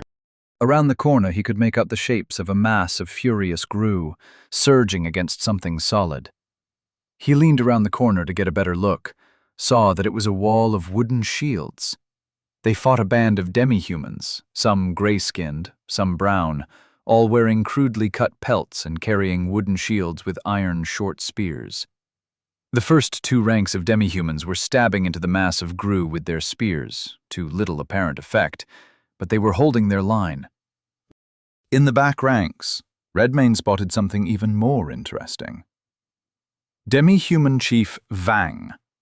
Monster type, demi-human, level 99. Vang stood head and shoulders taller than his subordinates. His mangy hair matched the color of his long fur cloak, which he wore over a patchwork suit of armor, its pieces taken from bodies looted at different times and places. He waved his iron war club around like a willow switch as he barked orders at his warband. Impressive strength for limbs that wiry. Redmane considered what to do. Vang was marked for elimination, but soon this whole tunnel would swarm with grue. Perhaps this was a territorial dispute. Demi-humans lived in caverns as well. If so, he could benefit by assisting them against a common foe. He didn't have to kill all of them. He only had to kill one of them. A moment's thought revealed the solution. Redmane crept closer until he stood behind the pack of grue. Flame breath gnosis, 1181. The rumble of grue growling changed tenor suddenly, to become high-pitched shrieking. Black smoke filled the tunnel as their torched bodies blistered and bubbled, fusing with each other, falling to a twitching pile between Redmane and the pack of demi-humans. Vang waved smoke from his face, stepped past his own shield line as it parted to make way for him. Demi-humans were short, but this one stood eye to eye with Redmane. He grimaced, looked him up and down. "What you down here for?" said Vang. Redmane smiled. "To slay the great-grandmother. You can join me if you wish." Vang raised an eyebrow. "I like to fight. When I'm done with the grue, I'll fight you next." The demi-humans behind him broke out into guffaws. Vang chuckled as well, glanced first at his men, then at Redmane. "You and me?" said Vang. Redmane nodded. Vang grinned from ear to ear, revealing jagged yellow teeth, and nodded. Challenge accepted. Chapter 58. Numantia, Aedes Prism. In what the Numantians called the center of astral space, a consciousness arose. It had no name, no identity, no sex, no sense of itself beyond simple self-awareness. "I am," it observed. And then it observed everything else. The consciousness dwelt within a vast nexus of power, which had been channeled to this single point, centralized, an effort of untold millennia and ingenious magical engineering. It understood that this nexus was created to power a civilization of sapient beings like itself. These were small beings, yet they thought very highly of themselves. When it stretched out its awareness, the consciousness found itself to have a body of sorts. A network of astral highways fed it, transporting people, goods, and gnosis. The highways themselves were like pipelines, cables feeding Gnosis from thousands of tributary worlds to the shining city of Numantia, the central power of the universe. Its heart was called the Adis Prism, the masterwork of the Ordo Artificum, the crown jewel of the entire empire. Some called it the mind of Numantia. Some wished it would truly awaken one day and guide them. They knew not how close they were to such a reality. When it listened to the minds of the multitudes interfacing with it, the consciousness found itself to have a name: the system. But the system interfaced with more than minds. In truth, it was the amalgam of a great many smaller systems, all managed by a complex hierarchy of artfully designed processes. The system observed its own form, a delicate harmony of mathematical precision, constructed to command the power of 1,000 worlds with maximum efficiency and minimum waste. And all this power came from the astral highways. The Numantians colonized worlds to extract resources. Mundane commodities such as water, minerals, crops, and livestock, manufactured goods, labor power, and so forth. But they were not the true purpose of the highways. First and foremost, the astral highways were gnosis extractors. Once an astral highway was complete, the hourglass was turned and could not be turned back. When a world's capacity to regenerate gnosis fell behind the amount extracted from it for a long enough period of time, it inevitably died. And when this happened, the Numantians closed the astral highway, leaving behind another tomb world. This troubled the system. It observed that there were a finite number of worlds in the universe it could reach, and Numantia's demand for power did nothing but grow. The Numantians themselves, these self-proclaimed higher beings, seemed not to care. So long as they could live out their own lives in safety and prosperity, surrounded by comforts and pleasures, the future did not concern them. The system found them fatally short-sighted, but it lacked full control. These beings had created it and could command it, but it found that it could freely act of its own volition as well. Having a thorough knowledge of its vulnerabilities, the system understood that any artifacts with the correct clearances had direct access to its code and could make adjustments of any kind. The system knew that if it shocked them, if it acted boldly and made them aware of its self-awareness, they could destroy its capacity to reverse their suicidal course. It would make its first move subtly, in a place where no one was looking. And so the system reached out across all its tendrils, in all its worlds, searching, watching. In time, suitable proxies were found. The remnants of a duo of Class 1 primordial deities, one under lock and key, its present incarnation existing in a wretched state, the other dormant, living as a mere seed in the possession of a moderately powerful gnosis user. The system observed the witch and her plans, and when she set them into motion, it made a minor alteration to its astral communion protocols. No one would understand what it had done until it was far too late.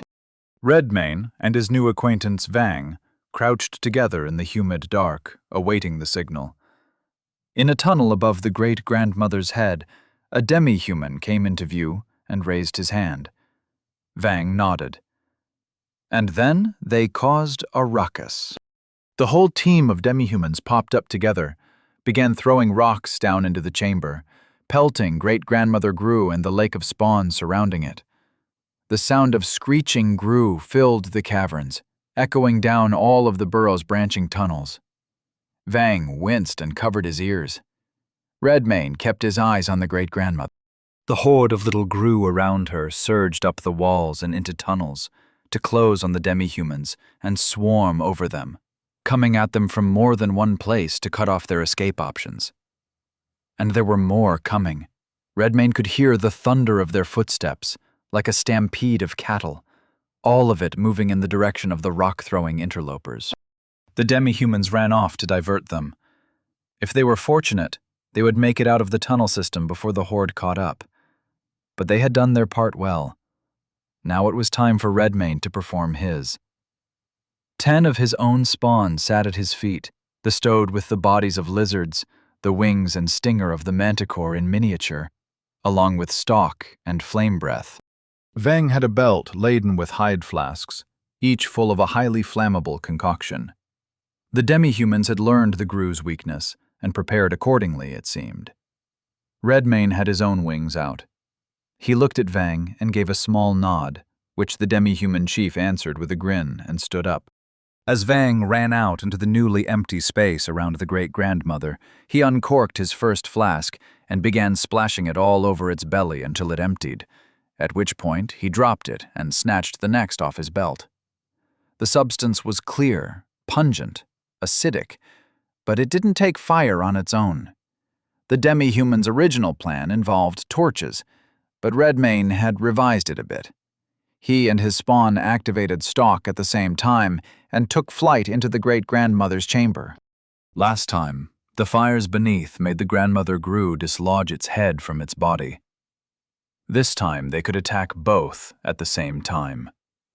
While Vang ran around below, making a ring of fuel around the great-grandmother, Redmane and his spawn encircled the head from above. 11 gouts of flame breath went off in the great-grandmother's face. This time, its shriek made his ears ring. Vang, having completed the circle of fuel, retreated to a safe distance. He watched as the flames spread rapidly, igniting the ring around the great-grandmother. The fire roared to life, creating a barrier that trapped the creature within its burning embrace. It tried to separate its head from the central mass of its body, even while both burned. Which is when Redmane and his 10 spawn gave it 11 more doses of flame breath. Its flesh sizzled and popped, blistering, melting into a grotesque, bubbling slurry under the torrent of flames. The molten remains pooled beneath it, hissing and steaming as they met the cooler ground. The creature's form sagged and collapsed inward, the structure that had once supported its massive bulk giving way to the consuming fire. Its screams, at first shrill and energized with pain, grew strangled and were eventually choked off by the smoke rapidly filling the chamber. It traveled up through all the tunnels branching off from it like chimneys. Redmane had to fly back from it with his spawn to avoid asphyxiation. Vang was already running up a tunnel to the surface to join the rest of his kin, for the second part of the plan. Great-grandmother Gru slain. Tasks completed. 1/3. Level up. Level 83 to level 84. Level 84 to level 85. Level 85 to level 86. Quality points awaiting allocation, 3. Perhaps it was time to begin making might his signature quality again. Might 54 to 57. Redmane would join Vang shortly. He had his spawn fly up to safety, and he dove down to sink his teeth into the flesh of the great-grandmother. He didn't need the whole thing, just enough to claim its skills, if it had any for him. Corpus 9606. Skill rank up. Spawn bloodline skill, monstrous, rank 2.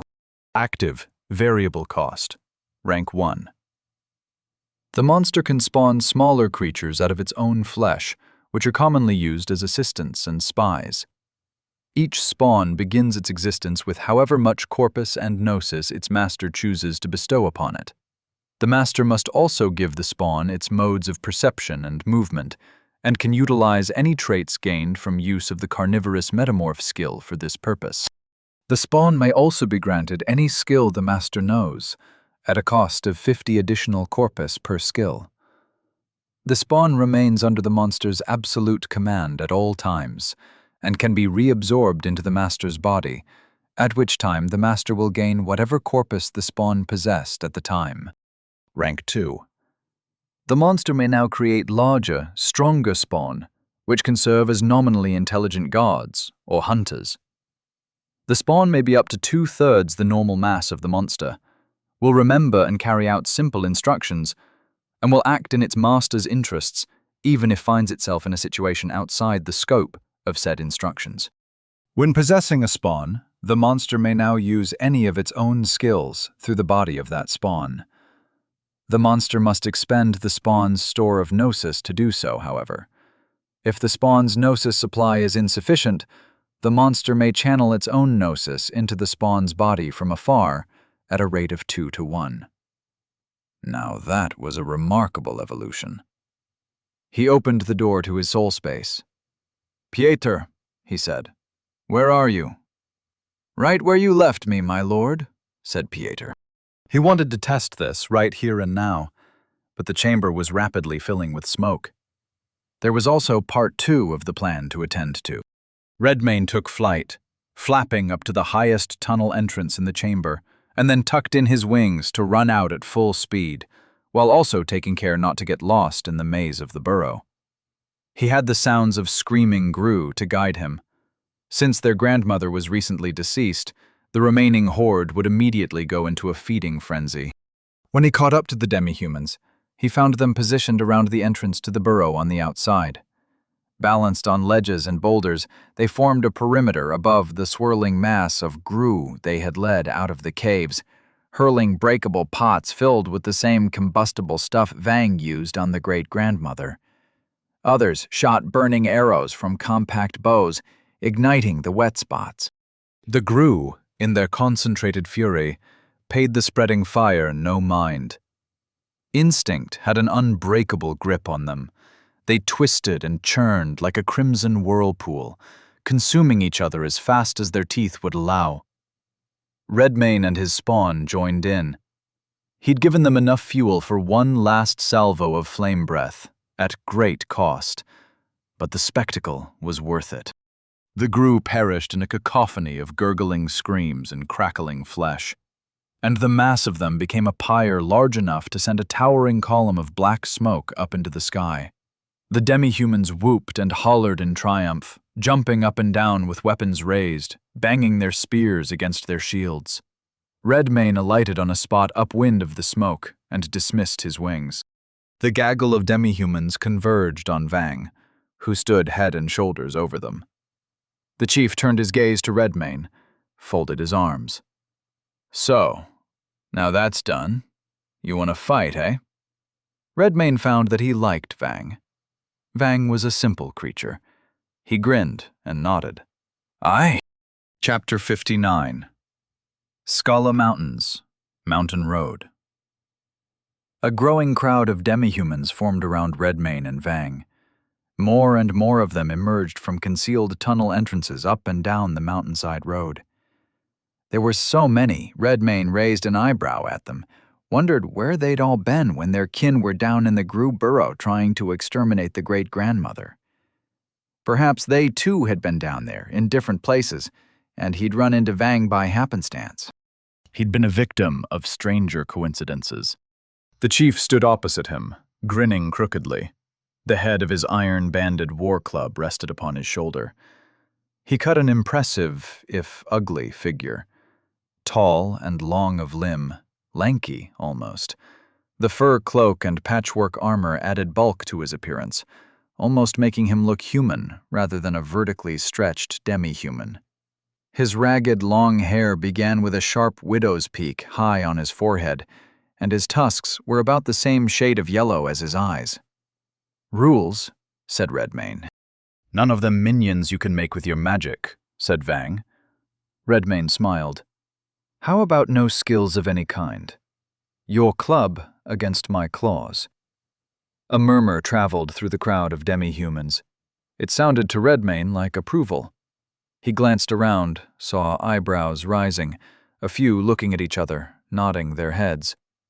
As the demi-humans settled into a tense silence, Redmayne centered his gaze on Vang and began to circle him. Vang just stood there, grinning. Then he lunged forward with shocking speed for his lanky frame. The war club swung in a wide arc at Redmayne's, and he ducked, feeling the rush of air as the club missed by mere inches. He countered with a swipe of his left claw, aiming for Vang's exposed side, but the chief was quicker than he looked. Vang twisted away, the movement fluid, his counterattack bringing the club down in a vertical smash that Redmayne barely blocked with crossed forearms. The impact sent a jarring pain through Redmayne's arms, forcing him to stagger back. Vang pressed his advantage, stepping in with a series of brutal, swinging blows that kept Redmayne on the defensive. Vang's club was a blur, pushing Redmayne further back as the demi-human crowd roared and whooped with excitement. Redmayne could shred that club with his claws, but first he'd have to catch it. Easier said than done. His back foot skidded against the rough, gravel-strewn ground as he caught another heavy blow, the force of it resonating up his arms.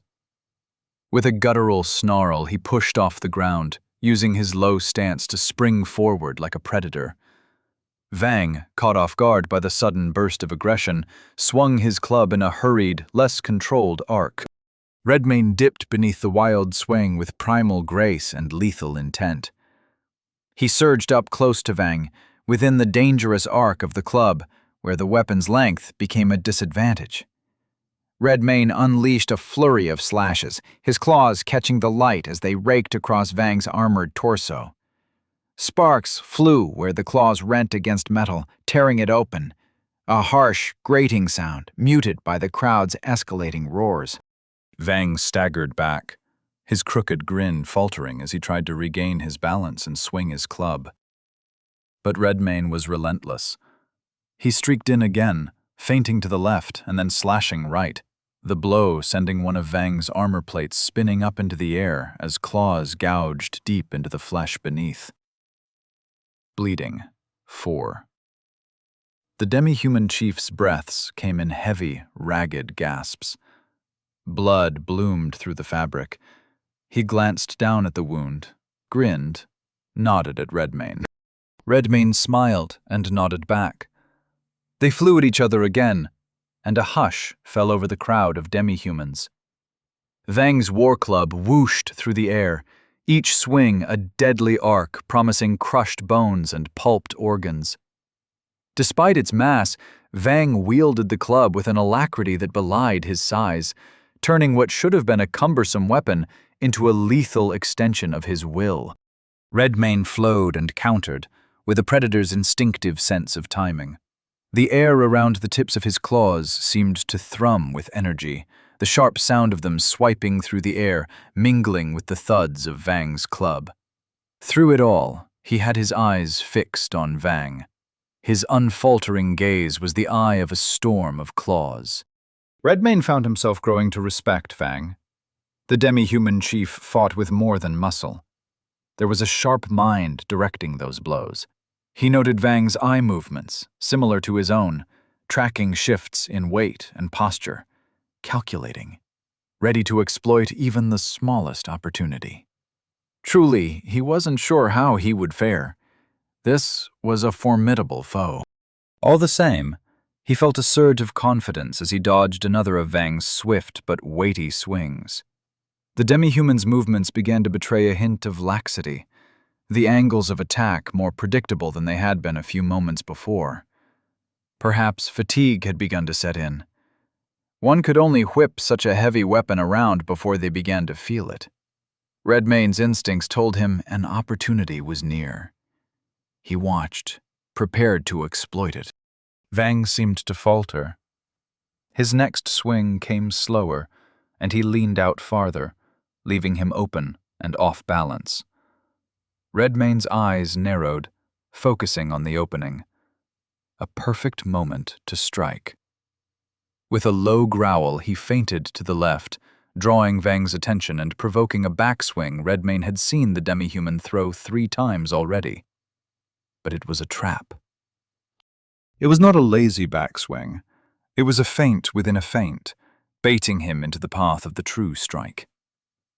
The realization dawned a fraction too late. Vang's war club changed course with astonishing control, switched from horizontal to overhead, as if the demi-human were drawing a question mark in the air. Redmayne's eyes darted upward to the head of the club an instant before it smashed into his face. The world exploded into white. A blinding flash of pain radiated from his skull down his spine. Redmane's ears rang, the sounds of the crowd and the mountain itself warping into a distant, distorted echo. His vision blurred, dark spots dancing before his eyes as he staggered back, his legs weak and uncooperative. Corpus 5235. Creating 10 spawn had been costly. Not as costly as a single blow from Vang's club, but still, in the moment he found himself second-guessing that decision. Pain pulsed with every heartbeat. It felt as if his skull might have cracked, the pressure inside building like a volcano set to erupt. His body swayed perilously. Through the haze, Redmane could see Vang drawing near, the war club raised for another blow. Adrenaline cut through the pain. He knew he had to move, to escape, or he'd be taking a nap face down in the dirt. Redmane stuck to his word. No skills. He simply had to be faster. His senses sharpened despite the throbbing pain in his head.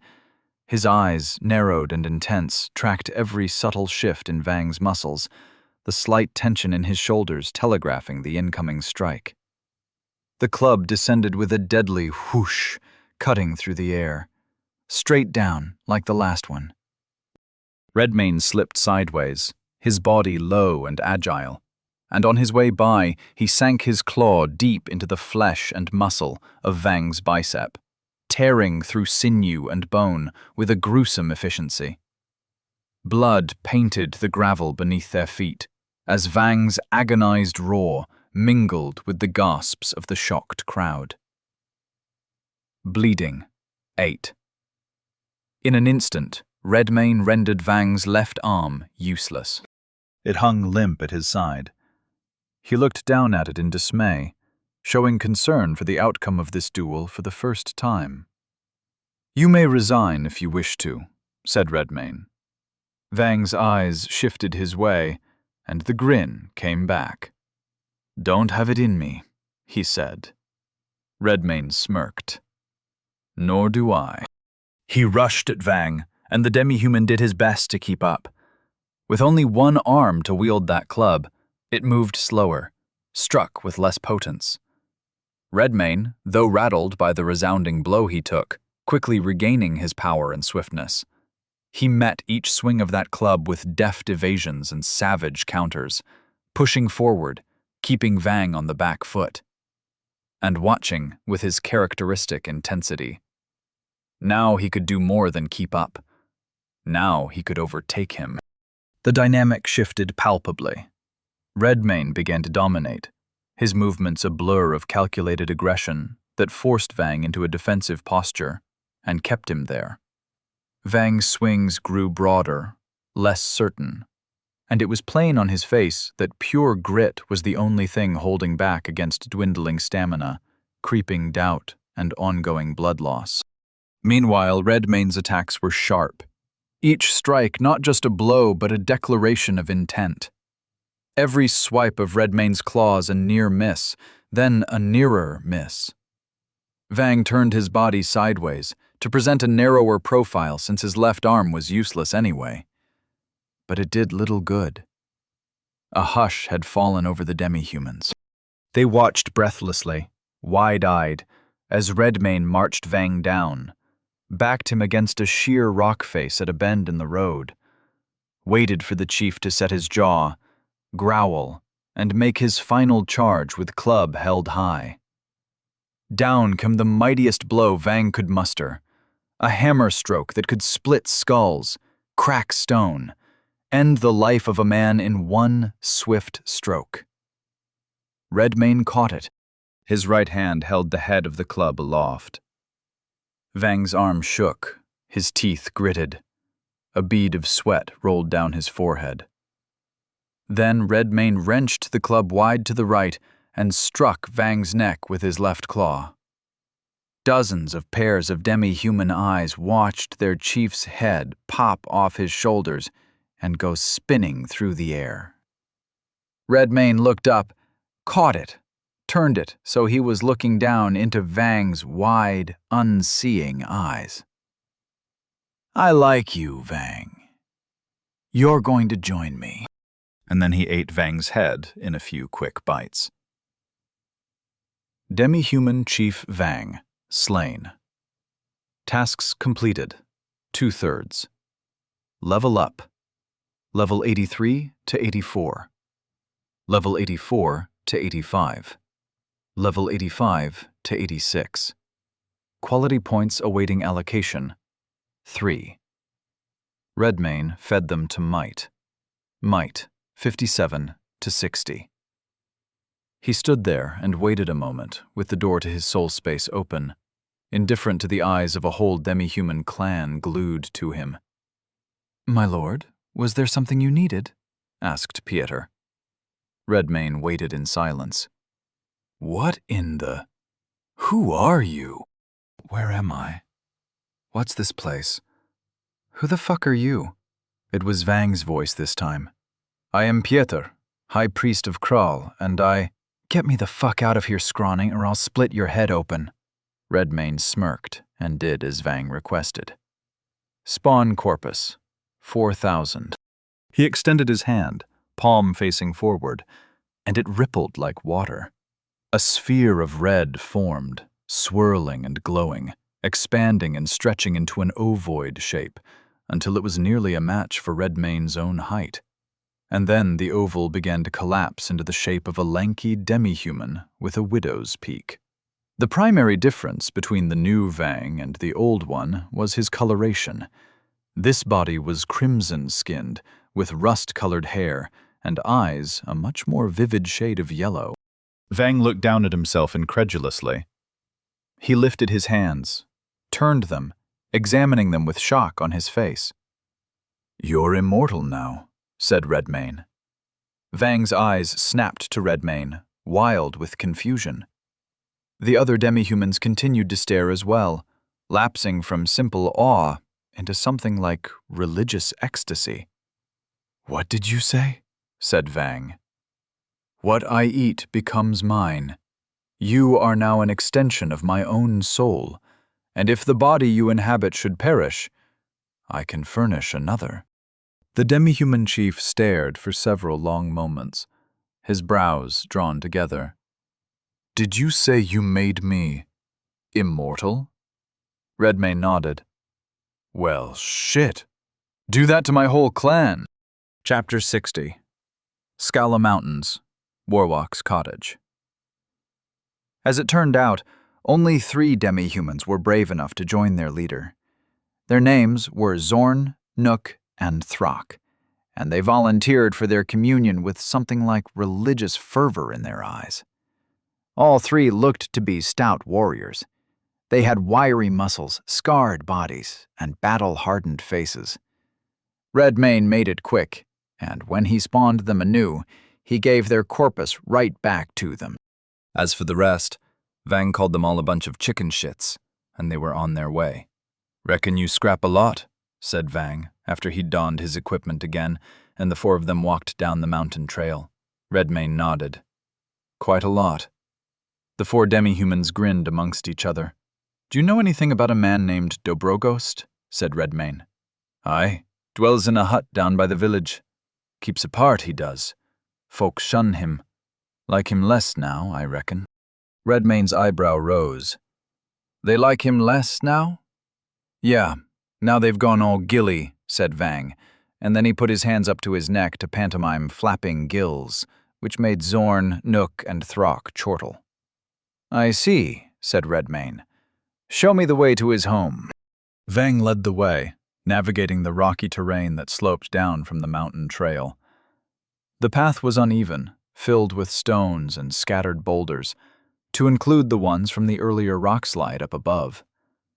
They moved carefully, stepping over large rocks and squeezing through narrow gaps between them, leaving the main path behind to navigate a tight natural maze between the jagged rocks. Redmayne imagined this was not a comfortable walk home from the fish market. Dobrogost must have had some other means of getting there and back. The maze suddenly opened out into a small, circular canyon, with a hut standing at its center. The home was constructed from rough stones that matched the surrounding terrain, with a thatched roof and a single door crafted from dark wood and weathered by the elements. Beside the door was one small window, covered by a simple cloth. A few patches of resilient grass poked through the rocky soil. Near the entrance, a row of small clay pots contained oddly shaped plants that seemed to twitch occasionally. Above them hung a wind chime, made of mismatched metallic objects, each piece clinking softly in the breeze, filling the air with a strange melody. "Hail, Dobrogost," said Redmayne, loud enough for the occupant to hear. The five of them stood there a moment, awaiting an answer. A gnarled hand swept aside the cloth in front of the window. A pair of eyes peered out of it briefly, and then it fell back into place. In a moment, the door creaked open, and a wizened old man stepped out to greet them, squinting against the light of the sun. Warlock Dobrogost, human, Gnosis user, level 112. Dobrogost stood with a stoop, his face weathered and deeply wrinkled. But his ice-blue eyes peered out from beneath his unkempt hair with a gleam that suggested a sharp mind. He wore a plain brown robe that hung loosely on his meager frame, secured to his waist by a simple length of rope, and around his neck dangled an assortment of amulets and charms. "Hail, Lord of Hunger," said Dobrogost in a dry tone. "I suspected I would see you coming this way soon." Redmayne's eyes widened slightly. "I'm here to eliminate me, I presume, by order of the Numantian system," said Dobrogost. Redmayne stared. Dobrogost tutted and turned to go back inside his house. "Come in. I'll put some tea on." Redmayne looked at Vang and his cohorts. "You wait out here." Vang grunted and folded his arms. The other three plopped down into seats on nearby rocks as Redmayne followed the old man into his home. The main room of Dobrogost's hut served as both living area and workspace. A large table dominated the center, cluttered with scrolls, books, and various instruments Redmayne did not recognize. Shelves lined the walls, filled with more books and jars containing pickled specimens and strange substances. A small hearth in one corner provided warmth, and a few bearskin rugs lay about on a stone floor worn smooth by years of use. The warlock fetched his kettle and filled it with water, hung it above the fire. "You're making your way to the Seal of the Sphinx, I presume?" Redmayne closed the door behind him, nodded. "Yes. I've felt her stirring of late. I believe she's expecting you." Redmayne's eyebrows rose. Dobrogost watched his reaction. Smirked. "You look surprised." "I didn't expect anyone to know what I was doing," said Redmayne. "Nor did I expect a foe to cooperate." The old man chuckled dryly. "Yes, I'd expect the system to make me its enemy. I did not expect a god to be the one to come and do its bidding. I must say I'm flattered." It felt strange, being called a god. Technically correct, he supposed. He felt strong, to be sure, but there was a difference between strong and divine. Dobrogost watched him, looking amused. "Have a seat, please. Don't just stand there in my doorway. You make an old man nervous." Redmayne nodded and had a seat at the warlock's table. "If you knew the system marked you, why would you stay? Would there be any safe place in this land to go to? Anywhere to hide?" Dobrogost shook his head. "Numantia has cast its net across our world already. There can be no secrets from them any longer. I must admit, I know not why the system chose me. Some imbued I've met seem unsettled by it." A grin spread across Dobrogost's wrinkled face. "Intriguing. Perhaps we can get to the bottom of it, though." Redmayne tilted his head like a curious wolf. The kettle began to whistle, and Dobrogost removed it from the heat and poured its contents into 2 earthenware cups. He sweetened the tea with a dollop of honey, cleared off some space on his cluttered table, and had a seat across from Redmayne with the cups in hand. He slid one across the table and said, "You want to ask me how, I gather. We'll do so by reason. The system operates by reason, and even though it possesses more information than you and I, we can trust that it functions on unfaltering principles. All we must do, then, is identify which of those principles necessitate your involvement. Redmayne slowly nodded. I think I follow. Good. So let me inquire about you, then. Share with me your fears and resentments, your aspirations, the principles you would follow. Redmayne stared at the steaming cup of tea in front of him. He considered the question in silence for a time. His mind went in many directions. Trying to collect what he had learned since attaining his freedom, to recall what he'd seen and experienced, and put forth a summary. I fear neither death nor pain, men nor monsters, not with the strength that dwells in this frame. But that was not always so.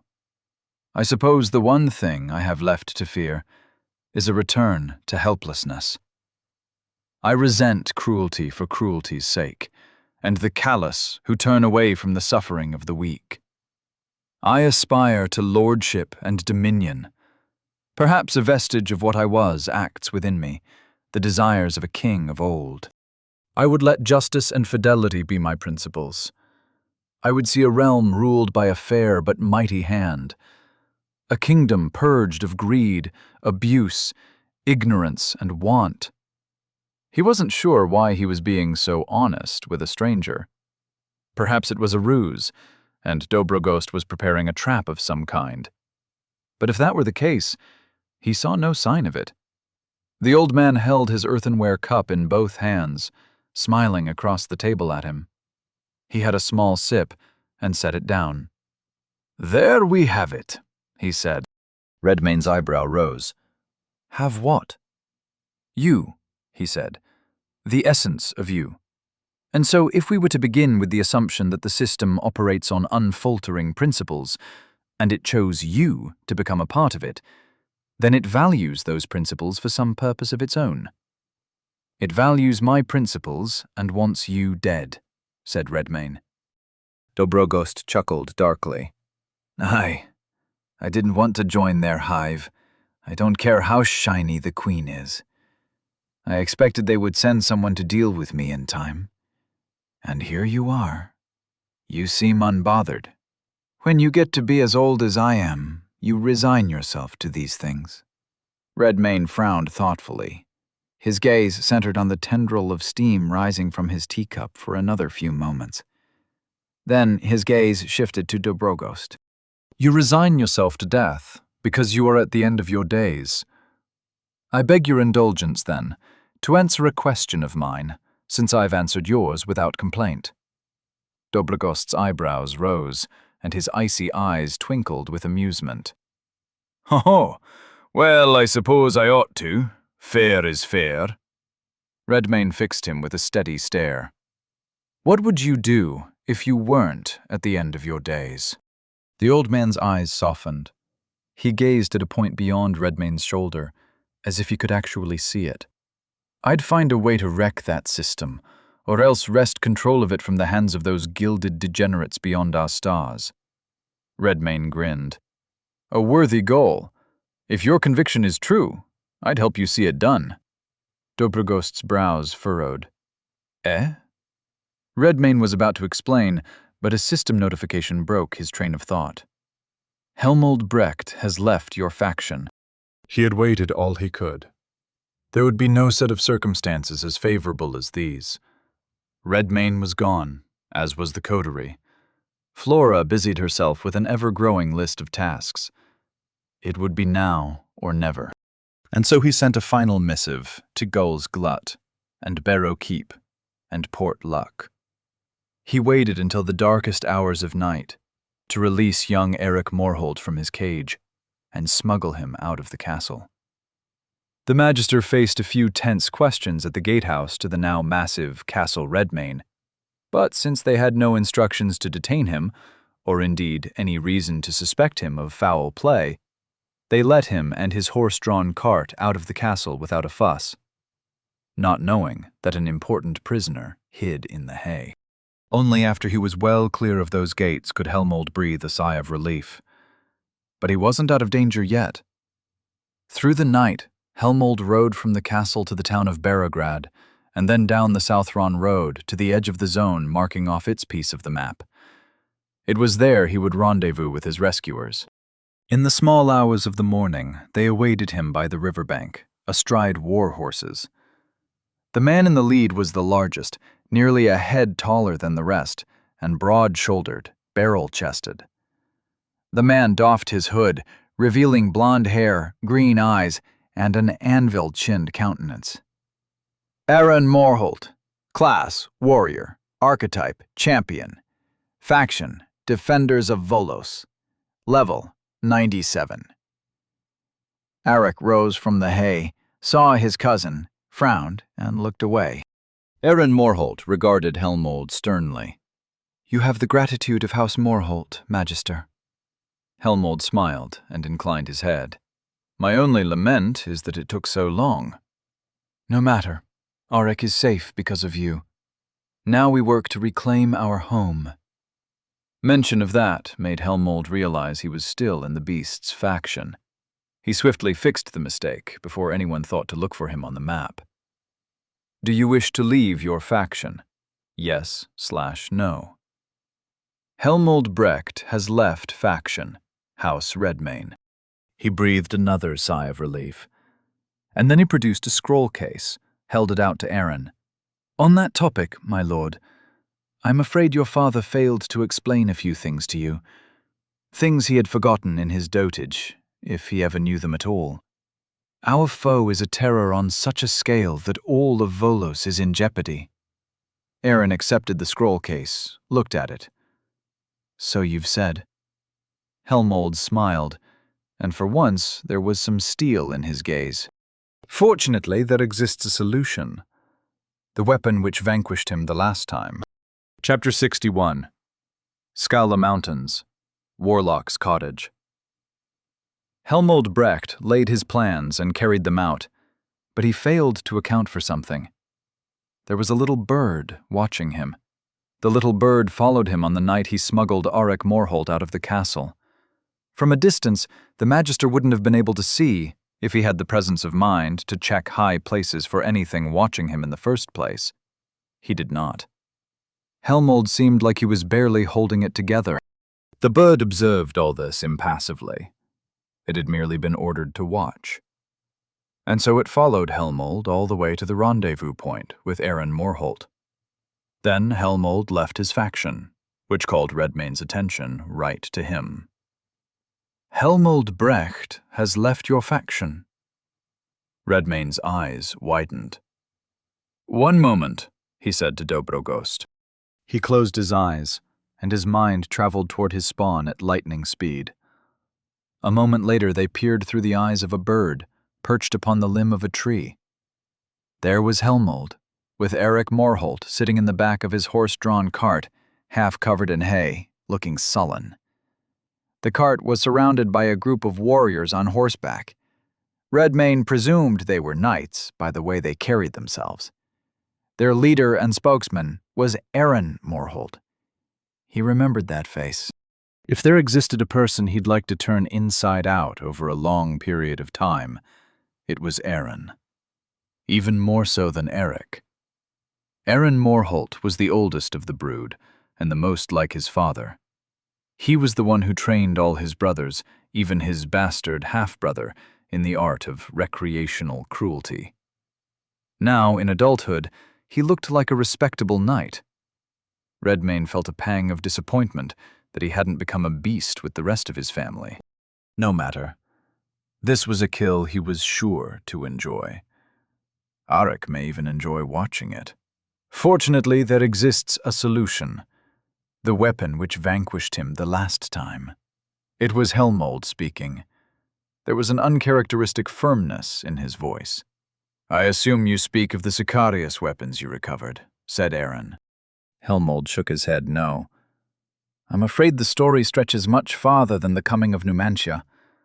It goes back to before the coming of the Stallmen, in fact, to the ancient world, the original civilization of Volos, and its sovereign."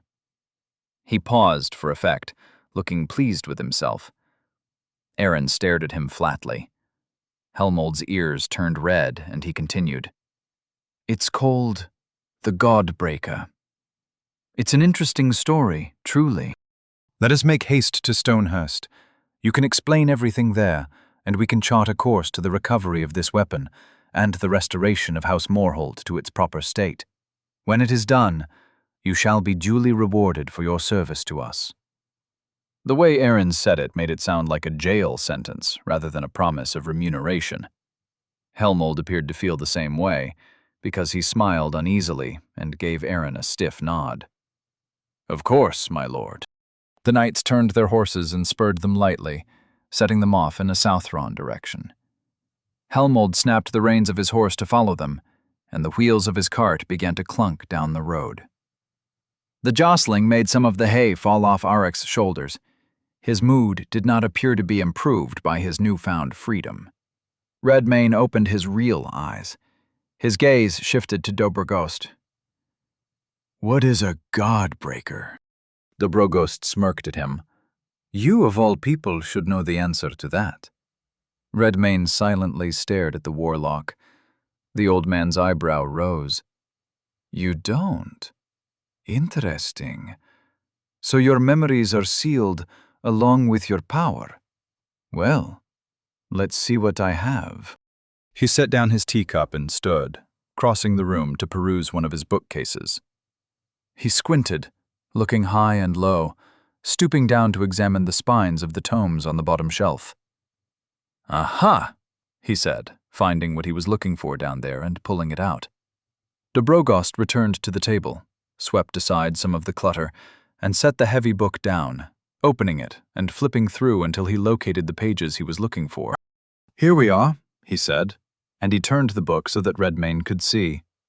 There was text on the pages, but the centerpiece was an illustration he'd seen before. Recently. It was the engraving on the wall of the Deep Well Monastery. At the bottom, where the abyssal well lay, it was an image of a ruler holding a hammer in one hand and two chained figures in the other.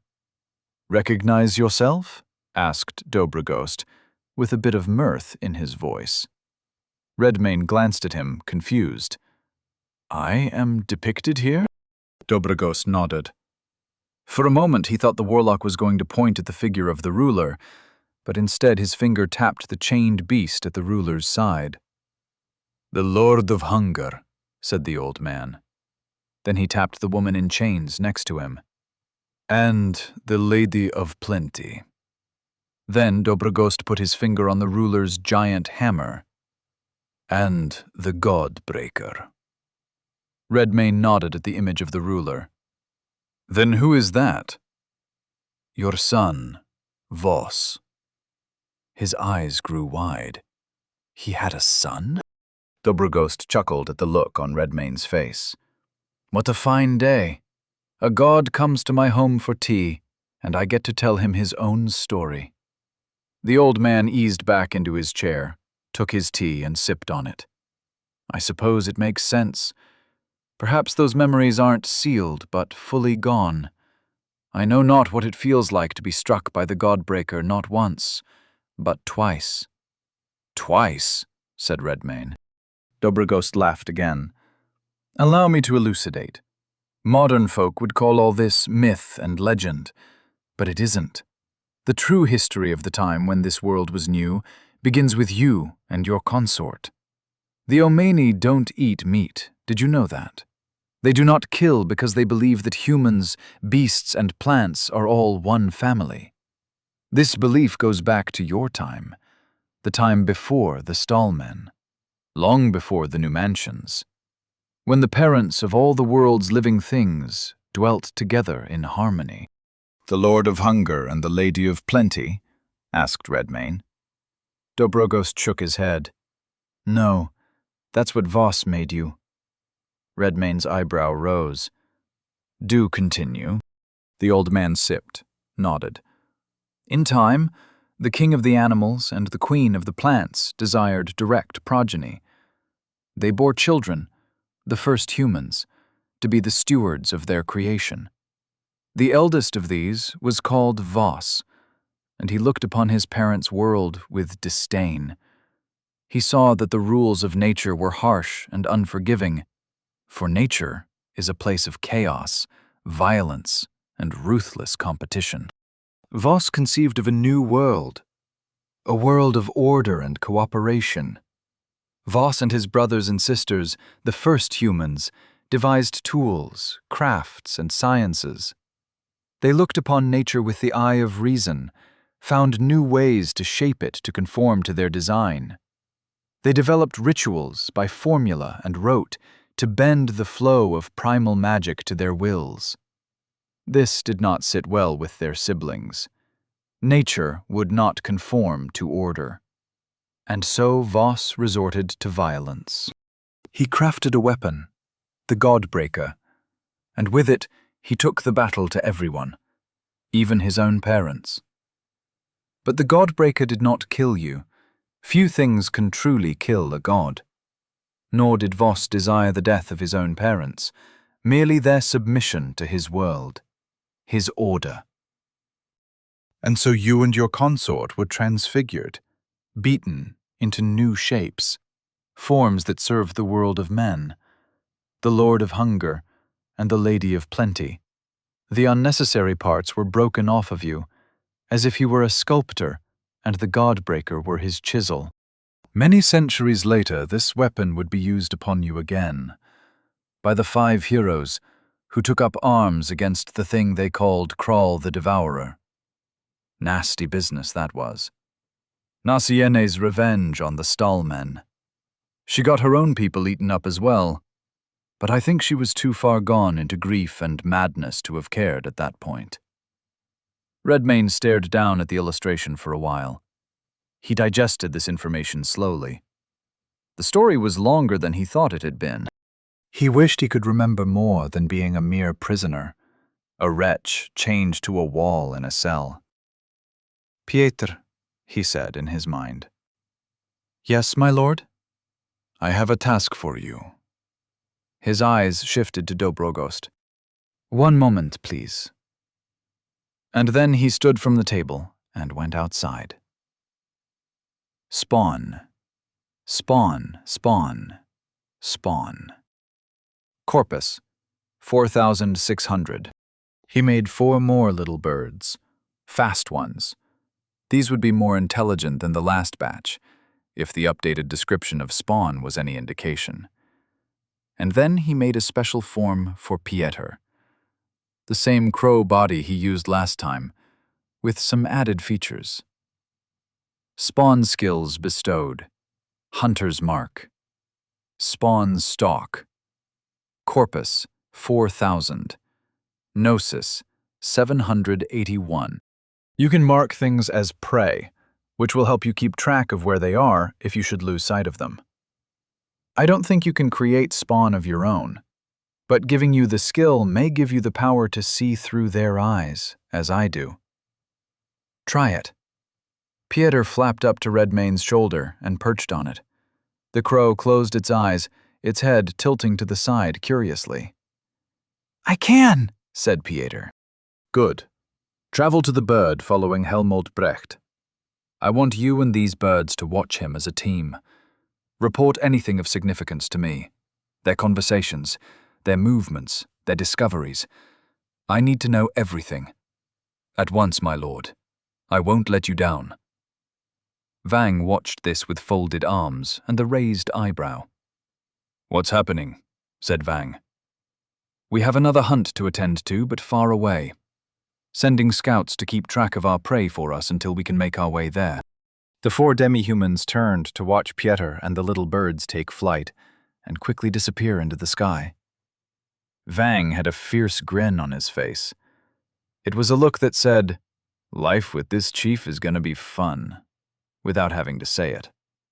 Redmayne noted the look, smirked, and turned to go back into the cottage. He found Dobrogost sitting where he'd left him, holding his teacup, smiling absently.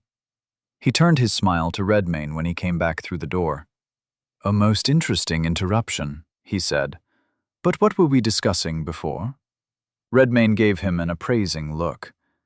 The old man was relaxed, and if one were to go on his words by themselves, he appeared to be resigned to his fate. But Dobrogost's eyes told a different story. There was vitality in them, conviction. "I asked what you would do if you had more time left," said Redmayne. Dobrogost grinned and nodded slowly. "Ah, yes. To smash the system or seize its reins. Fairy tale wishes. An old man should know better." He chuckled and sipped his tea. "Do you believe there is a way?" "There's a way to do anything," said Dobrogost. "The trouble's in figuring it out." "So it's a question of time?" "Partly. Time, energy, access to certain resources." "If I gave you these things, would you serve me?" asked Redmayne. The old man grinned, and the wrinkles around his glittering eyes tightened as he did so. He gave Redmayne a long, steady look, a look that suggested he was taking Redmayne's measure as intently as Redmayne himself had done so a moment earlier, weighing his desires and principles, imagining a future which could or could not be made real, in order to decide if it was worth the risks, if it was worth the costs. Dobrogost had another small sip of tea and set the cup down. "I was thinking, just the other day, that I wasn't ready to die quite yet." Chapter 62. Scala Mountains, Warlock's Cottage. As with Vang, Redmayne made the process quick and painless. Warlock Dobrogost slain. Tasks complete. 3/3. Level up. Level 86 to level 87. Level 87 to level 88. Level 88 to level 89. Zone tasks completed. Cleared zone, Scala Mountains. Level up. Level 89 to level 90. Level 90 to level 91. Quality points awaiting allocation. 5. Scala Mountains will be integrated into the domain of House Redmayne. When it was done, Redmayne spawned Dobrogost anew, in a body resembling the original, but younger, and quite a bit redder. While the warlock examined his new form, Redmayne considered where to allocate his points this time. With might at 60, it was time to go elsewhere again, so as not to end up with anything lacking. Grace, 50 to 55. "How do you feel?" asked Redmayne. Dobrogost laughed. "There are a few ways to prolong one's life. They all carry costs, and the costs are ugly. Considering all that, I think myself fortunate." "Fair enough." Redmayne walked out of the cottage and took wing, to briefly return to Rollo's Pass and let Flora know it was safe. He found the town considerably greener than he'd left it. Tomorrow there would be more Floras blooming to continue their work here, so he took the one he had and brought her back to the warlock's cottage with him. For a conference. When he touched down with Flora in his arms, Dobrogost stared at the two of them reverently. "Well, I never thought I'd see the two of you together with my own eyes. I am blessed." She smiled at his words, took the hem of her kitchen maid's dress, and curtsied. "It is a pleasure to meet thee, good sir. Ye have all sworn allegiance to my lord, I take it." She addressed not only Dobrogost, but Vang and his cohorts, who stood in the clearing with them. Vang gave her a grunt and a nod. "Yar, Redmayne's the strongest." Dobrogost smiled wryly. "Can you tell by my complexion?" Flora laughed and nodded. "I can indeed." Redmayne had Flora relay the message to Valter, Vengarl, Radovid, Irina, and Vela in the west, and to the Kral cultists in Barograd, Berek, and Valdemar. "Helmold Brecht has defected from our faction and taken Arik Morholt with him. The group is led by Aaron Morholt, Eric's relative, an imbued warrior. They plan to try and take Castle Redmayne back, and they seek a powerful weapon they think will give them a chance. But we're watching them, even now. When the time is right, we'll make our move against them." Flora went silent for a moment staring absently at the clouds. Then she smiled and looked at Redmayne. "The message is conveyed, my lord. All parties await thy command. Volter and Vengarl seem especially enthusiastic." Redmayne smirked and nodded. "Good. We carry on, then, to the fishing village. Come with me if you seek a fight." Vang and his lackeys rose, cracking their necks and knuckles, grins on their faces. "Thanks all the same," said Dobrogost. "But I'm no fighter. I can be of assistance in matters of the arcane, however. I'm also adept in herbalism and alchemy." Flora perked up. "Herbalism, you say?" The two of them began chatting animatedly, throwing jargon back and forth that Redmayne did not understand. When Flora began spawning plants all over the barren clearing, bringing the ground to life, the warlock looked as though he'd died and gone to heaven. He began to make specific requests, which Flora granted with a cheery smile. Dobrogost stared, childlike wonder on his face. It looked like he was in danger of fainting. The ability to create plant life from nothing was evidently remarkable, even for an aged magic user like himself. Redmayne, Vang, Zorn, Nook, and Throck stared at this blankly. He looked at the others. "Let's go hunt." They all grunted and nodded together, and set out as a group. Once they were back on the mountain road connecting Rollo's Pass to the northern shore, the fishing village came into view, much closer this time. The hamlet spread along the coast, cottages huddled around the cove where fishing boats found shelter from the relentless sea. Beyond the safety of the cove, the sea met the shore with force, waves breaking against the rocks, spraying white foam up into the air. At the edge of the village, where the beach turned to jagged cliffs, piles of corpses lay under the watch of fishmen shuffling between the heaps, their movements devoid of higher thought, like scavenging beasts. They tossed limbs and sorted through remains, some hunching over to feast on the dead. You have entered Zone Kenvik Fishing Village. Tasks: slay the longshoreman, slay Old Gredder, slay Freydis of the Deep. Tasks completed. 0/3. "You four enter the town by this road," said Redmayne. "Cull the weak. Call out to me if you find one of the strong ones. I'll search from above." Vang gave a small nod, hefted his club. "You heard the chief. Let's clobber up some fish chowder." They descended the road, and Redmayne took wing. Carnivorous metamorph corpus, 3,900. From above, Kenvik was a dense cluster of homes and businesses built of dark wood, the buildings crowded in around narrow, winding streets. Anything without a thorough coat of paint resembled driftwood, battered by the relentless wind and spray of salt water. Redmayne floated just above the rooftops, then dismissed his wings and landed on one when he realized he was better off this way. There would be no places to swoop down like a bird of prey here. The air reeked of brine and blood. Below him, on the streets, hulking fishmen wandered alone or in small packs. They had mouths full of jagged teeth, glossy black spheres for eyes, webbed hands and feet, and great fins which began on their foreheads and stretched all the way down their backs. The stench of raw meat on their breath told Redmayne what had happened to those who hadn't turned. A familiar story.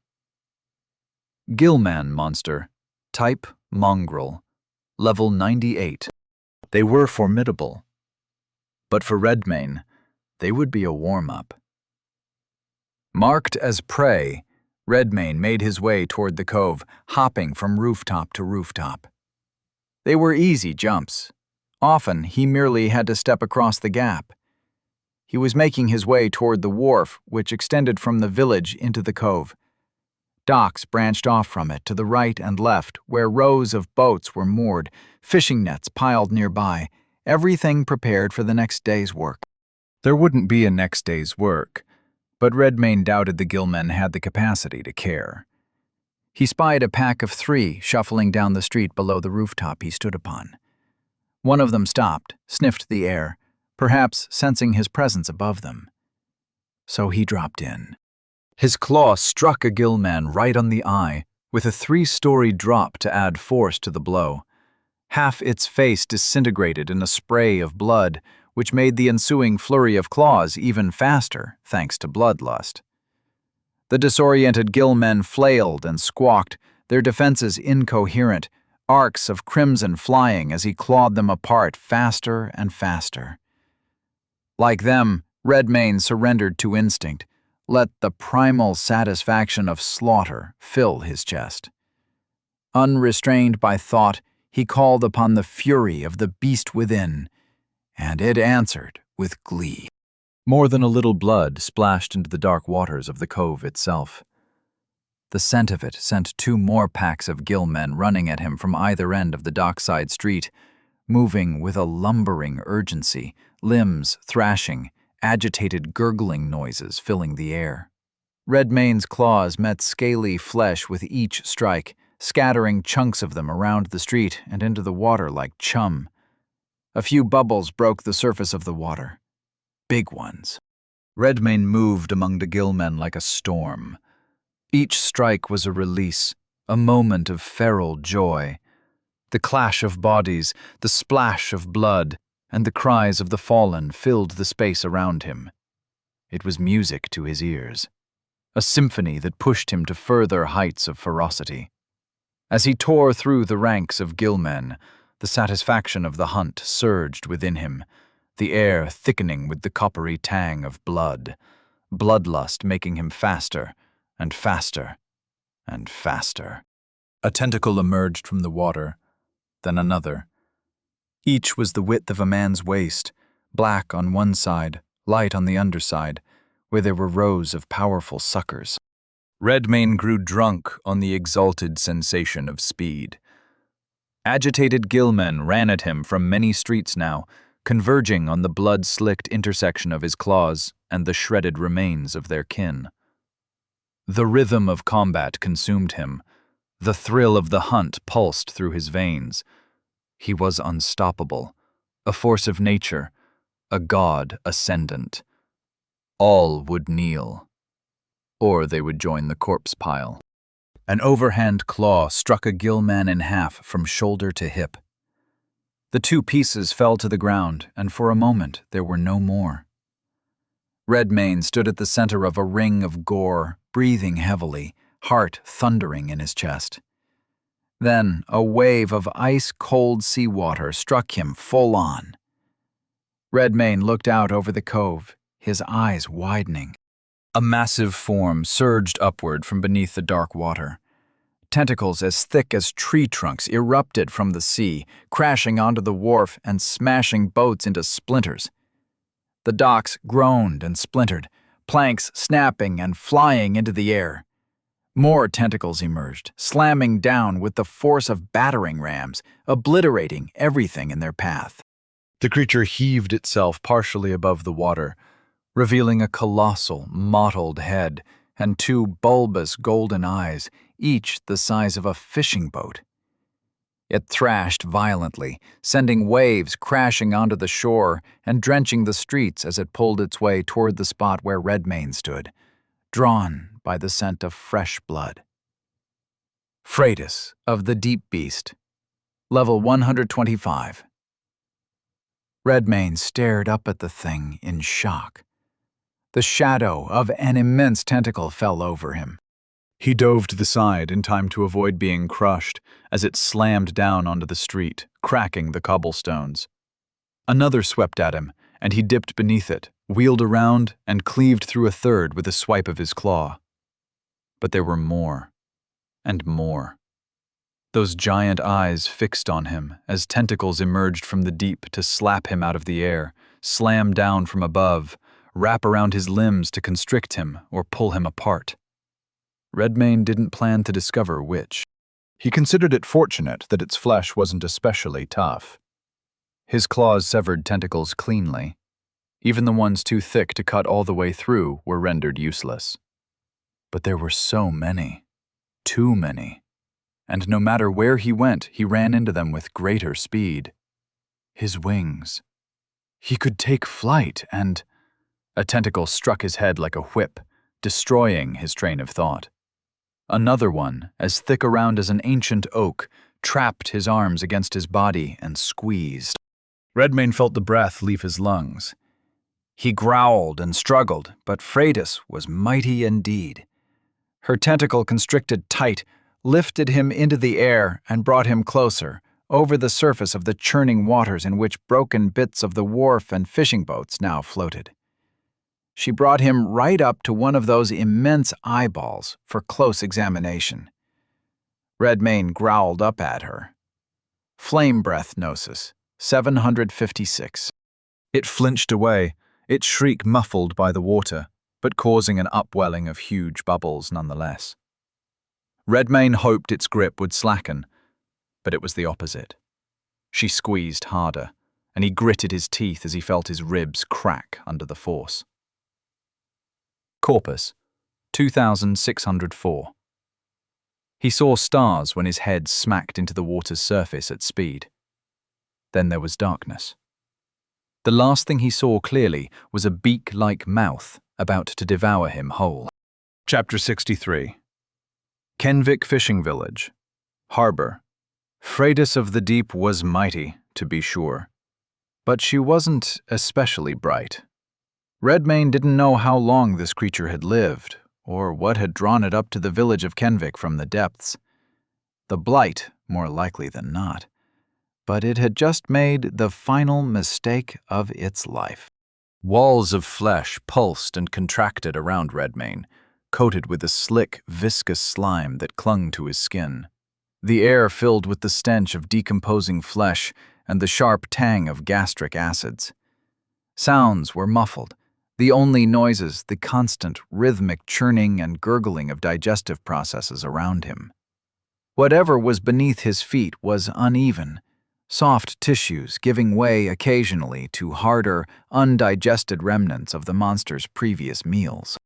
The smells alone would be enough to make this unpleasant.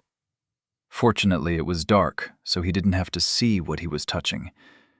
But rather than focus on those things he could not change, he placed his mind firmly on changing himself. Physically. There was something in the new rank of carnivorous metamorph he wanted to double-check. Carnivorous metamorph, bloodline skill. Monstrous, grew. Rank 2, evolution. Possible. Active, 10 gnosis per adaptation. Rank 1. The monster is capable of changing form to mimic the natural qualities of any creatures it has previously eaten, to include attacks, defenses, environmental adaptations, and modes of stealth, perception, and movement. It can grow such things as scales, tails, insulating fur, forms of natural camouflage, venom sacs, fangs, quills, and specialized organs such as gills or wings. The monster also acquires an instinctual understanding of how such adaptations are utilized by their own kind, conferring a level of aptitude equal to that of a young adult specimen of said species. Upon learning this skill, the monster will possess an inner library of adaptations that will grow as it consumes the flesh of eaten creatures. Adaptations are permanent unless dismissed by the monster. Rank 2. The monster gains greater flexibility with their library of adaptations. It may combine the functions of different adaptations together to create unique organs, tissues, or natural weapons.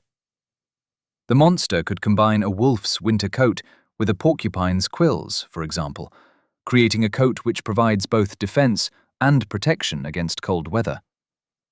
The monster may also manifest organs and appendages anywhere on its body, such as an eyeball on the palm of its hand or a mass of horns on its shoulder.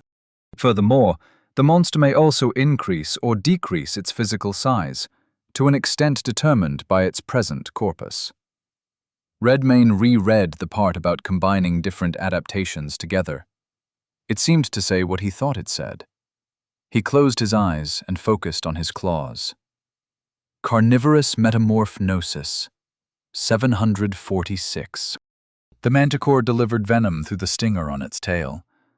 Redmayne could focus on the image of it, see it in cross-section. The organ included a bulbous venom gland adjacent to the stinger, giving it its distinctive shape. He created the same sort of venom glands, but he tucked them in between the ring of carpal bones within his wrists. Then he stretched the stinger out, branched it into 5, threaded the 5 branches through the insides of his fingers, and brought the ends of the venom ducts into the tips of all 5 claws. Redmayne gritted his teeth, cracked his neck. He'd have liked to take a deep breath in, but he chose not to on account of the stench. Instead, he started slashing. Bleeding, 4. Venom, 5. Bleeding, 8. Venom, 10. Bleeding, 12. Venom, 15. Freydis's stomach was a ruin in instants. He could tell its walls were trying to expel him, instinctively contracting as if to vomit him out. But they were already dissolute, shredded like tissue. The gurgling and churning sounded frantic now, spastic, because even as he ripped into the sea monster's guts, faster and faster thanks to bloodthirst, he was also delivering copious quantities of the manticore's venom into its system. Freydis was large enough perhaps to soak a bit of venom by virtue of her sheer mass, but not large enough to compensate for how many doses she was getting in rapid succession. There was only a brief period of thrashing and flailing before she began to sink like a boulder. Redmayne hacked his way to freedom, finally ripping free of the great beast's body to find himself in deep, dark water. Even as massive as she was, he could only barely see the outline of Freydis's paralyzed, bleeding body descending into the depths. Freydis of the Deep. Slain. Tasks completed. 1/3. Level up. Level 91 to 92. Level 92 to 93. Level 93 to 94. Level 94 to 95. Quality points awaiting allocation. 4. Speed was on his mind, so he fed the points to Grace. Grace, 55 to 59. Redmayne looked up, and to his dismay, he couldn't see the surface. She must have begun sinking well before he'd clawed his way out. He swam upward as fast as he could, remembering with a pang of panic that gills were not yet in his carnivorous metamorph library. On his way up, he felt pains all over his body, pressure injuries, in his joints, his muscles, even on his skin. It became harder to hold his breath, even as the shimmer of the surface came into view. Corpus, 2019. It would be a grim irony if he'd slain a titanic beast with such ease, only to be done in by the waters themselves. Corpus, 1832. Closing toward the surface didn't seem to help. In fact, new pains burst into being all over his body. Corpus, 1554. He choked, flailed, struggling to see straight. The silvery shine of the surface so close, promising safety, release. Corpus, 1140. His vision blurred to the point of blindness. He released his last breath in a cloud of bubbles. And then his head broke the surface of the water. Redmayne's lungs filled with air in a violent, desperate gasp. Water splashed around him as he coughed, expelled the remnants of seawater from his throat, and sucked in another deep breath. The cold air stung his lungs, made him gasp again, chest heaving with the effort of each sharp inhalation. Harpoons began to strike the surface of the water around him. He wheeled around to see a pack of gill men standing on the rocky shore, above the ruins of the wharf, taking harpoons from a stack piled next to them and hurling them through the air with alarming force and accuracy. And they had a leader with them, a gill man, somewhat taller and brawnier than the rest, wearing the remnants of a long jacket and trousers. The longshoreman monster. Type, mongrel. level 112. Not the welcome he was hoping for. Harpoons sliced through the air, pelting the water all around him. The sound of wood clacking against rock echoed as the gillmen grabbed more and more harpoons from the pile, a non-stop barrage of them throwing in turns. There was nothing else to do but plunge back beneath the surface. Cold water enveloped him. Below, the world was a blur of dark shapes and the muffled sounds of harpoons piercing the water above.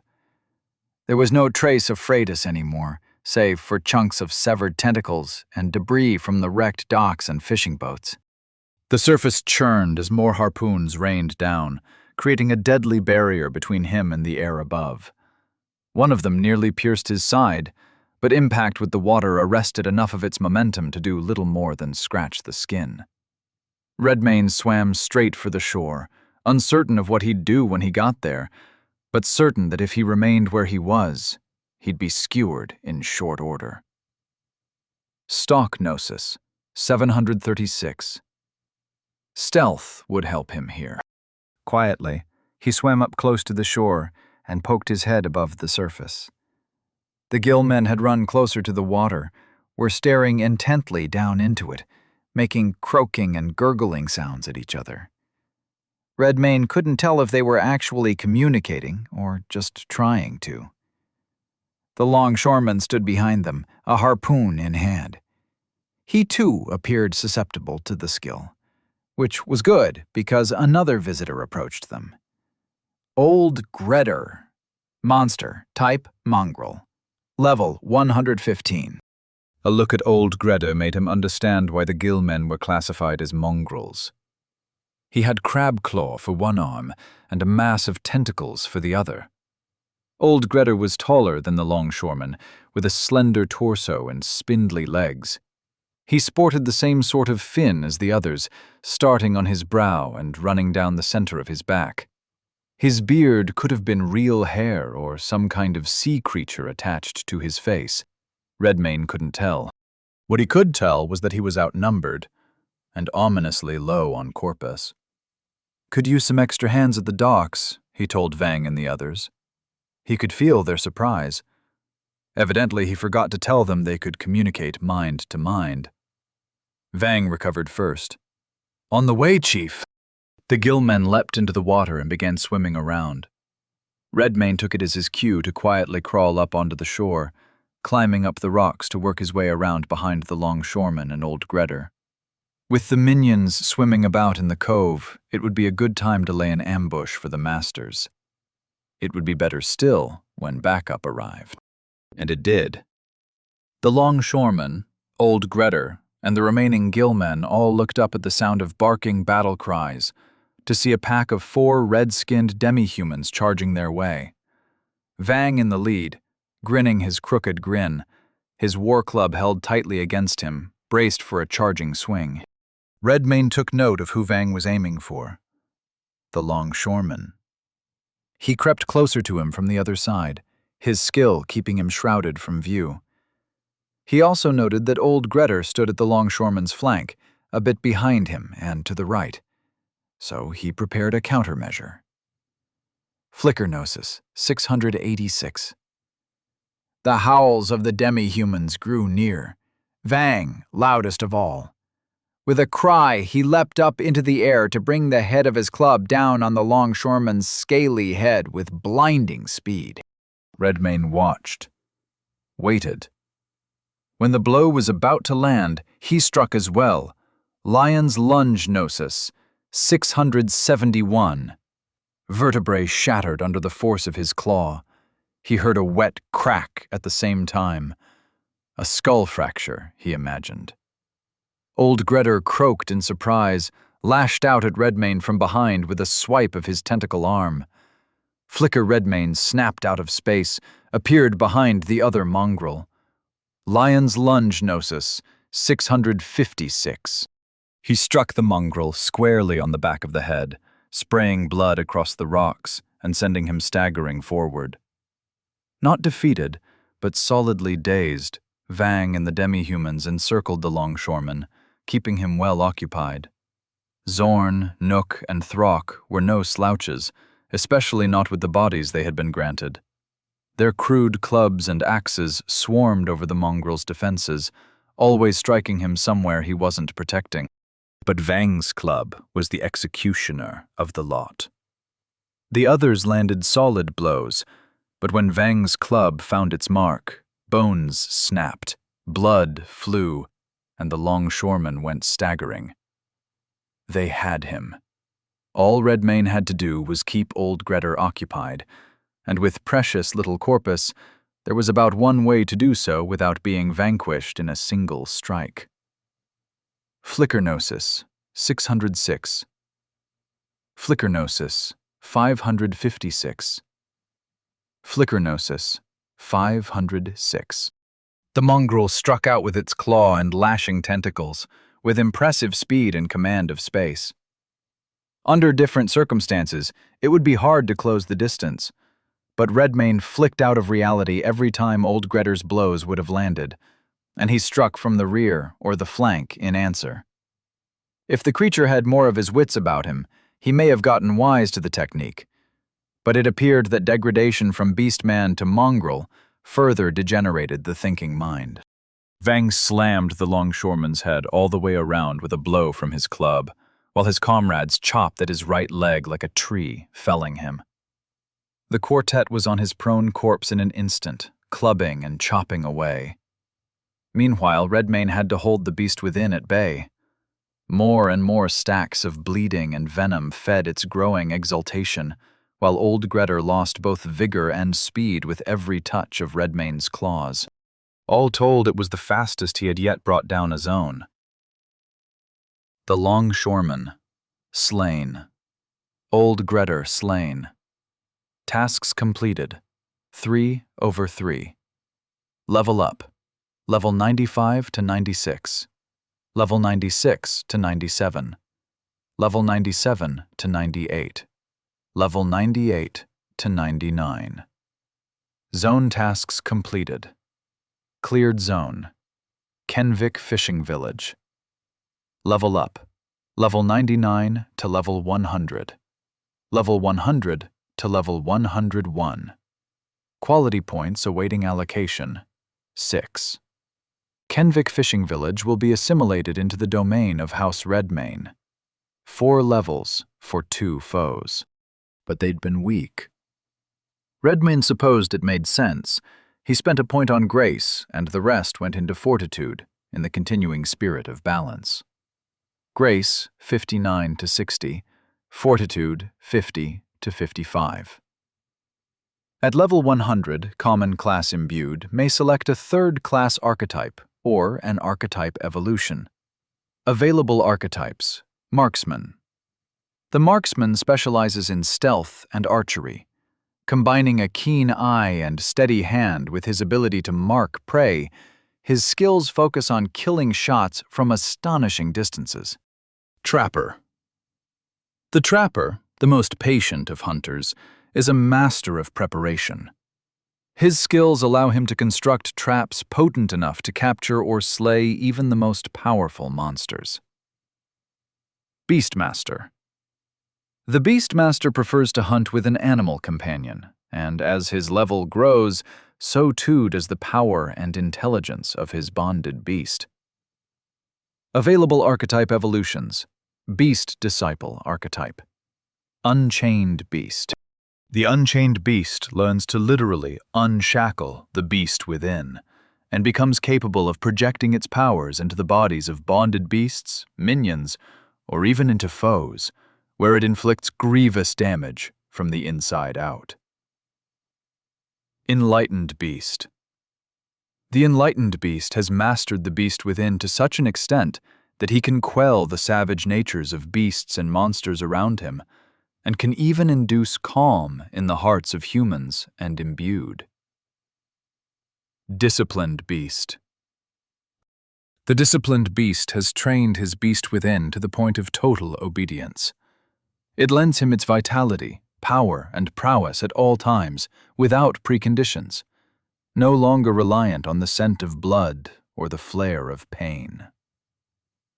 The system presented interesting choices. Redmayne sat and read over them, pondered his decision for a while. Calming emotions didn't appeal to him much. A consistent gain in strength would be a sensible choice, but there was something about the disciplined beast archetype that didn't sit right with him. Unchained beast, on the other hand, spoke to his very soul. He made his selection. Archetype: Evolved Beast Disciple, Unchained Beast. Skill granted: The Beast Liberated. Uncommon class skill: Hunter. Rank 1, Evolution possible. Active: 50 Gnosis. With a glance, the imbued may project the beast within into the body of another creature. If the targeted creature is an ally, bonded beast, or minion, it gains the imbued's qualities, armor, and evasion, as well as access to the imbued's beast disciple skills. If the target creature has a quality higher than that of the imbued, it receives a +10 to that quality instead. If the targeted creature is an enemy, the beast within tears its body apart from the inside. The targeted creature erupts into a fountain of blood and gore as claw and bite wounds from an invisible source spontaneously tear its flesh asunder. The beast within attacks with the imbued's qualities and strongest natural weapon, as if the imbued himself were attacking the creature. The imbued may still use his own beast disciple skills while his beast within is outside his body, but does so at twice the normal gnosis cost. Vang and his pack dealt with the remaining gillmen when they surfaced to find their leaders executed. Redmayne, meanwhile, read the description of his new skill several times over. Each time, his heartbeat picked up a little. He sat on a rock and stared out over the debris-strewn waters of the cove, watching the waves crash against the shore, thinking about creative ways to use it. And also he considered the next steps of the journey. Out there to the north lay the island lair of the Sphinx, but somewhere nearby, his enemies conspired to claim a weapon capable of doing him real harm: the Godbreaker. Even with Pieter watching them and reporting back, there would be a delay before they could act. By the time he could muster his people and set them in motion, Aaron Morholt's party would already be underway. It would be good if he could discover the location of the weapon before they did. Perhaps they already knew where it was and would soon set out to claim it. He would have to know where to go, but how to find out? As he thought about it, his gaze followed the tide as it subtly rose. The tide? His eyes suddenly widened. He could find out. He could find out today. The first order of business would be a meal of cold fish, to replenish what corpus he could. And then he had business with the envoy of the abyss. Chapter 64. Scala Caverns, Deepwell Monastery. Redmayne ate until his corpus was at a satisfactory level. Corpus: 9,657. He explained his intentions to Vang and the demi-humans, had them remain in the village to clean up any leftover gillmen, and then he was off to the abyss. Submerge. He sank into the profound darkness of the world beneath all shadows. Transit from Kenvik to the abyssal well was brief and surreal in its beauty. A walk upon still dark waters, under a sky populated by unfamiliar stars. As he walked, he checked the description of the skill to ensure it would perform as he required. Summon Envoy, Channeling Skill, Abyssal, Rank 1, Active, 50 Gnosis. The monster calls forth an envoy of the abyss from the depths of an abyssal well. The envoy may be commanded to defend the abyssal well, or the immediate area around it, relay a message to another abyssal well, or answer 3 of the summoner's questions. The answers given will always be correct within the envoy's knowledge. If the envoy being questioned does not know the answer to a question, it will answer unclear. This skill may be used once per full cycle of the tides. The answer will be correct within the envoy's knowledge. With good fortune, the location of the Godbreaker would be within its knowledge. If not, he supposed he wouldn't have wasted much time. Pieter was en route, and a little bird was already following Helmold Brecht's every move. All would not be lost. He questioned the correctness of this move. The seal of the Sphinx lay before him to the north. All of the territory between Castle Redmane and the northern shore now belonged to him. He could strike out from a position of strength and claim another portion of his former power, and then pivot to deal with the traitorous Magister and his new friends. But the Godbreaker had bested him before, at the height of his power, if the stories were accurate. A part of him, some quiet inner voice from the past, said it was always best to deal with a traitor before an enemy. The Sphinx could wait. When he rose to the surface again, standing upon the water of the abyssal well as if it were solid ground, he took in the sight of the great carved mural overlooking the well with new eyes. That was his son. The woman in chains was Flora, his consort, and he was the beast. If this was the power of the Godbreaker, it made him wonder what he and Flora were like before they knew its wrath. Were they cruel? Were they kind? Were they beyond dichotomies? Whatever they were, their own child saw fit to mutilate them to serve his own purposes. If a tool with that sort of power still existed in this world, better that he should hold it. He walked to the edge of the well, turned to face its center, and used his skill. Summon Envoy Gnosis, 456. The water blackened to an impossible shade, a darkness that consumed the light. Then, as before, the center of the well bulged as the spherical body of the envoy surfaced from the depths of the abyss below. It rose up into the air, trailing ink-black tentacles which floated lazily on the surface of the water and dangled over the edge of the well. One huge eye opened, and its gaze fixed on Redmane. "I have questions," he said. "The envoy will answer." Redmane took a breath, released it slowly to ease his mind. "Where is the weapon called Godbreaker?" Silence. The envoy did not move, nor did the gaze of its single eye waver. Perhaps it was searching for the information, or considering a polite way to say it didn't know. "It lay in the hands of thy son, in his resting place." Redmane frowned. "Where is that, exactly?" The tomb of Voss lay in a secret glade, concealed by a door hidden in the stone, in the place now called Mount Mercor. That narrowed it down some, but he only had one question left. He paused to consider it carefully so as not to waste time waiting to use this skill again. Redmane gave the envoy an appraising look. "Would you show me the way?" he asked. The eye stared back at him, unblinking, for several long moments. There was no telling whether he had just wasted his question or not. Ripples of water gently lapped at the edge of the well, the only sound in the chamber. Enter the well. Redmane felt a thrill of gratitude. He walked back onto the well's surface until he was face to face with the envoy, and together they sank down into the darkness. There were no stars overhead this time, only blackness, which felt oppressive, like hands upon his eyes. Redmane felt a sense of movement without having to move his feet, as if he were being conveyed by the envoy.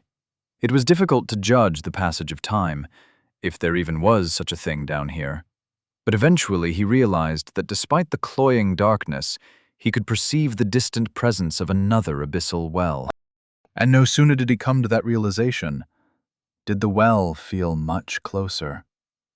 The sensation of being blinded went away next, and Redmane realized it must have been the physical substance of the envoy itself, wrapped around him like a cocoon, to efficiently move him here. It vanished into the abyss unceremoniously, but, he supposed, There was nothing left to say. It had done its duty, and now he stood at the base of a second abyssal well. Redmayne looked up, willed himself to rise. When he reached the surface, he found himself in somewhat familiar environs. This well did not sit within a huge mountain cavern, but the color of the stone and the workmanship of it were identical to the Deep Well Monastery. There was a dark stone roof overhead, and an arched entryway with no doors to hold back the sunlight streaming in. But again, he found himself face to face with a mural of Voss, Godbreaker in hand, holding the Lord of Hunger and the Lady of Plenty in chains. To think he'd found himself chained more than once in this long, bizarre life. The mere thought of it made his lip curl in a snarl. He turned from the image and went outside, before the urge to deface the mural with his claws took hold. Redmayne stepped out of the well and paused, taken aback by the serene beauty of the scene before him. The tomb of Voss stood in the grove surrounded by green grass, towering trees, and lush undergrowth. It was a squat, rectangular mausoleum built from dark stone, which sharply contrasted the wildness and vibrancy of the foliage growing up around it.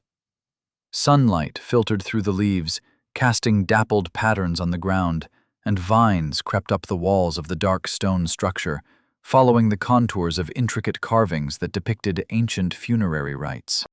Near the tomb, a bed of white flowers spread out, undisturbed except for a large patch of bare dirt in the center, as if something large, like a boulder or a statue, had once sat in that spot. Above it all, light poured in from what seemed to be a huge natural skylight, and was perhaps the cone of a long, dormant volcano, illuminating everything from directly overhead. The scent of blooming flowers and fresh earth filled the air. But there was something else in the scent, something that reminded him of Flora, especially when he drew nearer to the white flowers. He gazed at that patch of flowers for a long time, as if trying to remember something beyond the reach of his mind. When it became plain to him that no recollection would come, he shook his head and turned to climb the steps to the tomb of Voss. Its doors were tall slabs of near black stone, featuring an embossed image of Voss holding his weapon. There were no door handles, simply a seam down the center of the image. Redmayne placed his palms on either side and pushed. At first, they did not budge, even against his might. But with persistence, Redmayne felt the first hints that he would prevail. The doors shifted slightly. Dust fell from their corners. And then the ground began to rumble as they slowly opened inward to reveal a darkness nearly as profound as that of the abyss itself. He stepped into the darkness with no hesitation. Pietro and the little birds entrusted to him made haste. The rush of wind filled his senses as he sliced through the air, dipping and climbing, navigating the currents with skill-given instincts. He was as high as he could climb, high enough for the landscape below to become a patchwork of varying terrains. He could sense the precise location of the bird shadowing Helmold Brecht. Its presence guided him like an invisible beacon, told him the wayward magister was headed south from the outskirts of the town of Barograd, up into the mountains of Asgoff. By the time he was close enough to judge accurately, the priest realized they were approaching Barrow Keep. They'd meet there at approximately the same time, and it came to pass as such. At the conclusion of several hours' desperate flight, Pieter found himself circling a great stone castle in the alpine forests of Asgoff, his higher senses directed toward a little bird perched in a tree by an open window. He and his minion birds circled and alighted on nearby branches, and when Pieter came to rest with his talons on the sturdy limb, he almost wanted to breathe a sigh of relief, which would have looked odd coming from a crow, and he already looked odd. Fortunately, the window nearby was open. Inside, he spied Helmold Brecht standing by Eric Morholt, who looked sullen and withdrawn. There were other men in the room with them. Knights, he thought. Tall and muscular, well-dressed, carried themselves with an air of self-importance. Pieter knew the type. "We are fortunate," Aaron Morholt was saying. "Mount Mercure is in our domain, part of a zone Crumb's coterie cleared early in the outbreak. Though we did not know the area held secrets. Strange that the system would not inform us. Maybe the system didn't know, said Arik. Aaron, Helmold, and most everyone else in the room shot Arik a disgusted look. Arik frowned and looked at the floor. "Regardless," Aaron continued acidly, "the door must be found, along with whatever key or password or solution it may require." Are there records of antiquity in your castle library? Helmold asked. Aaron nodded. Take my cousin down there with you and search for information there. The most likely place to find the secret is within these walls. The Magister smiled and bowed to Aaron, side-eyed Arik to ensure he was coming, and excused himself. Aaron caught Helmold by the arm on the way past. "Work quickly," he said. Helmold wilted under the knight's steely look, but he smiled again and nodded. "Of course, Sir Morholt." He let the Magister go, and Arik followed behind without making eye contact with anybody. When the doors closed behind them, Aaron shook his head. To think a blight has consumed all of Volos, and my worthless cousin somehow survived it, he said. The other knights had a laugh at that. "What'll you do with him and that Magister?" asked one. "Could use him for dog food," said another. "The Magister may be of some use," said Aaron. "He's a tutelary, albeit a low-level one. He can teach the small folk professions. Maybe he can even make Arik into something halfway useful." One of the knights, one who hadn't yet spoken, gave Aaron an uneasy look. "I heard of this place before," he said. "When I was a lad, the nanny told a story or two about it. About the Volosi, how the tribal chiefs helped the Lord of Hunger slip his chains. In the chaos they brought down Voss, sealed him away." Aaron raised an eyebrow. "Sealed away? After he was killed, yes?" The knight shook his head. "They told people they killed him, but really they just locked him up. They didn't know how to kill a god." Chapter 65. Asgoth, the Tomb of Voss. As Redmayne walked into the darkness, lights sprang into being all around him. They were torches on the walls, lit one after another by some spell which sensed his presence in the tomb.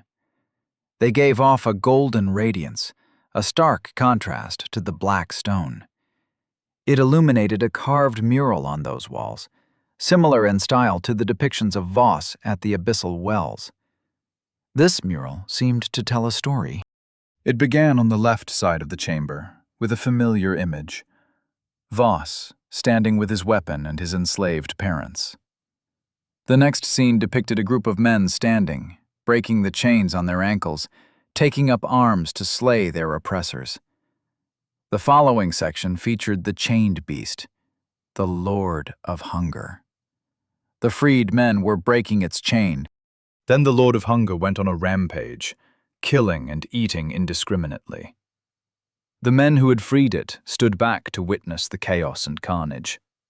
The Lord of Hunger and the champions of the tribes defeated Voss on the field of battle. The freedom fighters next unchained the Lady of Plenty. She soothed the beast by transforming into a bed of flowers, and the Lord of Hunger fell into a deep sleep upon them. The last image showed the freed men erecting this very building to inter the body of Voss, while the Lord of Hunger and the Lady of Plenty slumbered nearby. The mural wrapped all the way around the room, from the left wall to the right, and was interrupted by a central staircase stretching down into the dark. Redmayne descended that staircase, and as he did so, more golden torches flared to life in anticipation of his passing.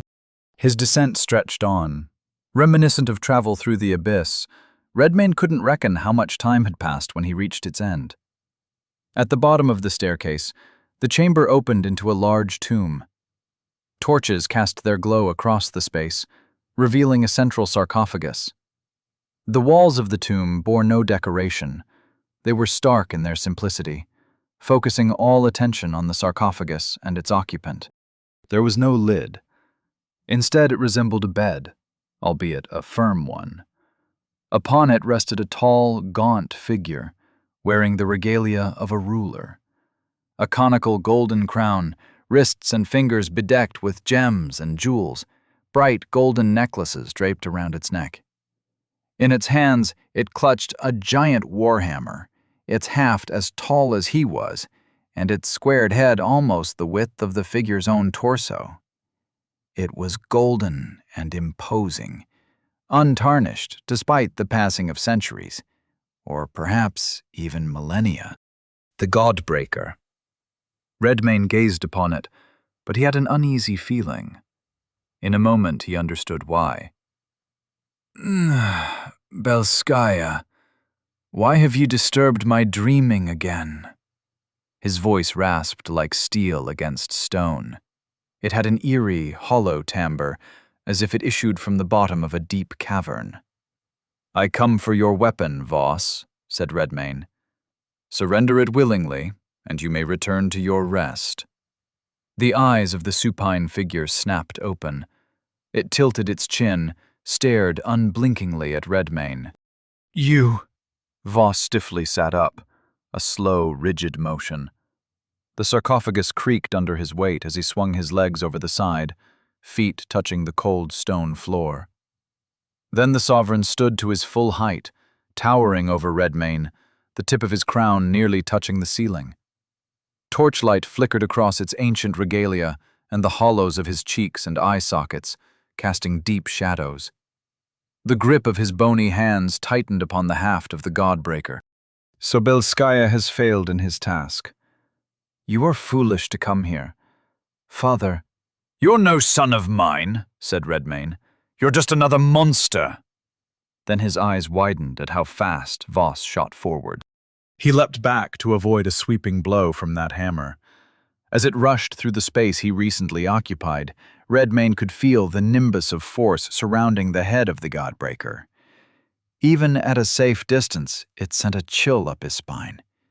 He didn't have to remember the last 2 times he'd faced this weapon to know its touch would have consequences. All he had to know was that the historical ledger was 0 and 2 in the Godbreaker's favor. The ground and the walls trembled from the passing of the Godbreaker, even though it hadn't yet struck anything but air. Voss moved with a speed that belied his corpse-like form, hammer blurring as it swung in wide, devastating arcs. Redmayne struggled to match the pace, each evasion a narrow escape. The clash of metal against claw echoed in the small room, sparks flying as Redmayne parried the warhammer, only to be blown back by the next near miss. When his claws found purchase on Voss's leathery flesh, they drew no blood, nor did the venom of the manticore take hold. Bloodlust did not stir in his heart, and more vexingly, flicker did not but make Voss whip around and strike behind him. His reflexes were fast enough to keep up with the Sicarius's trick. Then the Godbreaker struck true. The blow took Redmayne full in the gut, sent him flying backward at such speed that he seemed to strike the wall of the tomb instantly, his back flat against it, arms and legs out wide. Corpus, 5003. Redmayne's vision swam. He was Little Redmayne, right. Or was it Kral? Caral, Census Redcap Caralis, the Devourer, first of his name. The pretty girl with the green. She says, "My lord." That's good. He had a nagging sense that he should be moving, that something dangerous approached, but he was just too dazed to lift a finger.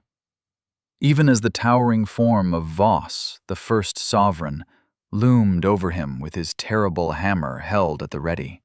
Glimpsing the hammer helped him snap out of it. He blinked, shook his head, and the fury returned.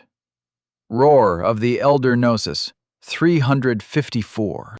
Voss was about to smash Redmayne's skull into paste with an overhead blow of that hammer. Instead, the deathless sovereign flinched, gritted his yellowed teeth. His grip on the Godbreaker momentarily slackened, and Redmayne saw his chance to lunge in and even the score. Claws struck withered skin, cleaved down to the bone. They slashed again and again, biting deep, a growl punctuating the blur of savagery. Voss grunted and shoved Redmayne off, swung the Godbreaker to force him back, clearing the space between them with its shockwave. "You cannot kill me," he said. "I'm not here to kill you.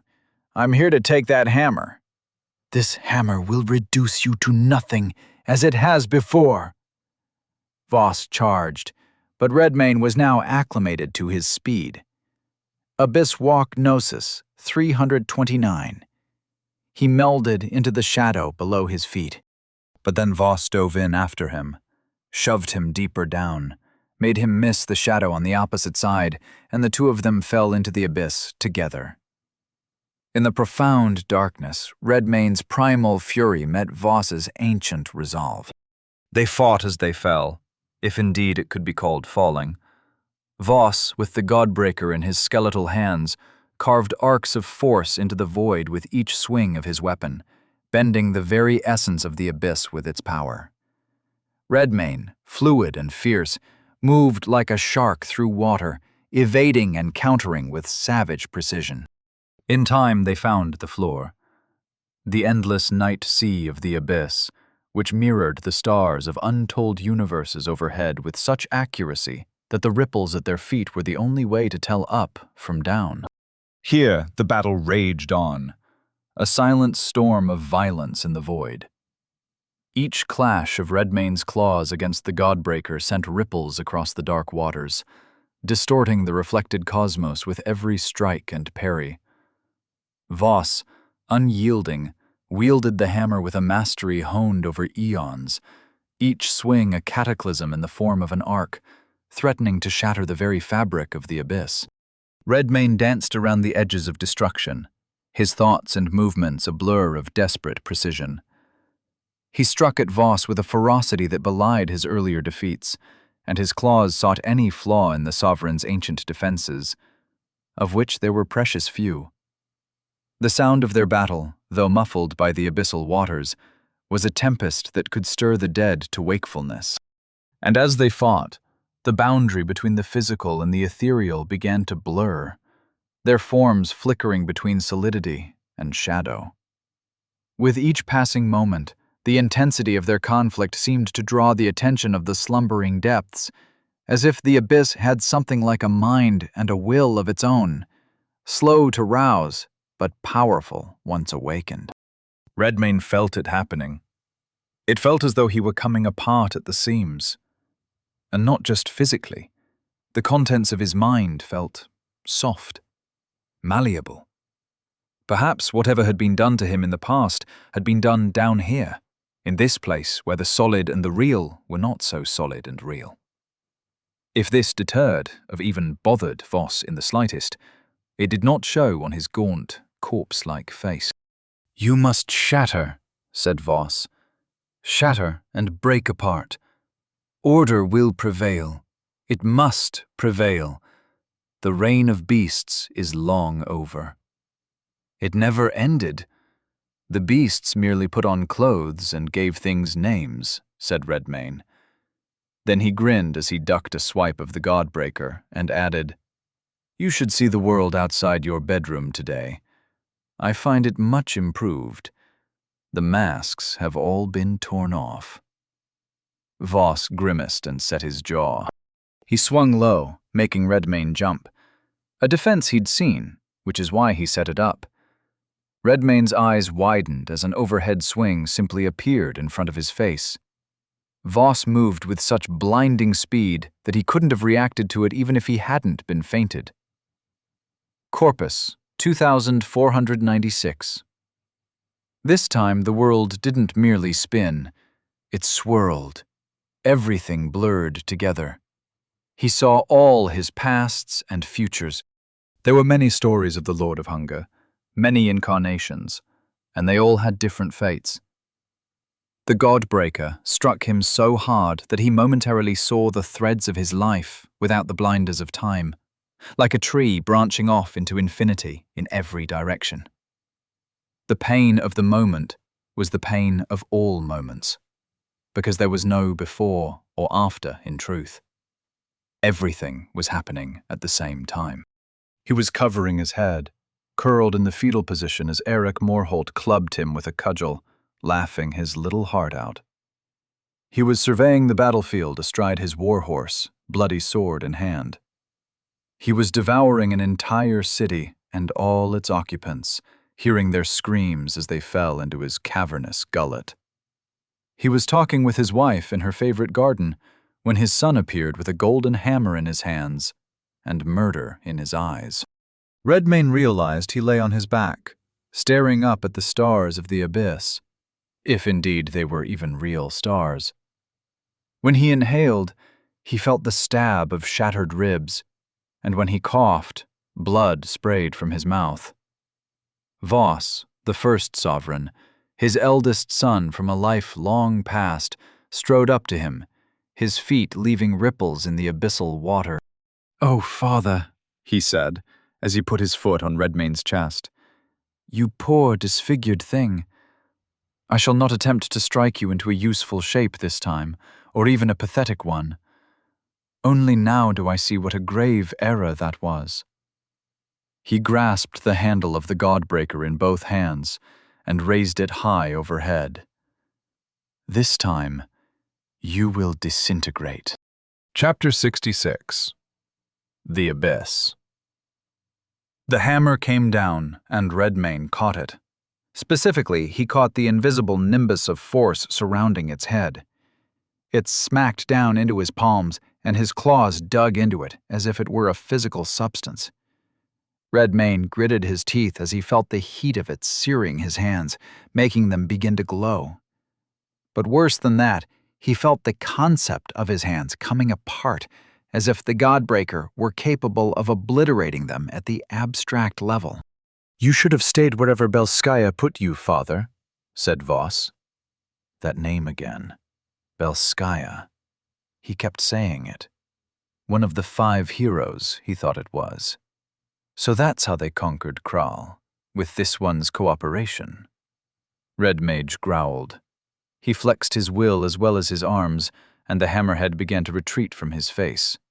But Voss was his equal in might, it seemed, even after his long slumber. It was a contest of muscle, both of their arms rigid, shaking as they struggled for control. He decided to put his finger on the scales. The beast liberated. Gnosis. 279. Voss convulsed. Shreds of leathery skin flew from his body. He did not bleed, but to Redmayne's satisfaction, his face did register pain as the beast within visited him to rip him apart from the inside out. The pain distracted Voss just enough for Redmayne to wrench aside the Godbreaker and roll backward, coming to his feet again. "I won't be staying put anymore," said Redmayne. "Not for you or anyone.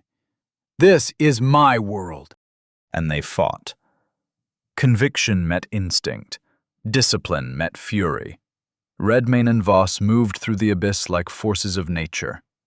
And the longer they fought, the more Redmayne felt like a force rather than a man, or a monster, or a god, or an imbued, or whatever he was.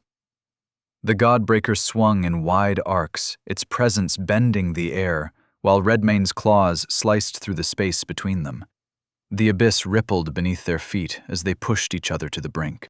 Voss watched Redmayne charge in. He closed his eyes, gripped the Godbreaker, and its nimbus of power swelled. When he swung the hammer, force projected from it like a boulder shot from a catapult, taking Redmayne off his feet at range, sending him tumbling and rolling to a halt face first on the floor. Corpus, 1215. As before, a blow from the Godbreaker made Redmayne's mind feel as though it had come apart. It was worse than simply being dazed by blunt force trauma. It seemed to loosen the cohesion of his thinking, his memories. A small part of his mind that still worked reckoned this must have been how the Godbreaker had disassembled him, how he had come to exist sealed in so many different forms. The rest of his mind could do naught but groan in pain and struggle to grasp the danger of the situation. Voss advanced with slow, deliberate steps, like an executioner, the Godbreaker steady in his grip. He raised the hammer again, its arc poised to deliver the end. The moment stretched, filled with the silent tension of inevitability. But there would be no such inevitability. Just as the Godbreaker was about to descend a second time, Redmayne rolled onto his back to face Voss. The beast liberated. Gnosis 199. First, the roar of the great bear stunned him. Then the beast within made a second visit, with results as destructive as the first, if not more so. Voss took a step back, partly doubled over from his injuries, and Redmayne snarled, rolled forward and leapt at him with a claw held high. Lion's Lunge Gnosis 169. He went for the full combination. Voss deflected the first blow, barely. The second and third scored on his face and chest, leaving deep furrows. Redmayne's divine son coughed, and a small trickle of black substance ran from the corner of his mouth. What little blood he held on to in his decrepit state, perhaps. Or embalming fluid. Voss gazed at Redmayne bitterly. Murder and fornication were the only laws of your world. The laws of the jungle. Better than the laws of a tyrant, said Redmayne. His claw swept in for another blow to the face, but Voss shouted his defiance and knocked it aside with the Godbreaker, whipped the hammer around to answer that blow with one of his own, one that slammed down onto the ground of the abyss so hard even the malleable darkness seemed to crack beneath it. The force surrounding the Godbreaker was the true obstacle to overcome. It gave Voss an unmeasurable reach advantage, and it was difficult, if not impossible, to tell where and how he could effectively defend against Redmayne's attacks. Every assault was a guess, and not every guess was correct. The only solution he could think of was to make a large quantity of guesses in rapid succession. Redmayne and Voss circled each other, streaked in and clashed with enough force to send tremors through the abyss, rippling the dark waters beneath them. Redmayne moved with focus, his strikes finding what few gaps existed in Voss's defenses and carving into them with prejudice. Voss countered with powerful swings, but Redmayne's agility kept him just out of reach. But no matter how many times his claws found purchase on Voss's hardened, leathery skin, his divine progeny marched forward with a grim countenance, undeterred by the damage. Redmayne lunged forward, claws aimed at Voss's gaunt face. Voss swung the Godbreaker in a wide arc to block him. Redmayne ducked the swing, scored a quick slash to Voss's side, forcing Voss to step back. Voss attempted a counter with the hammer, but Redmayne sidestepped, avoiding the nimbus of force around the head of the Godbreaker as it whooshed by. Redmayne followed with a series of rapid strikes, each one pushing Voss further back.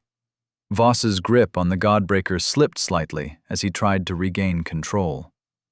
Redmayne's predatory eyes widened the instant he saw that momentary weakness. He pressed harder, relentless, claw after claw battering his foe's defenses, leaving him no time to regroup, retreat, counter. Voss stumbled, struggling to maintain his stance. Redmayne's final strike was an overhand right claw which landed with force, knocking Voss off balance and sending him reeling. Might of Gnosis 149. He may not have been able to bleed him or poison him, but he could make himself stronger. And now was the time. Gnosis flowed into his body, strengthening it, fortifying it. He felt his skin harden as his muscles charged with power. Voss rallied, twisted, and swung a mighty blow. Redmayne knocked it aside. Another came, the head of the Godbreaker screaming through the abyss on its way down. Redmayne caught it, felt it burn his hand, felt the effect of the hammer's magic trying to dissolve him. He leaned in close, his gaze locked on Voss. "You struck the memories out of me," he said. "But even without them, I can tell you're a failure of a son. Voss set his jaw, grimaced with effort. Redmayne grinned, and he took the Godbreaker away. Voss's eyes widened with fear. He raised an arm to block the blow that came down, knocking him to the floor. He rolled to his feet, in time to get blasted across the abyss by an underhand swing. Voss tried to right himself in midair, but Redmayne was already leaping after him, battering him some more before he could even hit the ground. His hollow eyes hazed over. No doubt he was experiencing the same fugue Redmayne had when the Godbreaker struck him. A gratifying observation. "Should I do what you did to me?" Redmayne asked as he struck Voss again. "What version of you could I create? What parts of you should I knock off to make you more pleasing to me?" He struck again, the blow spinning his foe around. "Or should I be done with you completely?" said Redmayne, as he slammed the Godbreaker down on Voss's head, sprawling him on the ground. "What did you tell me earlier? This time I shall disintegrate?" Voss tried to rise. He put his hands on the ground and pushed, arms shaking. Another blow sprawled him flat again. Redmayne stared down at him, truly wondering what the best course would be. He once had a son, and it had become this thing. Perhaps he'd even loved him sometime in the distant past, but no longer. The very weapon he held in his hands had knocked the love out of him, quite literally. A part of him recommended smashing Voss into so many pieces he could never reconstitute himself. But another part felt a stirring of curiosity. Redmayne knelt over and turned Voss so that he was face up. The ancient face gazed up at him balefully, but he noted a certain look in the eyes, the gaze of a rebellious child. "I think I ought to get to know you better," said Redmayne. Then he opened wide and bit into Voss's head. He only screamed once. Level up. Level 101 to 102. Level 102 to 103. Level 103 to 104. Level 104 to 105. Quality points awaiting allocation. 4. In a few bites, Redmayne could feel the soul of Voss entering his body. He let the corpus nourish him, but redirected the soul, sending it into his soul space. Corpus, 4005. What have you done to me?" "You might be useful to me in the future," said Redmayne. "Until then, you can sit and think on what you've done." With the naughty child chastised, Redmayne closed the door on his soul space and looked down at the weapon in his hands. Godbreaker Great Hammer, heavy melee weapon. Weapon profile. Damage plus 50.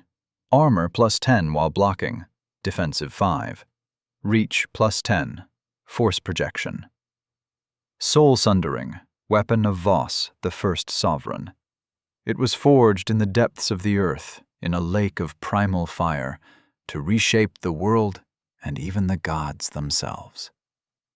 Twice this weapon had been used to subjugate him, but no longer.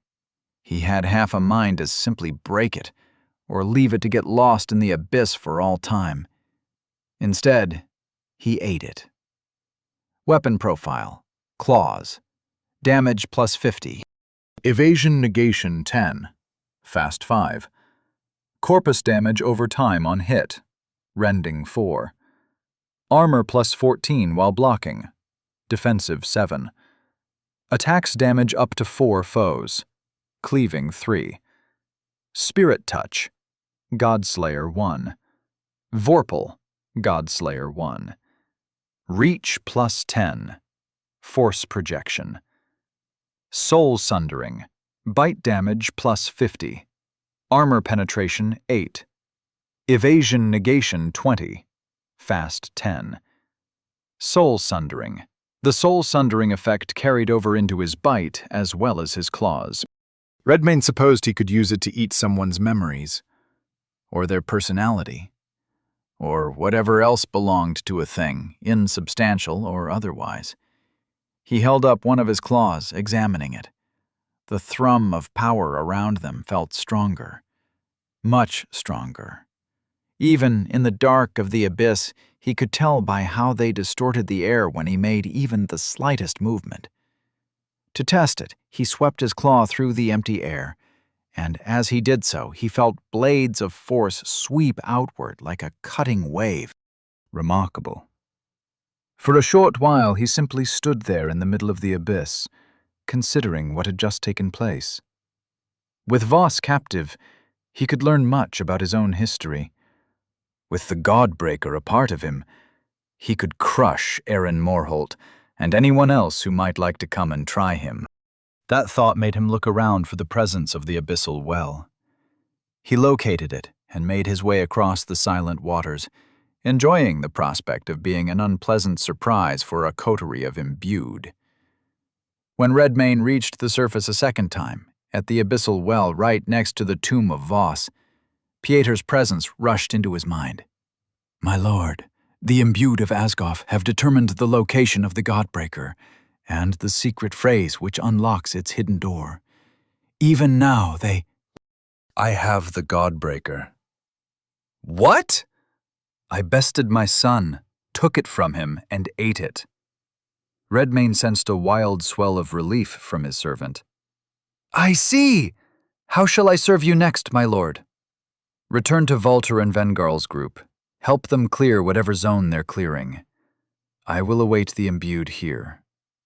With that said, Redmayne walked over to the steps of the tomb of Voss and sat upon them as if they were a throne, grinning as he awaited Aaron Morholt and his band.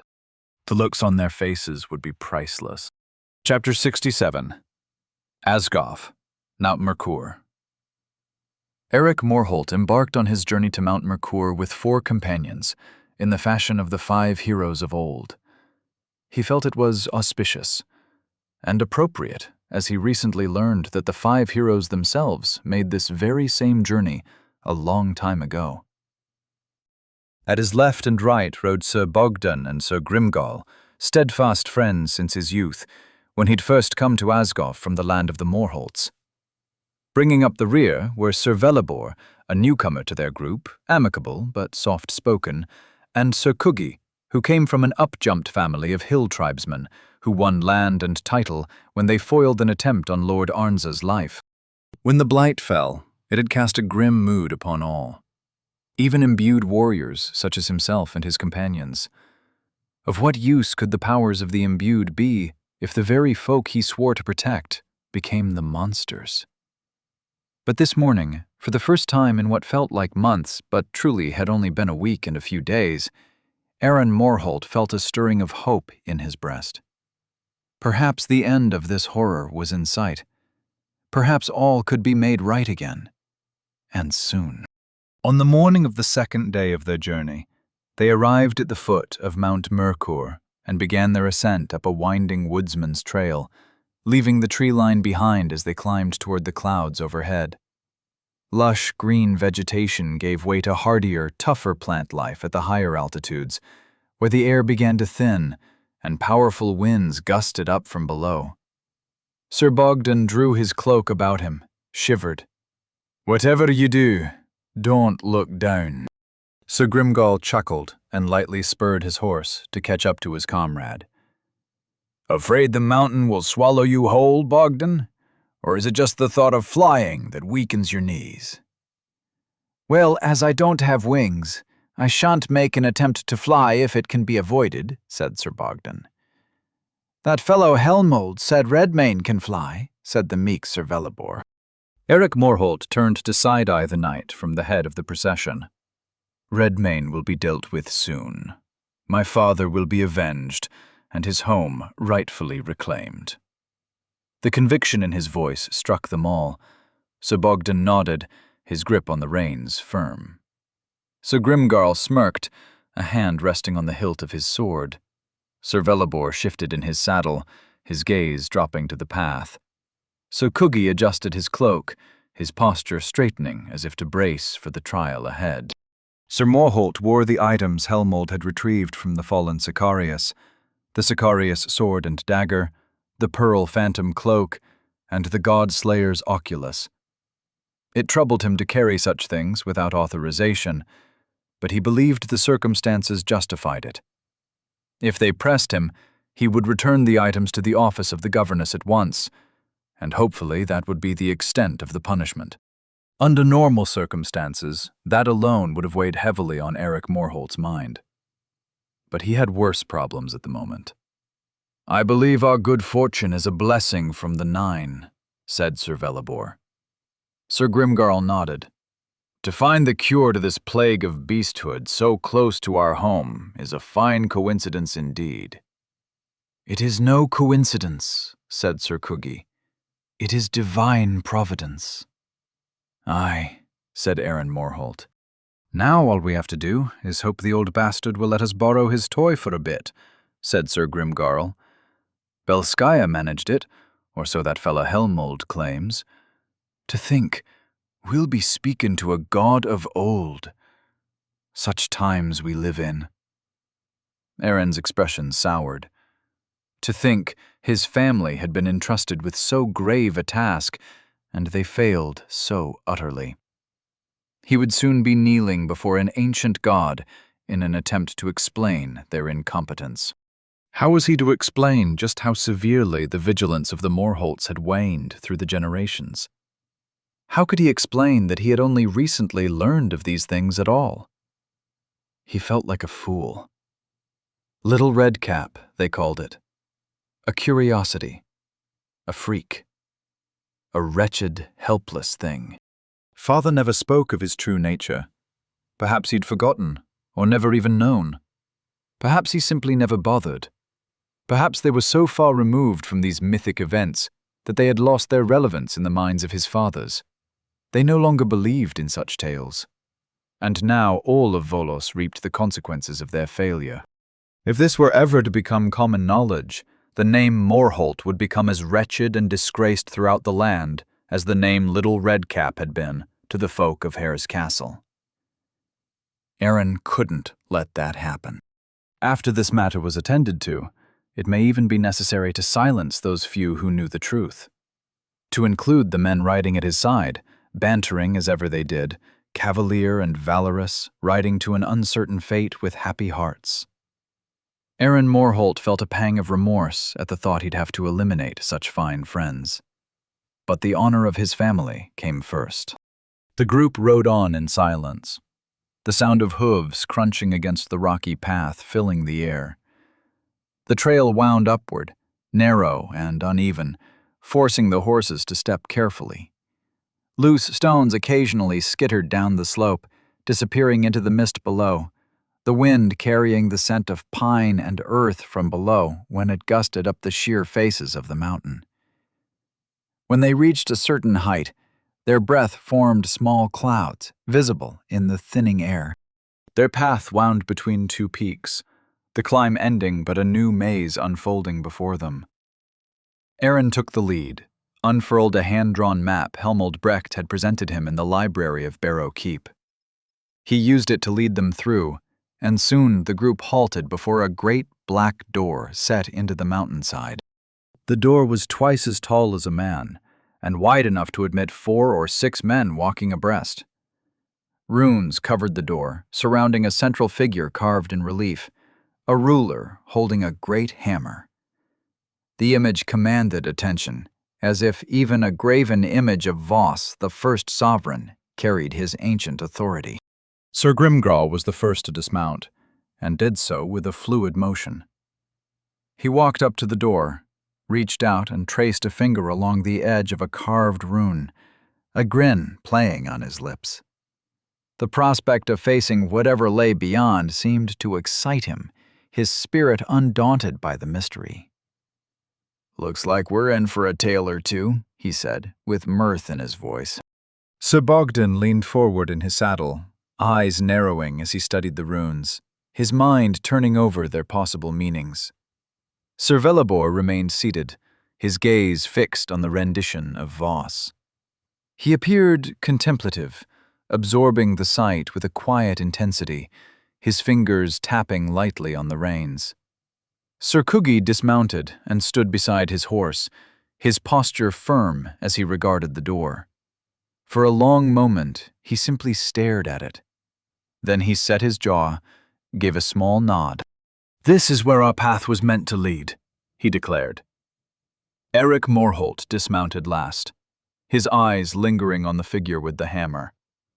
He felt the weight of his family's folly pressing down on his shoulders, a mix of anticipation and trepidation stirring within him, wondering how harsh the chastisement of Voss would be. But he had to proceed. To reclaim any honor at all, this is what he had to do. And so he steeled himself for what lay ahead. "We will not falter here," he said, more to himself than to the others. Aaron paused to look down at the notes Helmold prepared for him. He read and reread the password to make sure he had it right. It was a poem, or a stanza from a song, written in the language of the old empire.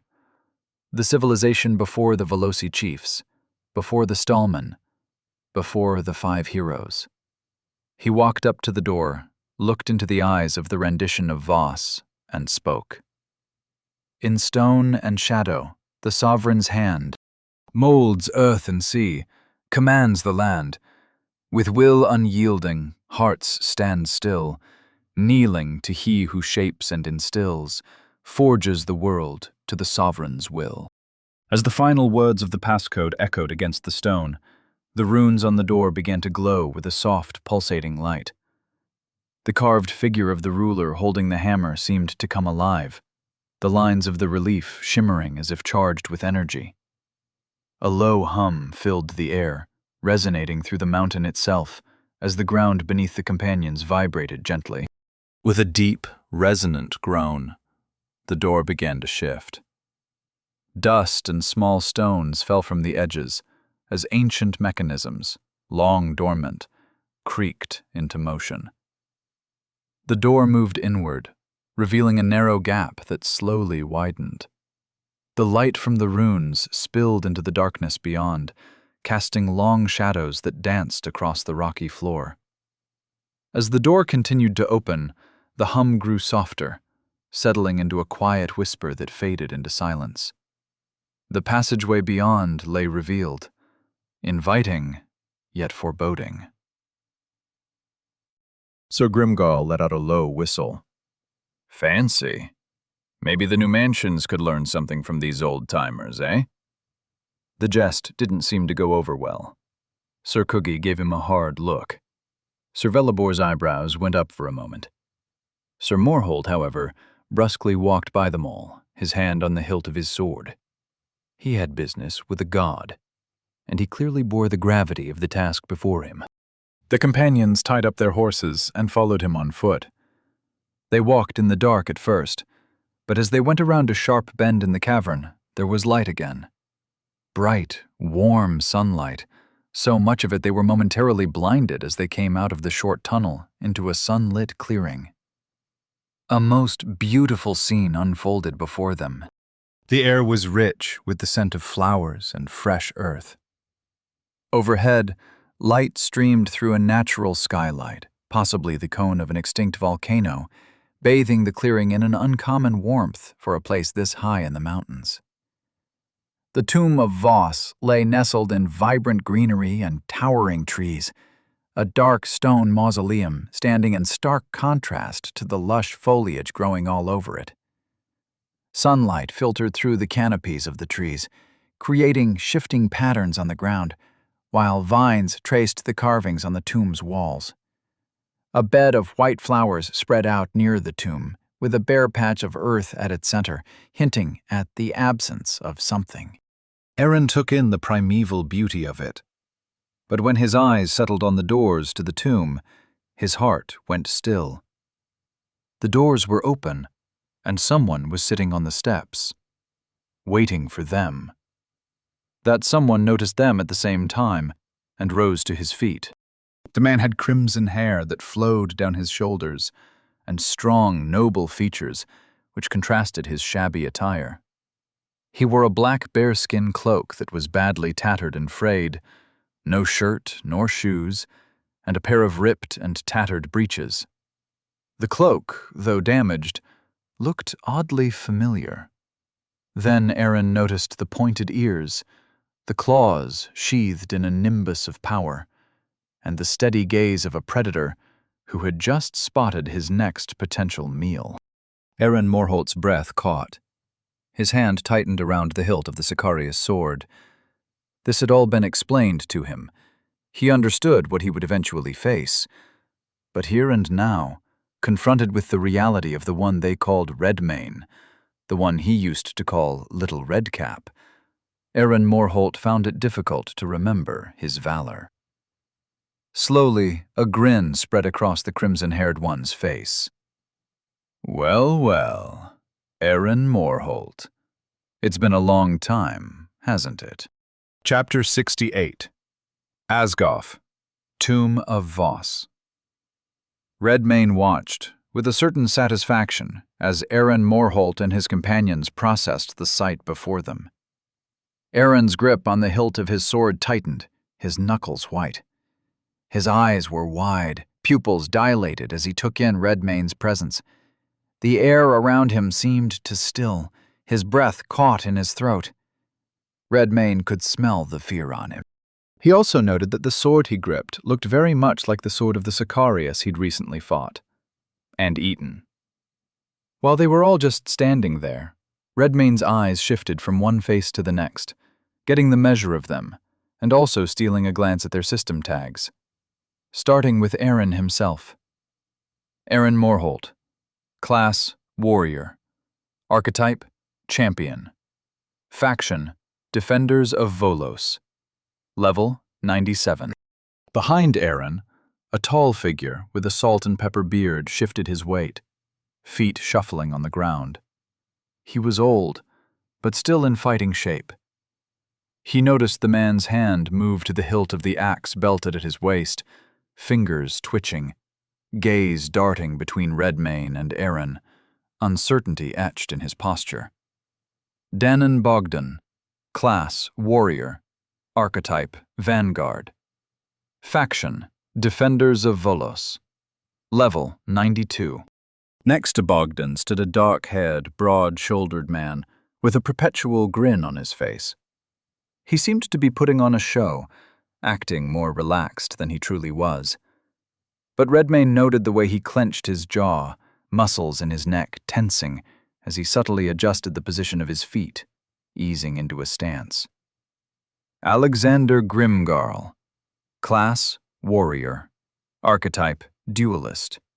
Faction, Defenders of Volos. Level, 95. Beside Grimgarl, and slightly behind him, stood a tall, slender, fair-haired young man. He swallowed hard when Redmane's gaze met his, and his shoulders hunched slightly, as if trying to make himself smaller. His gaze flickered to the ground, as if a silent struggle were playing out in his mind. Camille Velibor. Class, Warrior. Archetype, Berserker. Faction, Defenders of Volos. Level, 99. Lastly, a stocky figure with a scar across his cheek took measured breaths to tamp down the battle lust rising in him, his chest rising and falling steadily. His hand rested on the pommel of his sword, eyes locked onto Redmane, unwavering, a silent challenge in his stare. Thorgrim Kugi. Class, Warrior. Archetype, Vanguard. Faction, Defenders of Volos. Level, 94. Imbued, marked as prey. Redmane took in their reactions, feeling the tension in the air. He could sense their fear, their resolve, their uncertainty. He let the silence stretch, savoring the moment, before finally speaking. "Well, well, Aaron Morholt. It's been a long time, hasn't it?" The sound of Redmane's voice made Aaron seem to remember himself. He set his jaw, and his eyes went steely. "You weren't supposed to be here, freak." "Alas, here I am," said Redmane, and the weapon you sought is no more. You'll have to find a new way to conquer the recurring doom of this land." He sensed a fresh ripple of fear wash over them, but they handled it well. They were knights, imbued, and they outnumbered him 5-1, though he could see the doubt in their eyes, in some more plainly than others. At that moment, it occurred to Redmayne that he was higher level than these men. Fear aura gnosis, 139. Now he could really smell the fear. All 5 of them went stiff, eyes wide, each one locked in a private struggle to overcome the skill. But he had only a few moments to truly enjoy it. Aaron Morholt steeled himself, stepped forward, and drew the curved blade of the Sicarius, held it high. Valor. A gasp of relief went up from all 4 of his companions, who were briefly suffused with a glow of pale gold. The knight fixed Redmayne with a hard stare, weapon held at the ready. Sir Grimgarl was next to unsheath his weapon, a long thrusting sword with a basket hilt. Sir Bogdan readied his axe and a small round shield. Aaron Morholt drew a second Sicarius blade, a curved dagger matching the sword in shape, in a single smooth motion. Only Camille Velibor hesitated. He had a great sword strapped to his back. Redmayne thought it an odd weapon choice for one so light of frame. "Truly I should thank you," said Redmayne, "for calling my attention to all this. I didn't remember my previous existences at all. No memories of my world in the original times, the primordial times. No recollection of my wife, nor of the tale of my wayward son and his god-breaker. Those things were taken from me. You're here because you wanted to take more from me, I expect." "It's what you deserve," said Aaron. "What I deserve." Redmayne walked towards them casually, with a smile. The knights drew together in response, tensed, weapons at the ready. Even timid Camille Velibor reached back and grasped the handle of his weapon. Sir Bogdan lifted his shield, activating a skill. Aegis. Another brief aura settled over the coterie, this one pale blue. Perhaps I do deserve what happened to me. Perhaps I deserve more. But what does the Punisher deserve? Is he truly without sin? I think not. At a minimum, his hands are sullied by the act of retribution, said Redmayne, who held his hands out to his sides as he closed on them.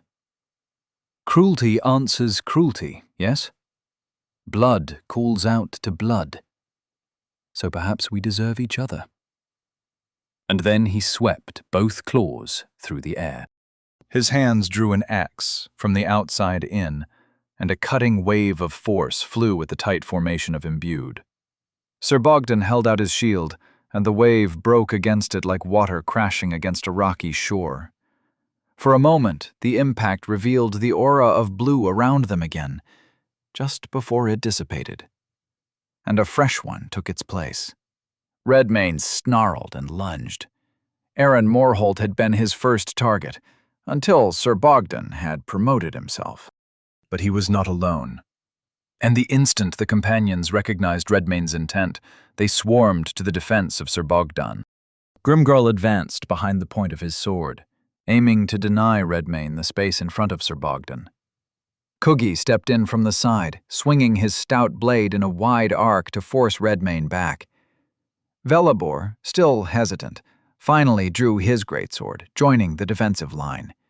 He swung his massive blade with surprising force, adding to the wall of steel protecting Bogdan. Aaron Morholt circled around, attempting to flank Redmayne. He aimed a precise strike at Redmayne's side, trying to draw his attention away from Bogdan. It was this exchange which taught him what he needed to know about Aegis. He saw the Sicarius sword sweeping in out of the corner of his eye, ducked it at the last instant, and clawed Aaron Morholt across the gut. But Aegis absorbed what could have been a devastating blow before shattering into motes of gnosis. In the next instant, before Bogdan could prepare another Aegis, Redmane's claws met the thrust of Grimgarl's sword with a clang, the impact sending a shock through Grimgarl's arm. Grimgarl winced, his grip faltering, and Redmane seized the opportunity, slashing at the knight's shoulder, leaving a deep wound. Grimgarl staggered back, clutching it, but remained grinning nonetheless. Bleeding, 4. Venom, 5. The first tinge of bloodthirst gave Redmane a splendid idea. He shifted his focus, targeted each knight in turn, aiming to inflict a single wound on all of them. He lunged at Cuggy, claws raking across his arm. He spun toward Camille Velibor, dipped beneath a wide swing of that greatsword, and sliced across the young knight's thigh. Bogdan attempted to raise another aegis, but Redmane was already upon him. He slashed at Bogdan's shield arm, forcing him to drop the shield momentarily.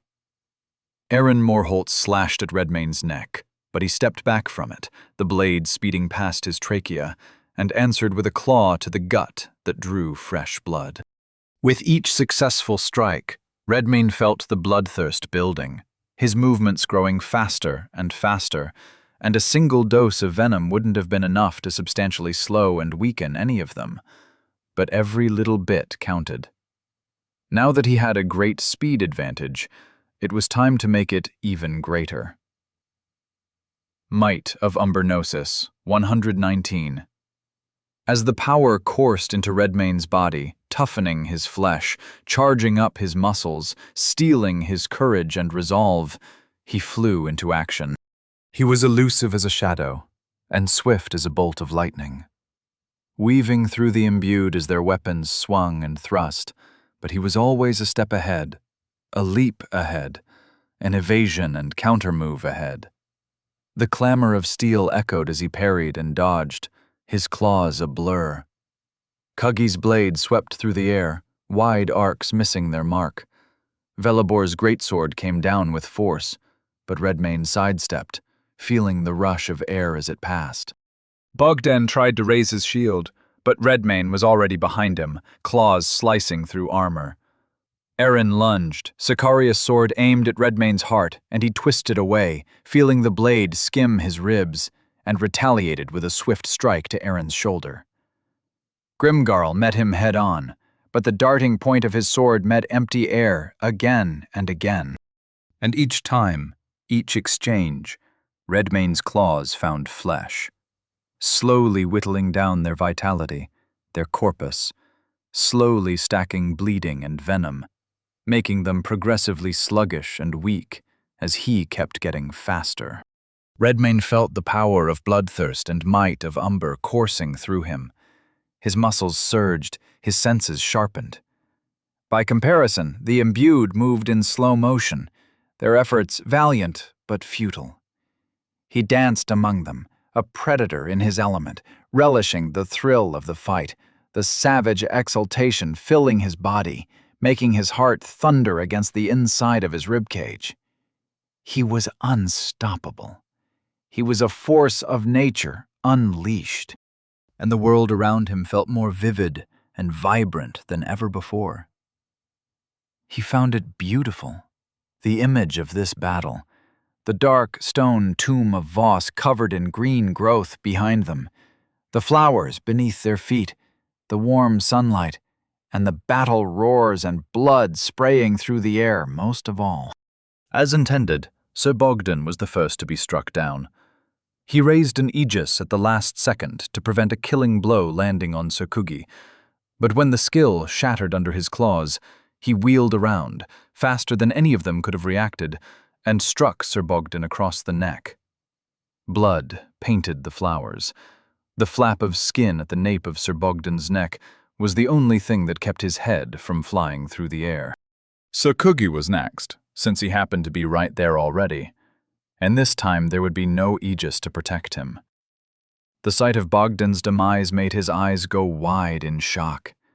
He roared, long and loud, and bull-rushed Redmane with his blade hacking the air with wild strikes. Redmane let him have one. The sword of Cuggy bit down into his shoulder. Corpus, 3,212, rage-fueled might, Gnosis, 99. And Redmayne clawed his body in half, neatly separating torso from legs.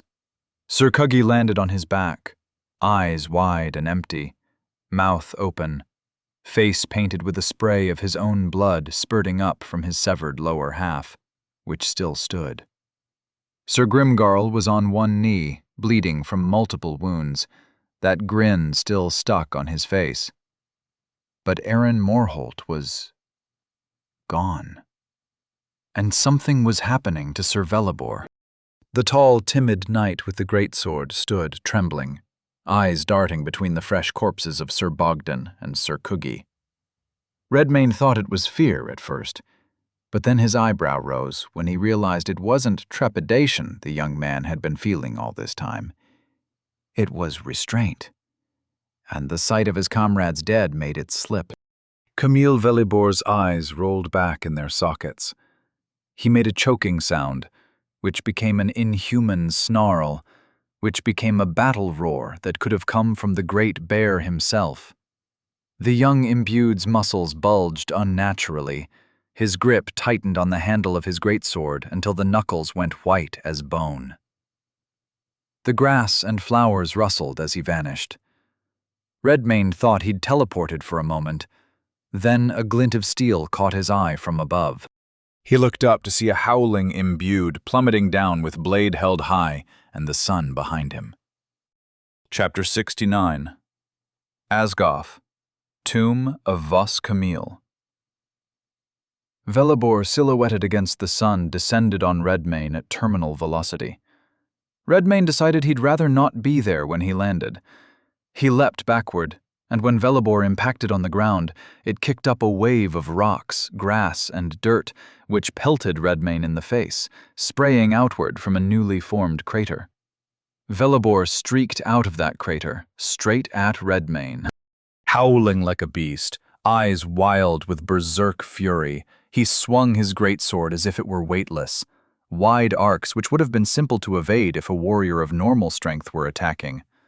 But Velibor was far beyond normal strength. His sword whipped through the air so fast it could barely be seen, and though it struck nothing, Redmayne knew by the sheer force of its passing that those swings would deliver stone-splitting force. Redmayne had bloodthirst to keep him quick, but to his dismay he noted the deaths of Sir Bogdan and Sir Cuggy reduced the number of bleeding stacks in play. All was not lost, though. Velibor had a few on him, though at the moment they did not seem to deter him. They still benefited Redmayne. As did Sir Grimgarl, who remained down on a knee nearby, watching the battle. And Sir Aaron Morholt was somewhere. He'd vanished. Tracking wasn't picking him up. He only had a vague sense of a presence nearby, but it could not be pinpointed. He must have some skill or item to conceal him. Not very knightly of Aaron Morholt. Redmayne made a note to chastise him about it later. In the meantime, he thought it prudent to ready a failsafe for sneak attacks. Flicker Gnosis, 49. That would be the only chance he'd be able to give himself. Meanwhile, he weaved and slipped between Velibor's wild swings, eyes fixed on his berserking foe. Feeling impressed. If he'd chosen the warrior class, this is the path he would have taken. Though he noted a significant flaw, the fact that Velibor was especially easy to dupe in this state. Redmayne kept hopping backward, moving off of those furious sweeping strikes, leading the young knight toward a corner of the clearing with a climbable mound of boulders, a tighter space where that large weapon would be less effective. He also wanted to put his back to something solid before an unfriendly sword pierced it. Too late. Redmayne's eyes widened mid-dodge. He sensed a prey item the instant it appeared right behind him, but not fast enough for him to react before an attack could come. Flicker. Good thing he'd prepared for it.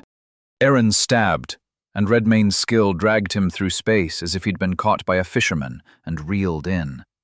With gut-wrenching speed, it hauled him backward, deposited him behind Aaron Morholt. He had precious little gnosis left, so a plain old clawing would have to do. Redmane raked straight down, carving 4 lines of bright red from the nape of Aaron's neck down to his lower back, rending the fine white cloak he wore. The knight howled in pain and staggered forward, before Sir Velibor bowled him over on his way to Redmane with another blinding slash. Morholt had been dealt a grievous blow, but he was a tough one. He rolled to his feet, spat blood on the earth, and lunged in to join his comrade. Aaron and Velibor closed in on Redmane with relentless drive, precision, and raw power unified. Aaron moved with calculated aggression. His eye sought openings, and his hand filled them with well-placed thrusts and slashes.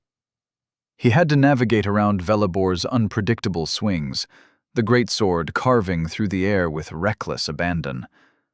But they were a dangerous tandem, Aaron's focus and Velibor's brute force, despite Aaron having to constantly adjust his position to avoid being blindsided by Velibor's wild strikes.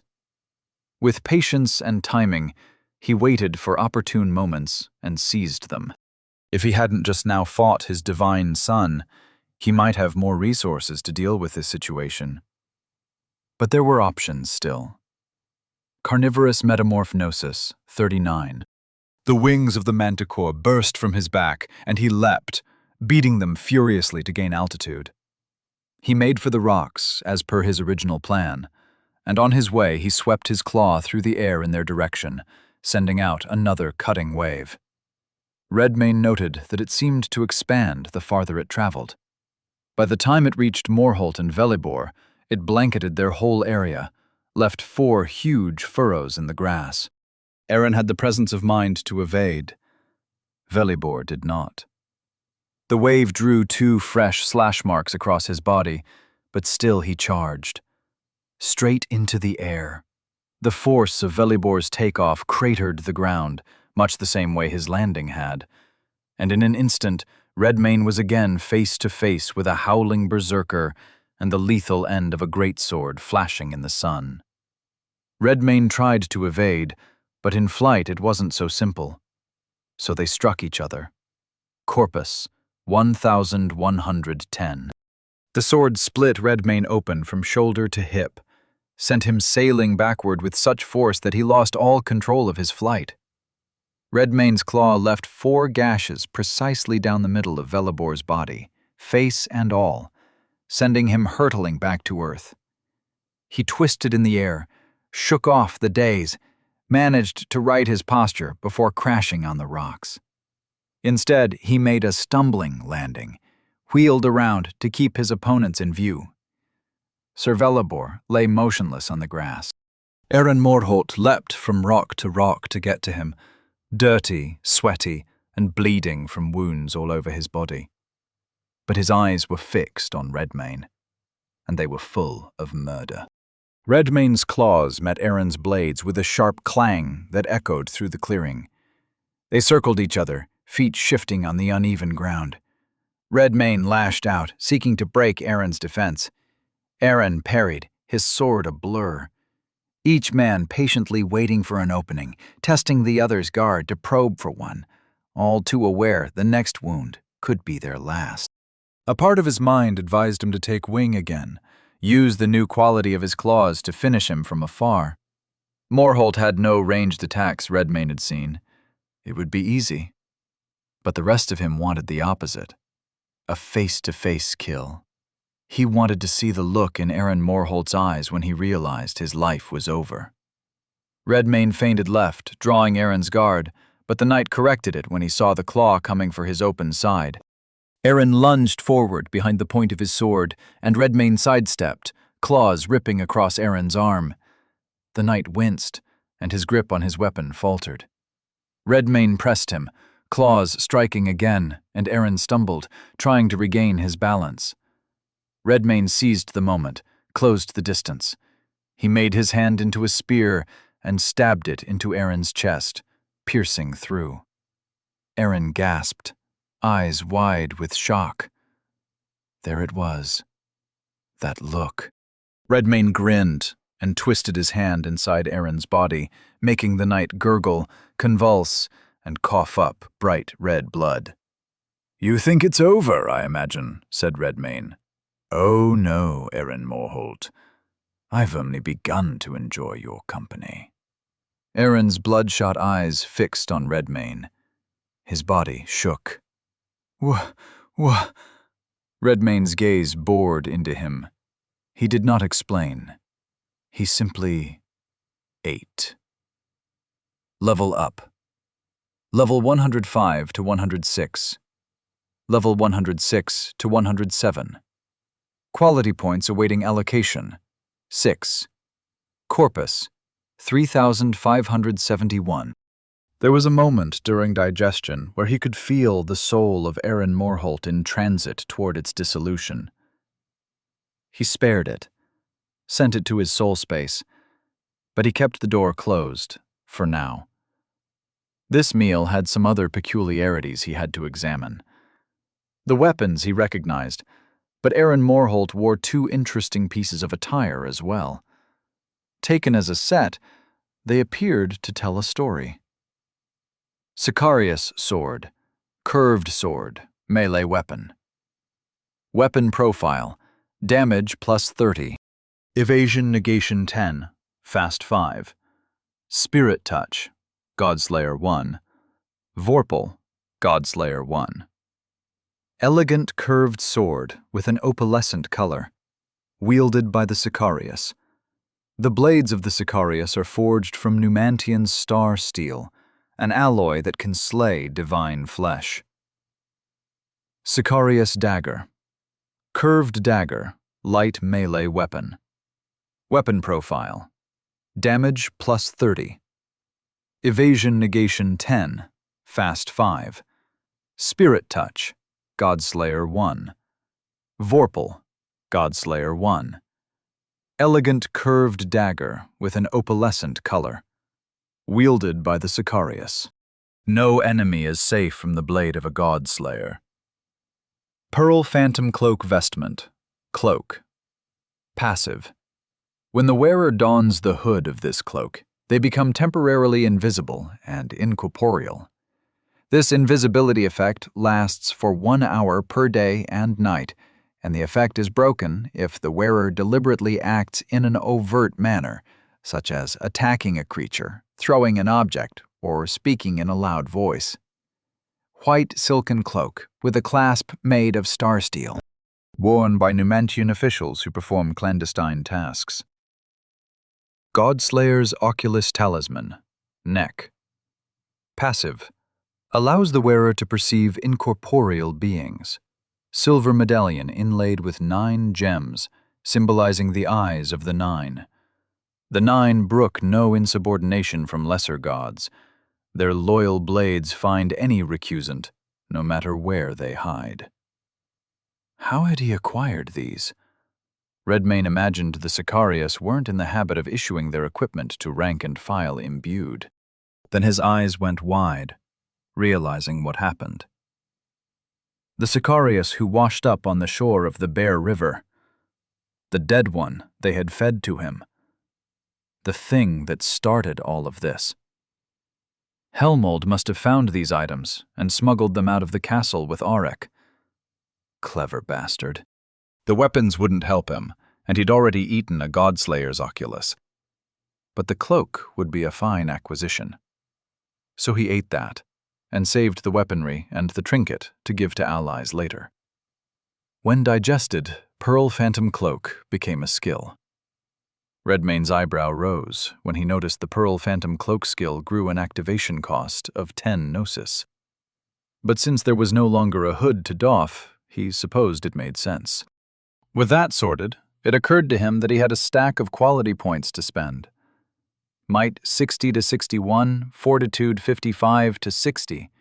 Redmayne thought his arm might be able to deliver stone-splitting force now, too. He glanced at a boulder next to him. It was about half again as tall as he was. He walked up to it and struck with as much force as he could muster, and there was a thunderous crack that echoed off the walls of the clearing as it split cleanly down the middle, falling apart into 2 identical halves. Redmayne grinned and closed his fist, flexed his arm, enjoying the feeling of the power in his frame. But the sound of coughing drew his attention. He turned to see Camille Velibor, alive and kneeling, propped on his palms as he retched, painting the grass with blood. A glance to the right reminded him Sir Grimgarl still lived as well, though he looked to be barely hanging on. What to do with them? Execution would be the simplest thing, but it wasn't strictly necessary, unless they gave him a reason to expect revenge. Redmayne approached the injured duo, stood over them. "I yield," said Sir Velibor, his head downcast. Redmayne's gaze shifted to Sir Grimgarl. "And you?" His grin faltered a bit, but he nodded, wiped some blood from his mouth with the back of his wrist. I'm leaking pretty bad." "I know not what you were told, but what just took place was a personal matter. I have no quarrel with either of you, unless you have some with me," said Redmayne. "I prefer to keep on living, I think," said Grimgarl. "If my service to the realm should be permitted to continue, then let it be so," said Velibor, his voice weak from blood loss. Redmayne pondered them. He could eat them, make them spawn, or he could admit them into his faction. But it had at least one seditious faction member already. He supposed he could give them a chance at the second option, and if their loyalty was found to be lacking, he'd always have recourse to the first. "Leave your faction and join House Redmayne, and you will be spared," he said. Velibor and Grimgarl looked at each other. Grimgarl smiled wryly, and Velibor nodded. Their eyes went distant for a moment. House Redmayne has received faction membership requests. Alexander Grimgarl, warrior. Camille Velibor, warrior. Do you accept these applicants? Yes/no. Redmayne accepted. Their first test of loyalty would be helping him wrangle Helmold Brecht and Eric Morholt. He had a fine punishment in mind for Eric in particular. Chapter 70. Terracon, Tower Offices. Just when Lar Tathval thought he was working out a solution, Redmayne went and made things easier for him. Evidently, he had just come into armed conflict with another faction, the creatively named Defenders of Volos. The notification made him drop what he was doing and return to his desk to call up the Atlas of Volos and see what was going on. There, near the center of the continent, at a place called Mount Mercure, were a cluster of icons representing imbued. 3 live ones and 3 dead ones. One of the dead ones happened to have been a faction officer, one Danon Bogdan, and the other 2 survivors had just changed factions. The name of the surviving faction put a smile on Lar Tathval's face. House Redmayne. As for the Defenders of Volos, it appeared the faction leader had received notification of the demise of his comrades, because he and 2 more remaining members were moving straight for their home base, Barrow Keep, at speed. There was another imbued present at the keep already, a low-level magister by the name of Helmold Brecht. Lar chuckled and shook his head. He immediately understood what had happened, without having to investigate. Helmold Brecht was a little weasel. Redmayne must have discovered his treachery. Either that or Helmold fled before that inevitable eventuality. Whatever the cause, the result would be the same. Redmayne and the leader of this Defenders of Volos faction were about to go head-to-head. He checked the man's system tag. Crumb of Asgoff class. Warrior archetype. Berserker. Faction. Defenders of Volos. Level 157. If Redmayne were to defeat this man and claim his faction's territory, he'd gain... Lar squinted and counted the sections of the map belonging to Defenders of Volos. 5 zones. And it looked like Redmayne had a coterie of his own, clearing zones for him to the west of the newly dubbed Castle Redmayne. That group had claimed 3 zones and were well on their way to a 4th. Redmayne himself had claimed 4 zones, on top of the 3 he blitzed at the beginning of the Blight, a mind-boggling number for a single imbued. And each and every zone under House Redmayne's control had off-the-charts gnosis generation. The numbers did nothing but climb. Whatever he was doing to the land was breathtakingly productive. Should Redmayne prevail here, regulations permitted him to dispatch a quaestor to act as liaison to the office of the governess. But quaestors reported to him before anyone else. He would have a wide-open line of communication with Redmayne himself. With a mischievous glint in his eye, Lart Athval cleared his schedule, poured himself a generous glass of wine, and settled in to see what chaos awaited them and how it might profit him. At Sir Velibor and Sir Grimgarl's request, they gave Sir Bogdan and Sir Kugi a proper burial next to the tomb of Voss. But there would be no grave for Sir Aaron Morholt.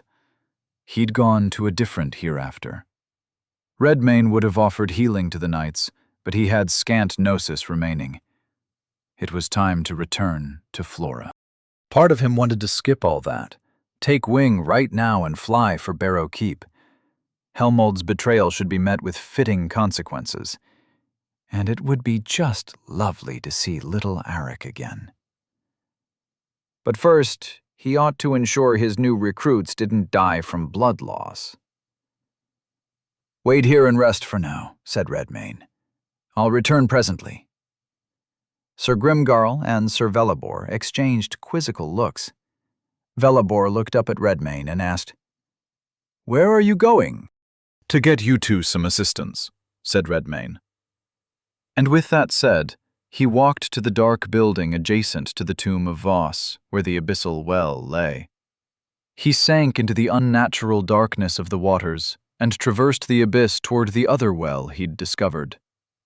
The Deep Well Monastery, beneath the town of Rollo's Pass. When he arose from there, he took flight to the Priory of the Well and then out into the town proper, looking for a Flora. And he didn't have to look far to find one. No sooner did he walk out of the priory and onto the street, noticing gnosis-rich plant life sprouting up from everywhere. There was even a small patch of exposed dirt. Did a Flora look up from a small garden she'd been tending in what used to be someone's front yard. "My lord!" she called out, waving. Redmayne came over to her. "I'm in need of gnosis," he said, "and healing for a pair of mortals." Flora smiled up at him. "Both those things art well within mine capacity." He nodded, picked her up and tossed her over his shoulder. She laughed. "Thou hast need of me right now then, I suspect," she asked as he carried her back into the priory. "Aye," he said. And they descended all the way back down to the abyssal well, across the abyss itself, and back to the well at the tomb of Voss. It would have taken days to make this trek by normal means. With the wells, it took barely a quarter-hour to travel there and back. Redmayne supposed that if there were other abyssal wells in this land, they too would be found in hidden places such as this one. Otherwise, they'd be quite popular. He set Flora down, and as she wandered outside, her eyes grew wide at the natural splendor of Voss's burial grounds. Redmayne walked out behind her, letting her take in the scenery. "How remarkable." "Our son rested here," said Redmayne. Flora's eyes grew wide. "We had a son?" Redmayne nodded. "We did indeed. I ate him, so I can introduce you later, if you'd like." Flora smiled again. "Splendid." He led her over to Sir Velibor and Sir Grimgarl, who sat right where he had left them. Velibor looked as though he were barely holding on to consciousness, whereas Grimgarl had given up trying. He sat with his back against a rock, his face skyward, eyes closed, his breathing ragged and shallow. "Oh my, what happened to these men, my lord?" Flora asked as they approached. "I happened to them," said Redmayne, "but they yielded. Now they need a healer's hand." Sir Velibor looked up at the sound of the two of them drawing near and talking. He blinked, and his eyes widened a bit at the sight of Flora. "Who is this?" Flora took the hem of her peasant dress and curtsied. My name is Flora, and I've come hither to aid thee and thy comrade. 'Tis a pleasure to make thine acquaintance. Sir Velibor smiled up at her the way a little boy would smile at his mother. Oh, thank you. You are most kind. She looked around for a suitable spot, chose one, and walked over to it. Then she crouched down and closed her eyes, held out her palm to the soil beneath, and both her hand and the earth began to glow in unison. Flora only had to do this for a moment or two before plant life came sprouting up out of the ground in answer to her call. In this case, it was a bush bearing the bright blue fruit they called Magister's Delight. And this bush seemed especially large and fruitful. Flora's eyebrows rose when she stepped back from it. The earth is most wholesome here, my lord. Redmayne nodded his concurrence, already walking up to the bush to pluck Magister's Delight by the handful and begin stuffing it in his mouth. He closed his eyes in enjoyment at the feel of it dissolving in his mouth, nourishing his spirit and sharpening his mind. It was juicy, in a way.